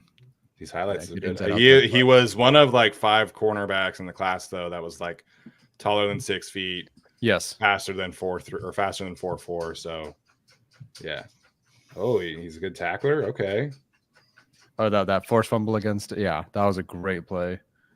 Now he's got inside outside flex, hits hard, tackles well. Like athletic. I really thought he was pretty solid. I wonder if Monty told him that he had other jobs too, or if that was just a Marvin thing. You're gonna tackle. You're gonna win games for us. You're gonna, yeah. Did you see that bit, Arjun? Which one? Monty on his call to Marvin Harrison was like, "You have 3 jobs here: catch the ball, make plays, and help us win games." I saw that. Yeah. Monty's a very serious GM. Like, I don't know if I've ever seen him like smile that often. No. Like, him and Brad Holmes cannot be more opposite approach calling prospects. Yeah. Their whole reaction. I love Brad Holmes, man. Give me all that energy. Yeah. All right. Well, we have 1, 2, 3, 4, 5, 6, 7, 8, 9, 10 more picks, and then round 3 is over. Look at that. After it's done, do we want to do a quick little mock or no? Yeah, let's do it. If we're here for 4.5 hours, we can be here for 5. Yeah. Okay. Cool. I'll just screenshot the depth chart update and I'll just tweet it out later. But okay, or I guess I can do that now. You could also share it with me, and I can share it. Yeah, I don't know why I thought I had this updated my settings. Anyways, I just sent it with you, Tyler. Okay, give me 1 second. I can pull it up. Sent it with you. Sent it to you. Well, don't even worry about it, man. You're good. Brain's kind of mush right now. Yeah. Well, this will be our 10th hour of streaming the last 2 days. The last 24 hours, basically. So I get you. Yeah, once the Chargers picked, and Alex and I were at like pick 80, and we're picking like Delmar Glaze. We were just kind of like, yeah, I don't know. My brain just kind of turned off. Like, eh. Yeah, man, that was hilarious. Tom Telesco reaching, just classic. Someone He had a great first 2 rounds, and then round 3, it's like, yeah, here's this player ranked in the 200s. Yeah, because everyone was taking pretty close to consensus board, and someone put in the YouTube chat like Tom Telesco's the one to start the who's that guy run in the 3rd round. Yeah. Did you want to do the depth chart now? Yeah, you can throw it later. up. That's okay, fine. Cool. All right, just takes me a second to get through all this. No cats in the chat to make fun of our depth chart or our slides. What is this? Sheets. Okay. Sheet, yeah. So let's go to offense first.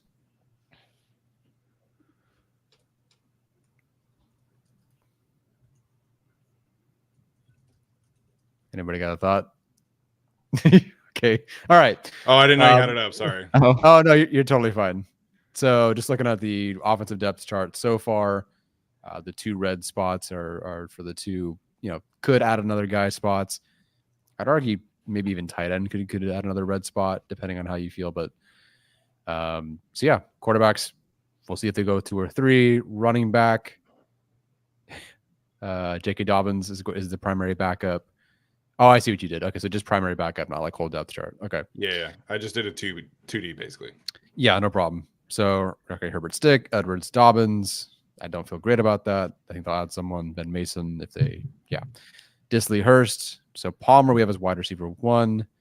McConkey with an asterisk here. Is that because he's a rookie? Yeah, rookie. Yeah. Cool. Sounds good. So Palmer, McConkey, Quentin Johnston for 1, 2, 3. Simi Fehoko, Darius Davis back up. So yeah, adding another body would be great. And again, yesterday I heard that they're trying to get to 10 receivers by the time they get to training camp. So I think it'll happen. Slater, Johnson, Bozeman, Salyer, and Alt start with Serrell, McFadden, Hymas, and Pipkins as backups. Yeah, I think obviously the wide receiver room is where they also have talked about they need to be able to add some extra talent here. So in an ideal world, you have some competition for wide receiver 4, probably wide receiver 5 as well, and then Darius Davis is your wide receiver 6/returner. Yeah, Packers just took Tyron Hopper, so they doubled down at linebacker. So Hopper was like fun because he was chaotic, but then just missed tackles galore. But lovely. His missed tackle rate was like 25. It was crazy.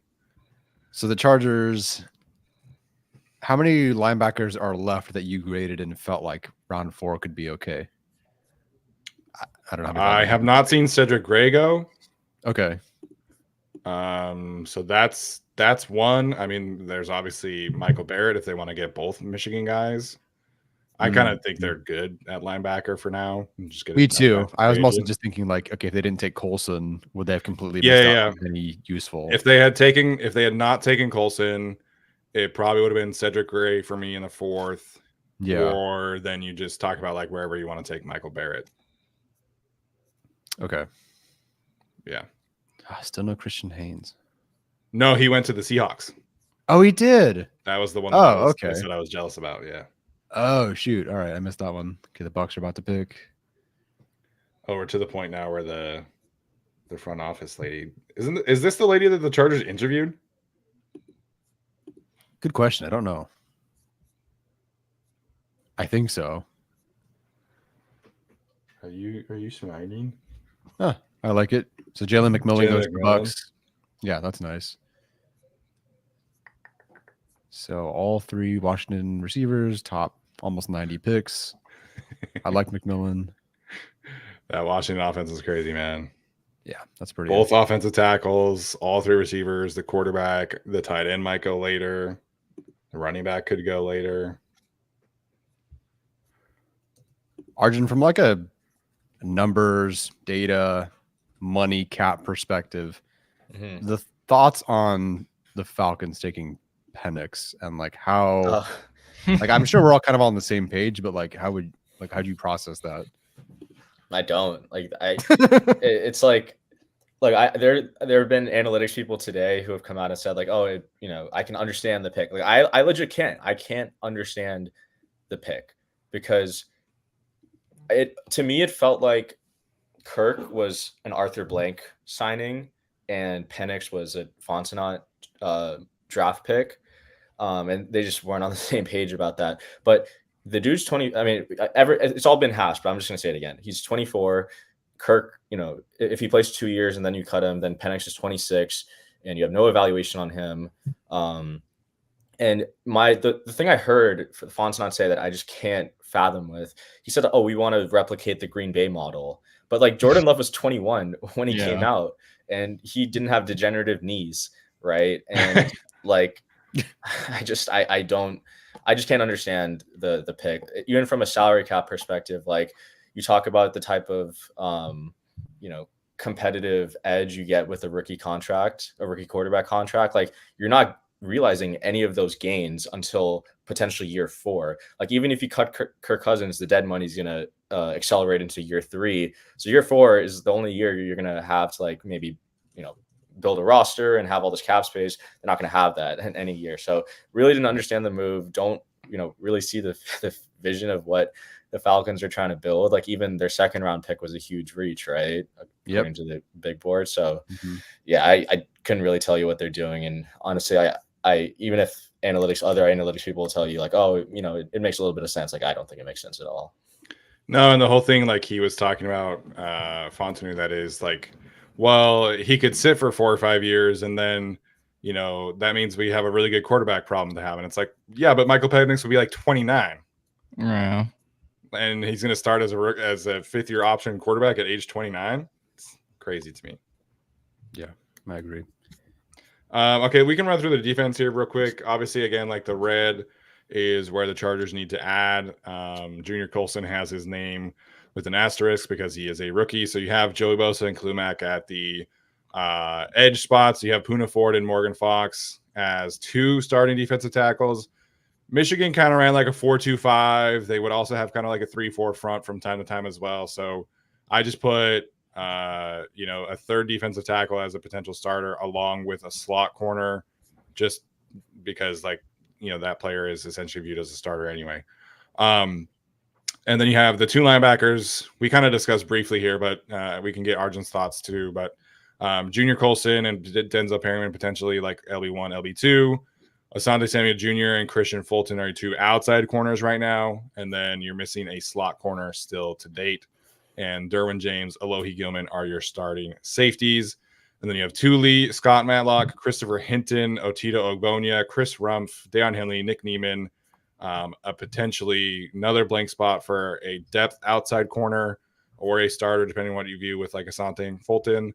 Jasir Taylor, AJ Finley, JT Woods, and Dean Leonard rounding out the 2 deep on defense. Any thoughts there, gentlemen? Need a corner. Not good enough. Yeah.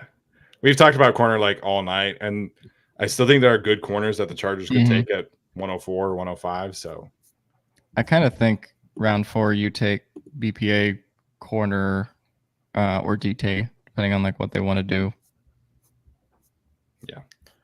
Yeah. I mean, I thought they were going to address interior defensive line at some point on day 2. Obviously with Colson on the board. I I think that was the right pick. And there was a huge run on interior defensive linemen between 34 and 69. So tough to really like. You're probably reaching on a prospect at that point. So I don't really fault them for not addressing it just because they didn't have the chance. So I think 4th round, I'd probably try to get that slot corner position filled, and not like punt on interior defensive line, but like I think there's probably more value in corners right now than there is on the interior. Saw the Ravens pick. It's pretty good. Of course. I'm laughing at Alex Katzen pointing out that all 3 Washington receivers went off the board before Troy Franklin did. Come on, man. Don't kick him while he's down. Oh, man. That is surprising, though. Who did the Ravens pick? They're announcing it right now, if you want me to put it on. With the 93rd pick in the 2024 NFL Draft, the Baltimore Ravens select Adisa Isaac. Oh, yeah. That's classic Ravens. Yeah. Classic. Add up another rusher, edge rusher, with Clowney gone. So, yeah. Eagles could take Troy Franklin to be the new Quez Watkins. I mean, it's a significantly better upgrade there. But, yeah. I can tell you that, Alex, I'm 99% positive you didn't watch who the Eagles took. No, I don't have anything else open. Jim Harbaugh was singing the Michigan fight song in the office after they picked Colson. Hell to the conquering heroes. There you go. Hell yeah. Do you know the whole thing, Michigan? Or not Michigan, Arjun? Like the hail to the victor, valiant. That one. Hail to the concrete heroes. Hail to Michigan, the leaders of men. Let's go blue. Yeah. I know the tune from NCAA football growing up. Yeah. I didn't really go to many games my senior year, so I wasn't like chanting it in the crowd, but I kind of know it a little bit. All right, what's Utah's? Go. Wait, Utah's fight song? I'm not singing Utah's fight song. I'm not. No. Rutgers, go. Rutgers is on the banks of the old Raritan. I don't remember the rest of it, but I know that's how it starts. Very nice. What's Ohio State's or USC's or UCI's or whatever? I have no idea. I have UCI's. Zot. I have no idea. Zot. We don't have football teams. I don't know. Study. Yeah, I don't know. USC's, I have no idea. Ohio State's is like, I don't know if it's not their fight song. It's like round on the ends and high in the middle. It's that one. Yeah. So. Utah's is about being a Utah man. There you go. That's it. Jalix Hunt, Utah man. Like, it's kind of funny.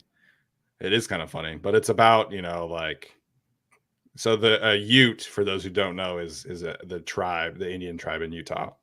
And so it's about like passion and like identity and culture and stuff like that.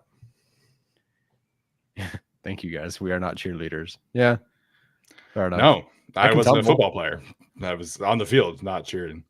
So the lyrics of the Rutgers one are, my father sent me to old Rutgers and I resolved that I should be a man. And so I settled down in noisy college town on the old banks of the old Raritan.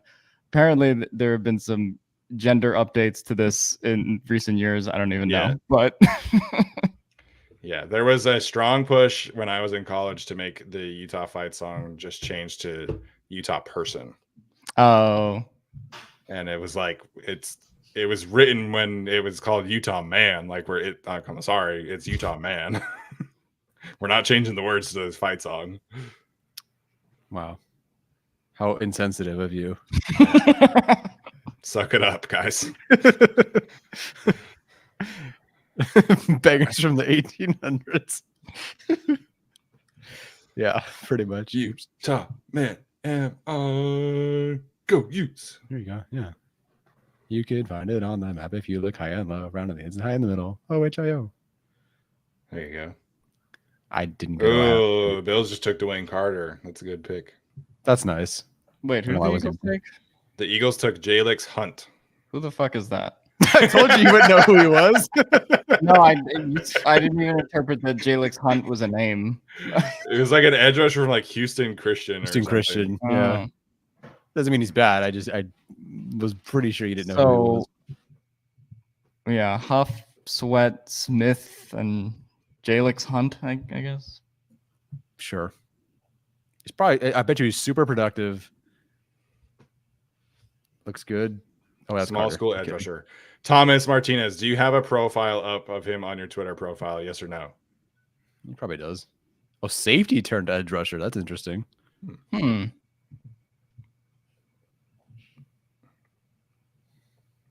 Jalix Hunt is a Key and Peele character. That's a good one. Oh, he said no. Okay. Oh, wow. We stumped Thomas. We stumped him. That's Houston. a deep cut. My What is he from? gracious. Houston Christian? Yeah. I believe so. Yeah. Didn't know that was a school. Emilio asks our opinion on Estime and Irving. I only ask because he's brought this up a couple of times. Like them both. They are not speedsters. I'll tell you that. No. No, I mean, skill set wise, I think Bucky fits because he's a pass catcher. He can, offer you a lot of third down value. But for me, I think you want to add some speed as well to that room. Mm-hmm. Yeah, I think Bucky would be like the better fit with how they've done it. I think Estime is probably the better like power back if they just want to keep adding like more Gus Edwards. Then like I think that's fine. I would be cool with either. Yeah. Okay. Yeah, I think for me, running back wise, which I don't think they can take a running back in the round 4. Like I think they do need to wait. But I think you're looking at Ray Davis hasn't gone, has he? No, he hasn't. That's what I said. I wouldn't mind that if they wanted to do it in round 4. So Ray Davis, we've obviously talked about Kamani Vidal a ton. Yeah, I told Tyler I think if I had to bet on who the Chargers would take, I think it would be like Garendo in like round 5 or something.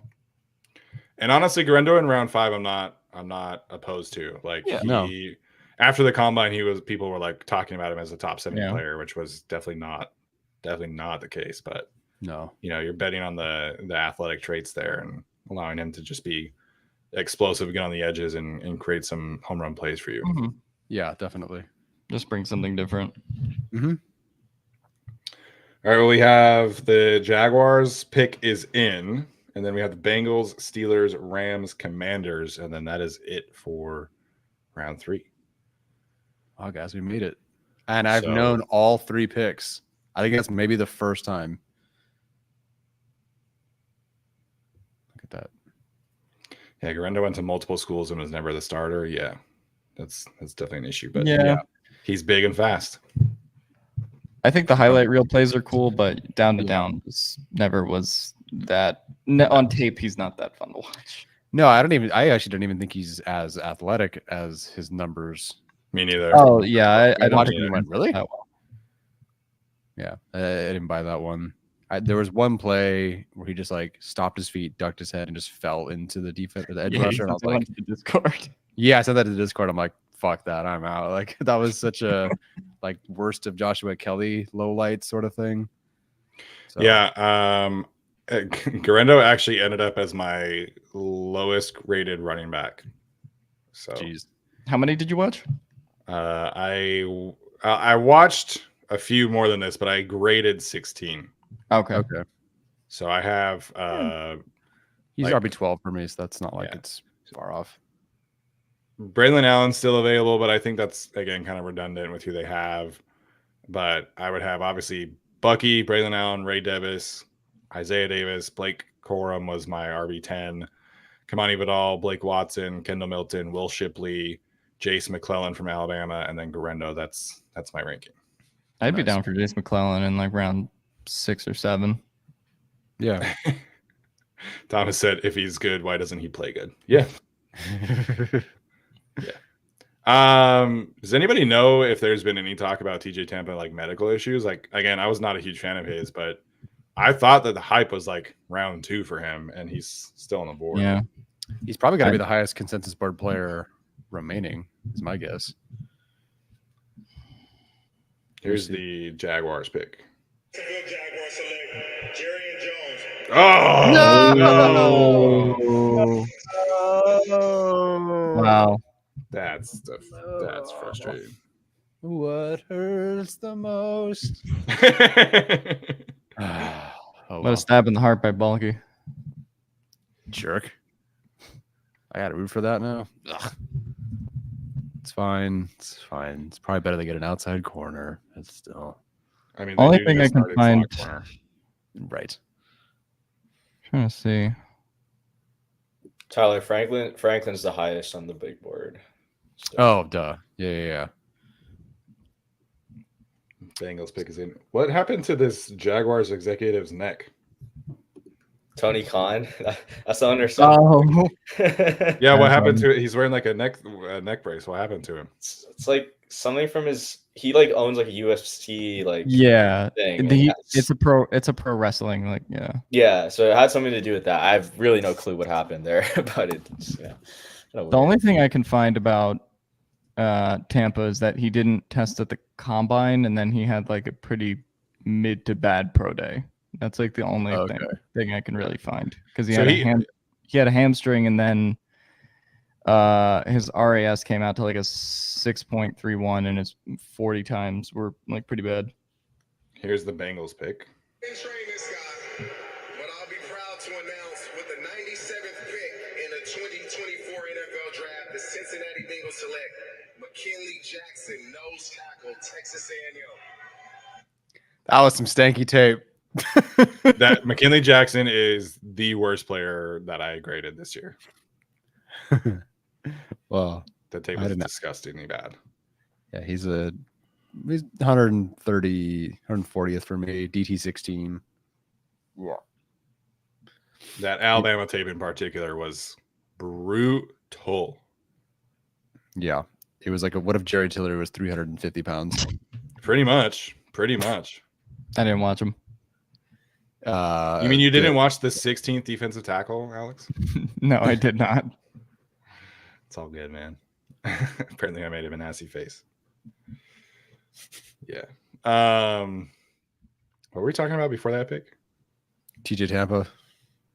Yeah. So Dane Brugler was talking about it because he declined going to the Senior Bowl, but was healthy. And a lot of people were like, well, I mean, you could have gone and like really helped yourself and like solidified your status. So he didn't go.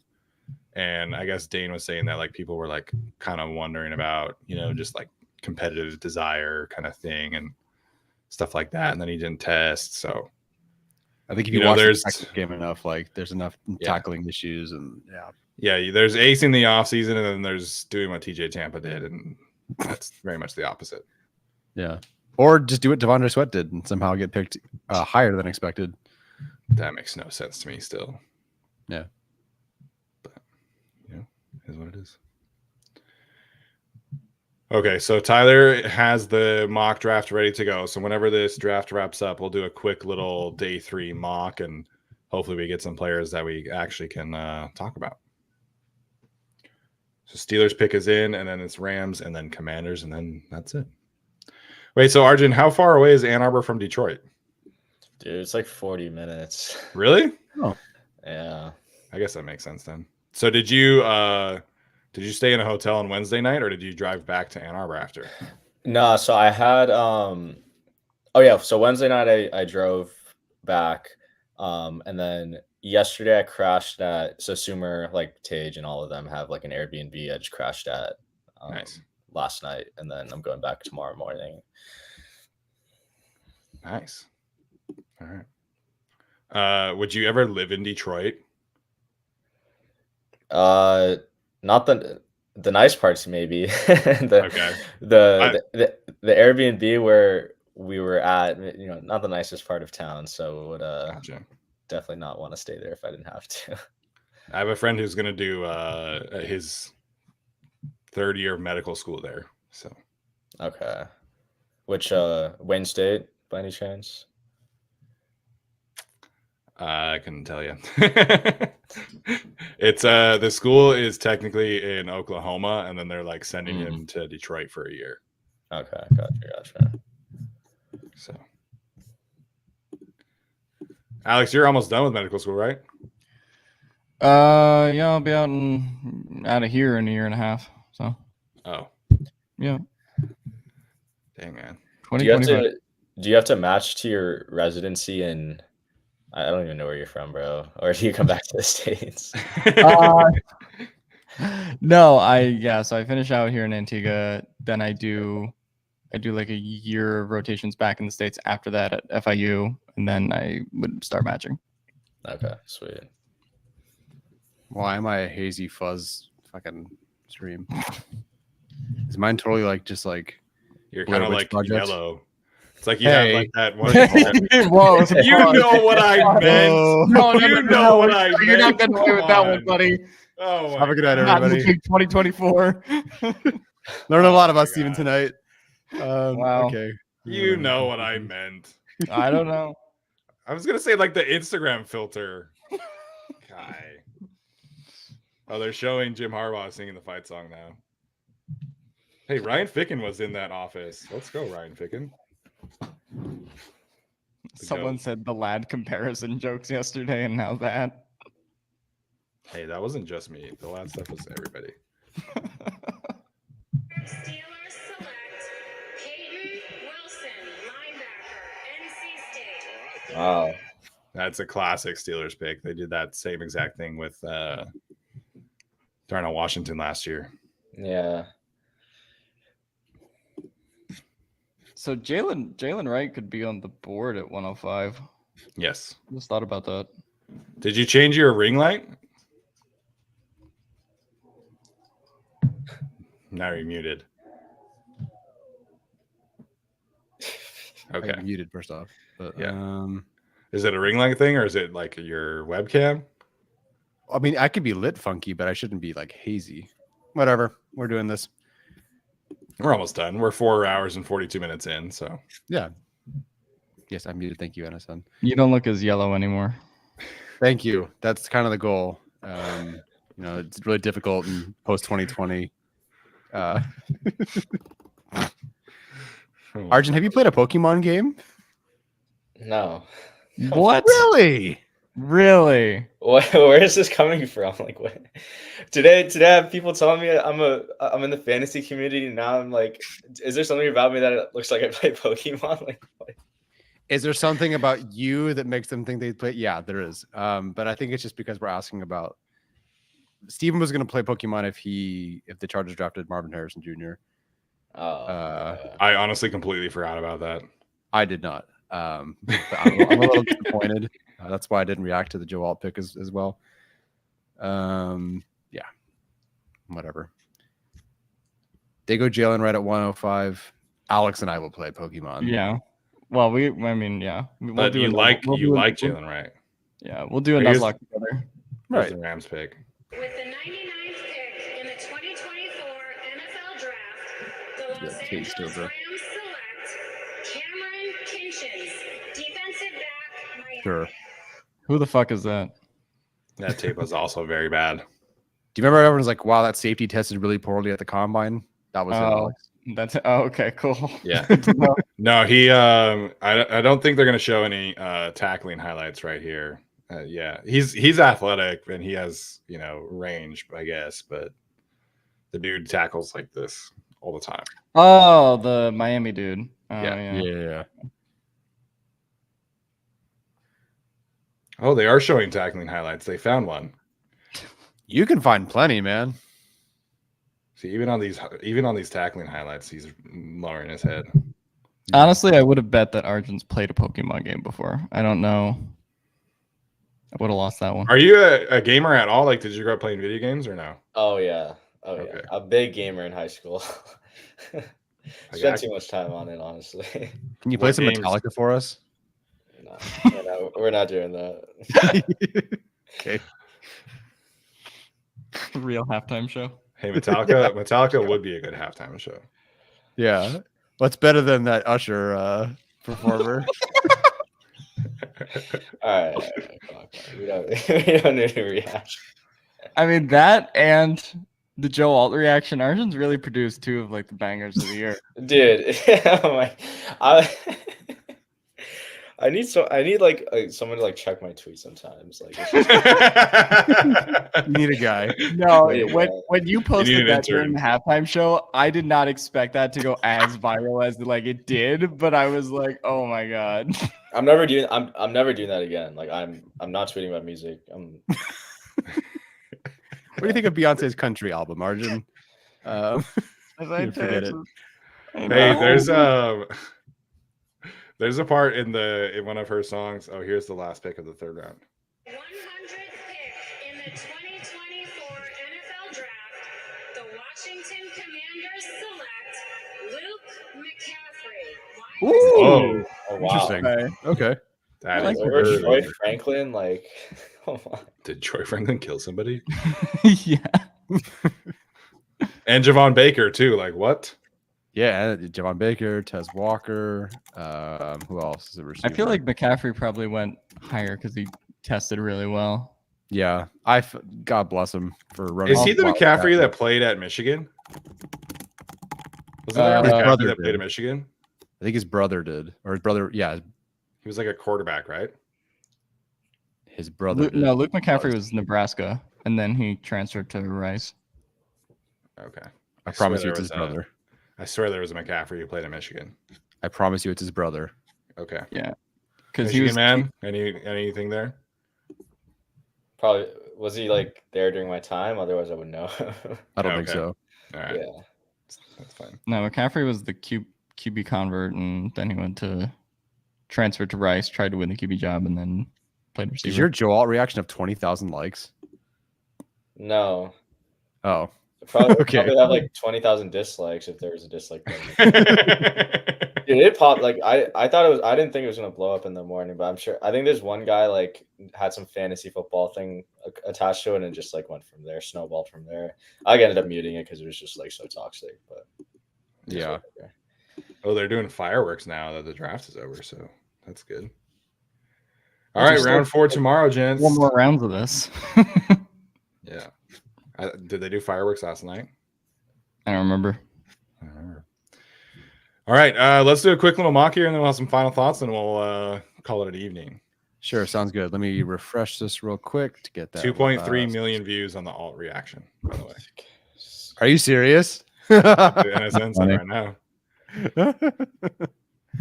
That's great. All right, I'm assuming they're caught up all the way through to the. Yep. Okay, so Had we're the all caught trade up. and all that stuff. Look at that! Shout out to PFF. Yeah, they're doing great. That's all. Oh, Peyton Wilson went to the Steelers. How did I miss that? Oh, you like stepped away for a bit because of your filter thing. That's great. Such an Omar Khan pick. Totally. They do that every year, like Mhm. third round comp pick with an injury guy. Mhm. Yeah. Okay, cool. Okay, But so Troy Franklin finally goes, Jatavian Sanders, DJ Tampa, and then Tez Walker there. Brandon Dorlus is still on the board, Jalen Wright, Javon Baker, who we've talked about, Ray Davis, who we talked about, Kyrie Jackson, Austin Booker. This is a pretty good board. It's a pretty good board. Tampa going. I assume Cam Hart is also on the board. Yeah. Yeah, He he's didn't like go, right? 150 for them or something ridiculous. Oh, yeah. Yeah, 156 for them on their board, which sure. I would kind of think Cam Hart, Kyrie are like running back here, depending on what they wanted to do. Yeah, I wouldn't be opposed to DJ James because like they do need a slot corner and he could play inside and outside. True. Okay. So you'd go with more versatile than someone like Cam Hart? I mean, I have Cam Hart graded higher than probably anybody on the internet, so I would love. I'm also high on him. I would love Cam Hart, but I'm not opposed to it. Like this is a really good cornerback room at this point, so I think they could take any of these guys, and I would be pretty happy. Yeah, I'm going to shy away from Kyrie Jackson if he's falling because of some of the other stuff. So that's true. I don't mind trying to play it more realistically, like the Chargers would. Did DJ James's like weight ever show up on film, or like does he tackle better? No, he tackles pretty well. He tackles pretty well, yeah. I'm just. And his forced incompletion percentage was like second highest in the class, if I remember correctly. Yeah. Yeah. But yeah, if they want like a true like tall, long outside corner, that's Cam Hart here for sure for me. I'd probably rather shore that up because at least like Derwin can't play outside, but you could throw him in the slot. Sure. So a little boring because we do this a lot, but I'm down for Cam Hart here because it played out well. You could do Richardson if you wanted to mix it up. Same kind of archetype. Yeah. Richardson's faster, but that's like same kind of player. Right. Cam Hart is the tall. I do like Richardson too. The Mississippi State corners have a certain way of playing about them. Yeah, and I would hate to like be like, oh, like yeah, we could just play the board again, and then like there's a run on corners until the next pick, so you just kind of miss out. Yeah, no shot. Yeah, not doing I think that. you got to take a corner here, so I'm cool with whoever you want, Tyler. If you want to just pick your guy, I'll go Cam Hart because he's 6'3", and that's a little bit different. And I could wait for another one of these corners, but Cam Hart stands out here. So yeah.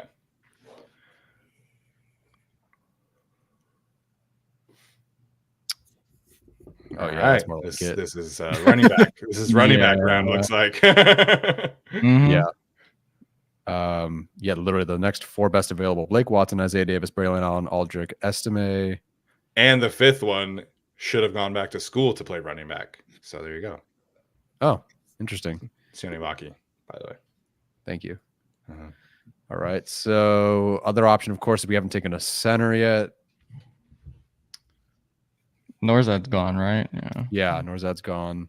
Wait, somebody took Norzad? I missed it. I think in the. Oh no, sorry. Oh, the Chiefs took Norzad. In the mock. Okay. Of course. I was gonna be so bad. Yeah, that would kill me. Okay, so I'm team running back at this point. Can you just pull up defensive line real quick? Oh yeah, I guess that's kind of important too. Yeah. Did you guys look at Mo Kamara at all? Yeah, he's good. Yeah, he's just like a little small for me. He's small and old, but he was like very productive in his last year. Yeah, he was. I think if he was available in like round 6 or something, they might bite, but I don't know if they would prioritize it. By the way, we pick again at 140, just for the reminder. Like we pick at 137 with the trade back, and then 140 in round 5. Oh, so right. We could kind of go just like the best available right now, and then just to secure him before the Cardinals and Commanders pick. Yeah, so maybe do a running back and a center guy here. Yeah, I wouldn't mind that. Let me see who else is here. Theo Johnson's at 135 on the board now. Jeez, man, there were some people that thought that Theo could go like in the top 50 a few weeks ago. Yeah. So Sinot's the only other tight end that went, right? Someone said Tip Ryman went as the 3rd tight end. Tip Ryman to the Cardinals. Yeah. And then in this mock, somebody else went too, but yeah. So I like running back here. Alex, day 3 running back. I'll let you choose because they'll be good. Oh, wait, real quick. Can we? Because just like think it out. Since Cardinals took Benson and Commanders took or signed Eckler, like they probably won't go running back here. So wouldn't it make more sense to take the non-running back first? Yeah, I know, like sure. I know, like no, I get what you mean. Yeah, that's a smart way to actually play it. Yeah. So center prospect then. Yeah. Or do you want interior tight defensive end? line? You can wait, or tight end. Yeah, or if you want to double dip and go Taj Washington and get a receiver, Jarvis Brownlee would be your slot corner. Yeah, crowd goes wild. No, I mean I like Brownlee a lot to play the slot, and that would make sense because like they haven't taken a corner yet, so you could double dip there. Could obviously just get DJ James. Or Dick Marion.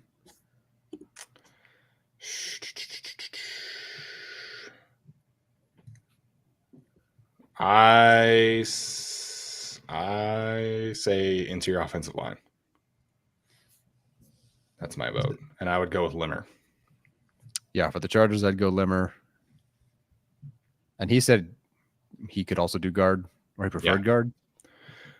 He can play both. He does think he's more comfortable at guard, but I think you can play both and just gives you more competition. I think Bortolini is more of a zone type center, and I don't know if that fits. So Bo Limmer, I think, can I think he's scheme versatile, so I would go Limmer here. Yeah. Cool. Let's go Limmer. All right. Blake Watson goes to the Cardinals. So, there goes that one, That's I suppose. classic. But it won't happen, I don't think. But Yeah. They took Benson, so yeah, no, that's fine. Trevor Keegan. Yeah. Of those three, Estime is the clear best one, but I understand if you would want to take Isaiah Davis to have a little bit of a different flavor. Insdorf. We could go Estime here because I think he's like the actual best running back on the board. But if they wanted to, like Steven said, if they wanted somebody who just had a different profile, I wouldn't mind Isaiah Davis. Either. No Gus Edwards, probably Davis or Allen. With Gus Edwards, probably Estime. So either way, I'm cool with that idea. Estime also like one of the most efficient runners in like a gap scheme in his career in college. So I think beautiful. Like that a lot. There you go. McGregor makes sense. Michigan quota as well. Corner went crazy. Well, not crazy, but did you watch Pritchett too? No, I didn't. I didn't actually. No, I have not watched any corner of these corners except for Wallace. Okay, so Wallace is also the only other corner that I've watched on the board. So you can wait there, I think. Yeah. So I wouldn't hate taking one of the edge rushers. Or there's Justin E. We do defensive. Oh yeah, I'm taking that. I'm taking him. That sounds pretty good to me. Yeah, we can take him. Cool. Dope. Justin, that's what I'll call him. That's the one. Yeah. Let me pull up the beast and see how to pronounce it. Actually. Or do they have pronunciations too? Yeah. That's pretty good. All right. Edge rusher, defensive tackle, Jaden Crometti. I know Thomas Martinez would probably advocate there. Could go Tanner McLaughlin to get another tight end. Wait, we took a tight end? No, sorry. I mean, we do not have a tight end. You're right. Not another like. Oh. But you're right. Pretty dried up at Jordan Jefferson just went, so D tackle is pretty toast for us. Yeah. So it's either Crometti now or Zion Logue next. I like Tanner McLaughlin as BPA. Fabian Levette is literally the person I have last on my board. Okay, so Justin E. Boygby. E. Boygby. That's how Dane Brugler has it. Okay. E. Boygby. No problem. E. Boygby. Okay. That works. He has him as his 14th ranked defensive tackle, by the way. Oh, okay. It's a good spot. All right. There you go. Apparently, Chase Daniels loves the lad pick. Yeah, that makes sense. So we do not have a tight end here, right? No, we do not have a tight end. I feel like I kind of would go McLaughlin. That would be my preference if we're waiting on D tackle. So, yeah, if we think like we wanted to do like more realistic and McLaughlin's not there, I think Westover is kind of like not light. So, yeah, that would make sense for them. This is probably a second corner. Yeah, finish out with defense. Josh Wallace fits the bill. Frankly, Pender pick. There you go. I think he's more than worth it too. It's probably didn't test well. So, all right, Josh Wallace. We got a corner.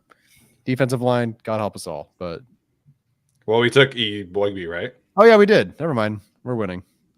We're winning.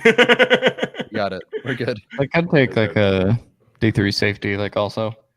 Yeah. Did you see if Mason Pline was on the PFF board? He's not. That's the Furman tight end, I think. Yeah, that's the guy that they brought, the former like D2 basketball player that they brought in with the other with Wiley and McAllen Castles was the other one. Okay. Man, D- for Cam Hart in round 4. Okay. I think because I think he's like way D2 lower for them or something, which Wiley hasn't gone, right? In the real draft, no. No, only 3 tight ends have gone. Yeah, so I wouldn't. That could also be a Chargers at 105 thing, but I guess they've been playing things pretty close to the consensus board so far. So yeah. Oh, true, huh? Well, where's Cam Hart on the consensus board? That's a good question. I was just going to look. So he's not that far. Cam Hart's at 106, and they pick up 105. Perfect. Yeah. All right. DJ James 110 for what it's worth.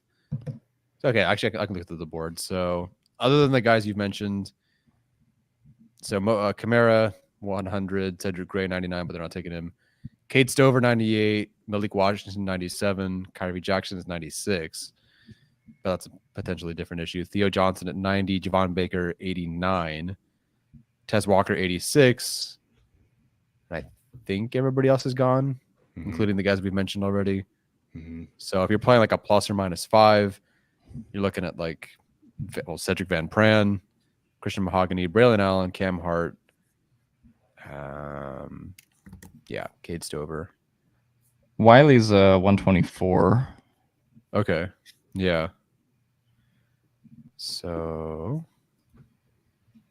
trying to find that other tight end they interviewed. I can't find him on the consensus board. He's McCallan Castles is 375. Wow, cool. He might be an outfit guy. All right, guys. So it is the end of day 2. In the chat, let us know what your grade is for the first 3 rounds. I have it about as like an A-, to be honest. Yeah, I would have A- as well. Pretty happy with it so far. Got to get defensive line corner early tomorrow, but yes, so far so good. Consensus board ranking has been fantastic. Players have taken today were great, so I'm excited about this draft so far. Dude, we avoided quorum. I'll give it an A+.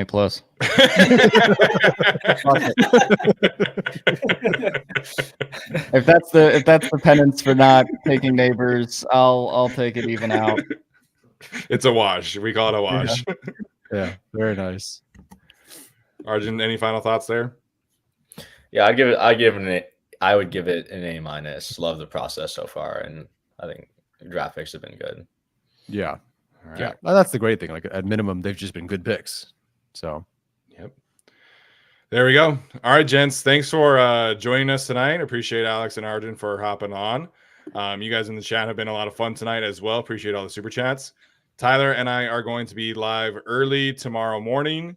We'll figure out exactly how long we'll be going for tomorrow and who's going to be joining who and all that stuff. But we will have a stream tomorrow, and then we'll be back with our usual episodes next week. So appreciate you guys for tuning in tonight. Hope you have a good rest of your night. That's going to do it for us. We'll see you next time. As always, Bolt up.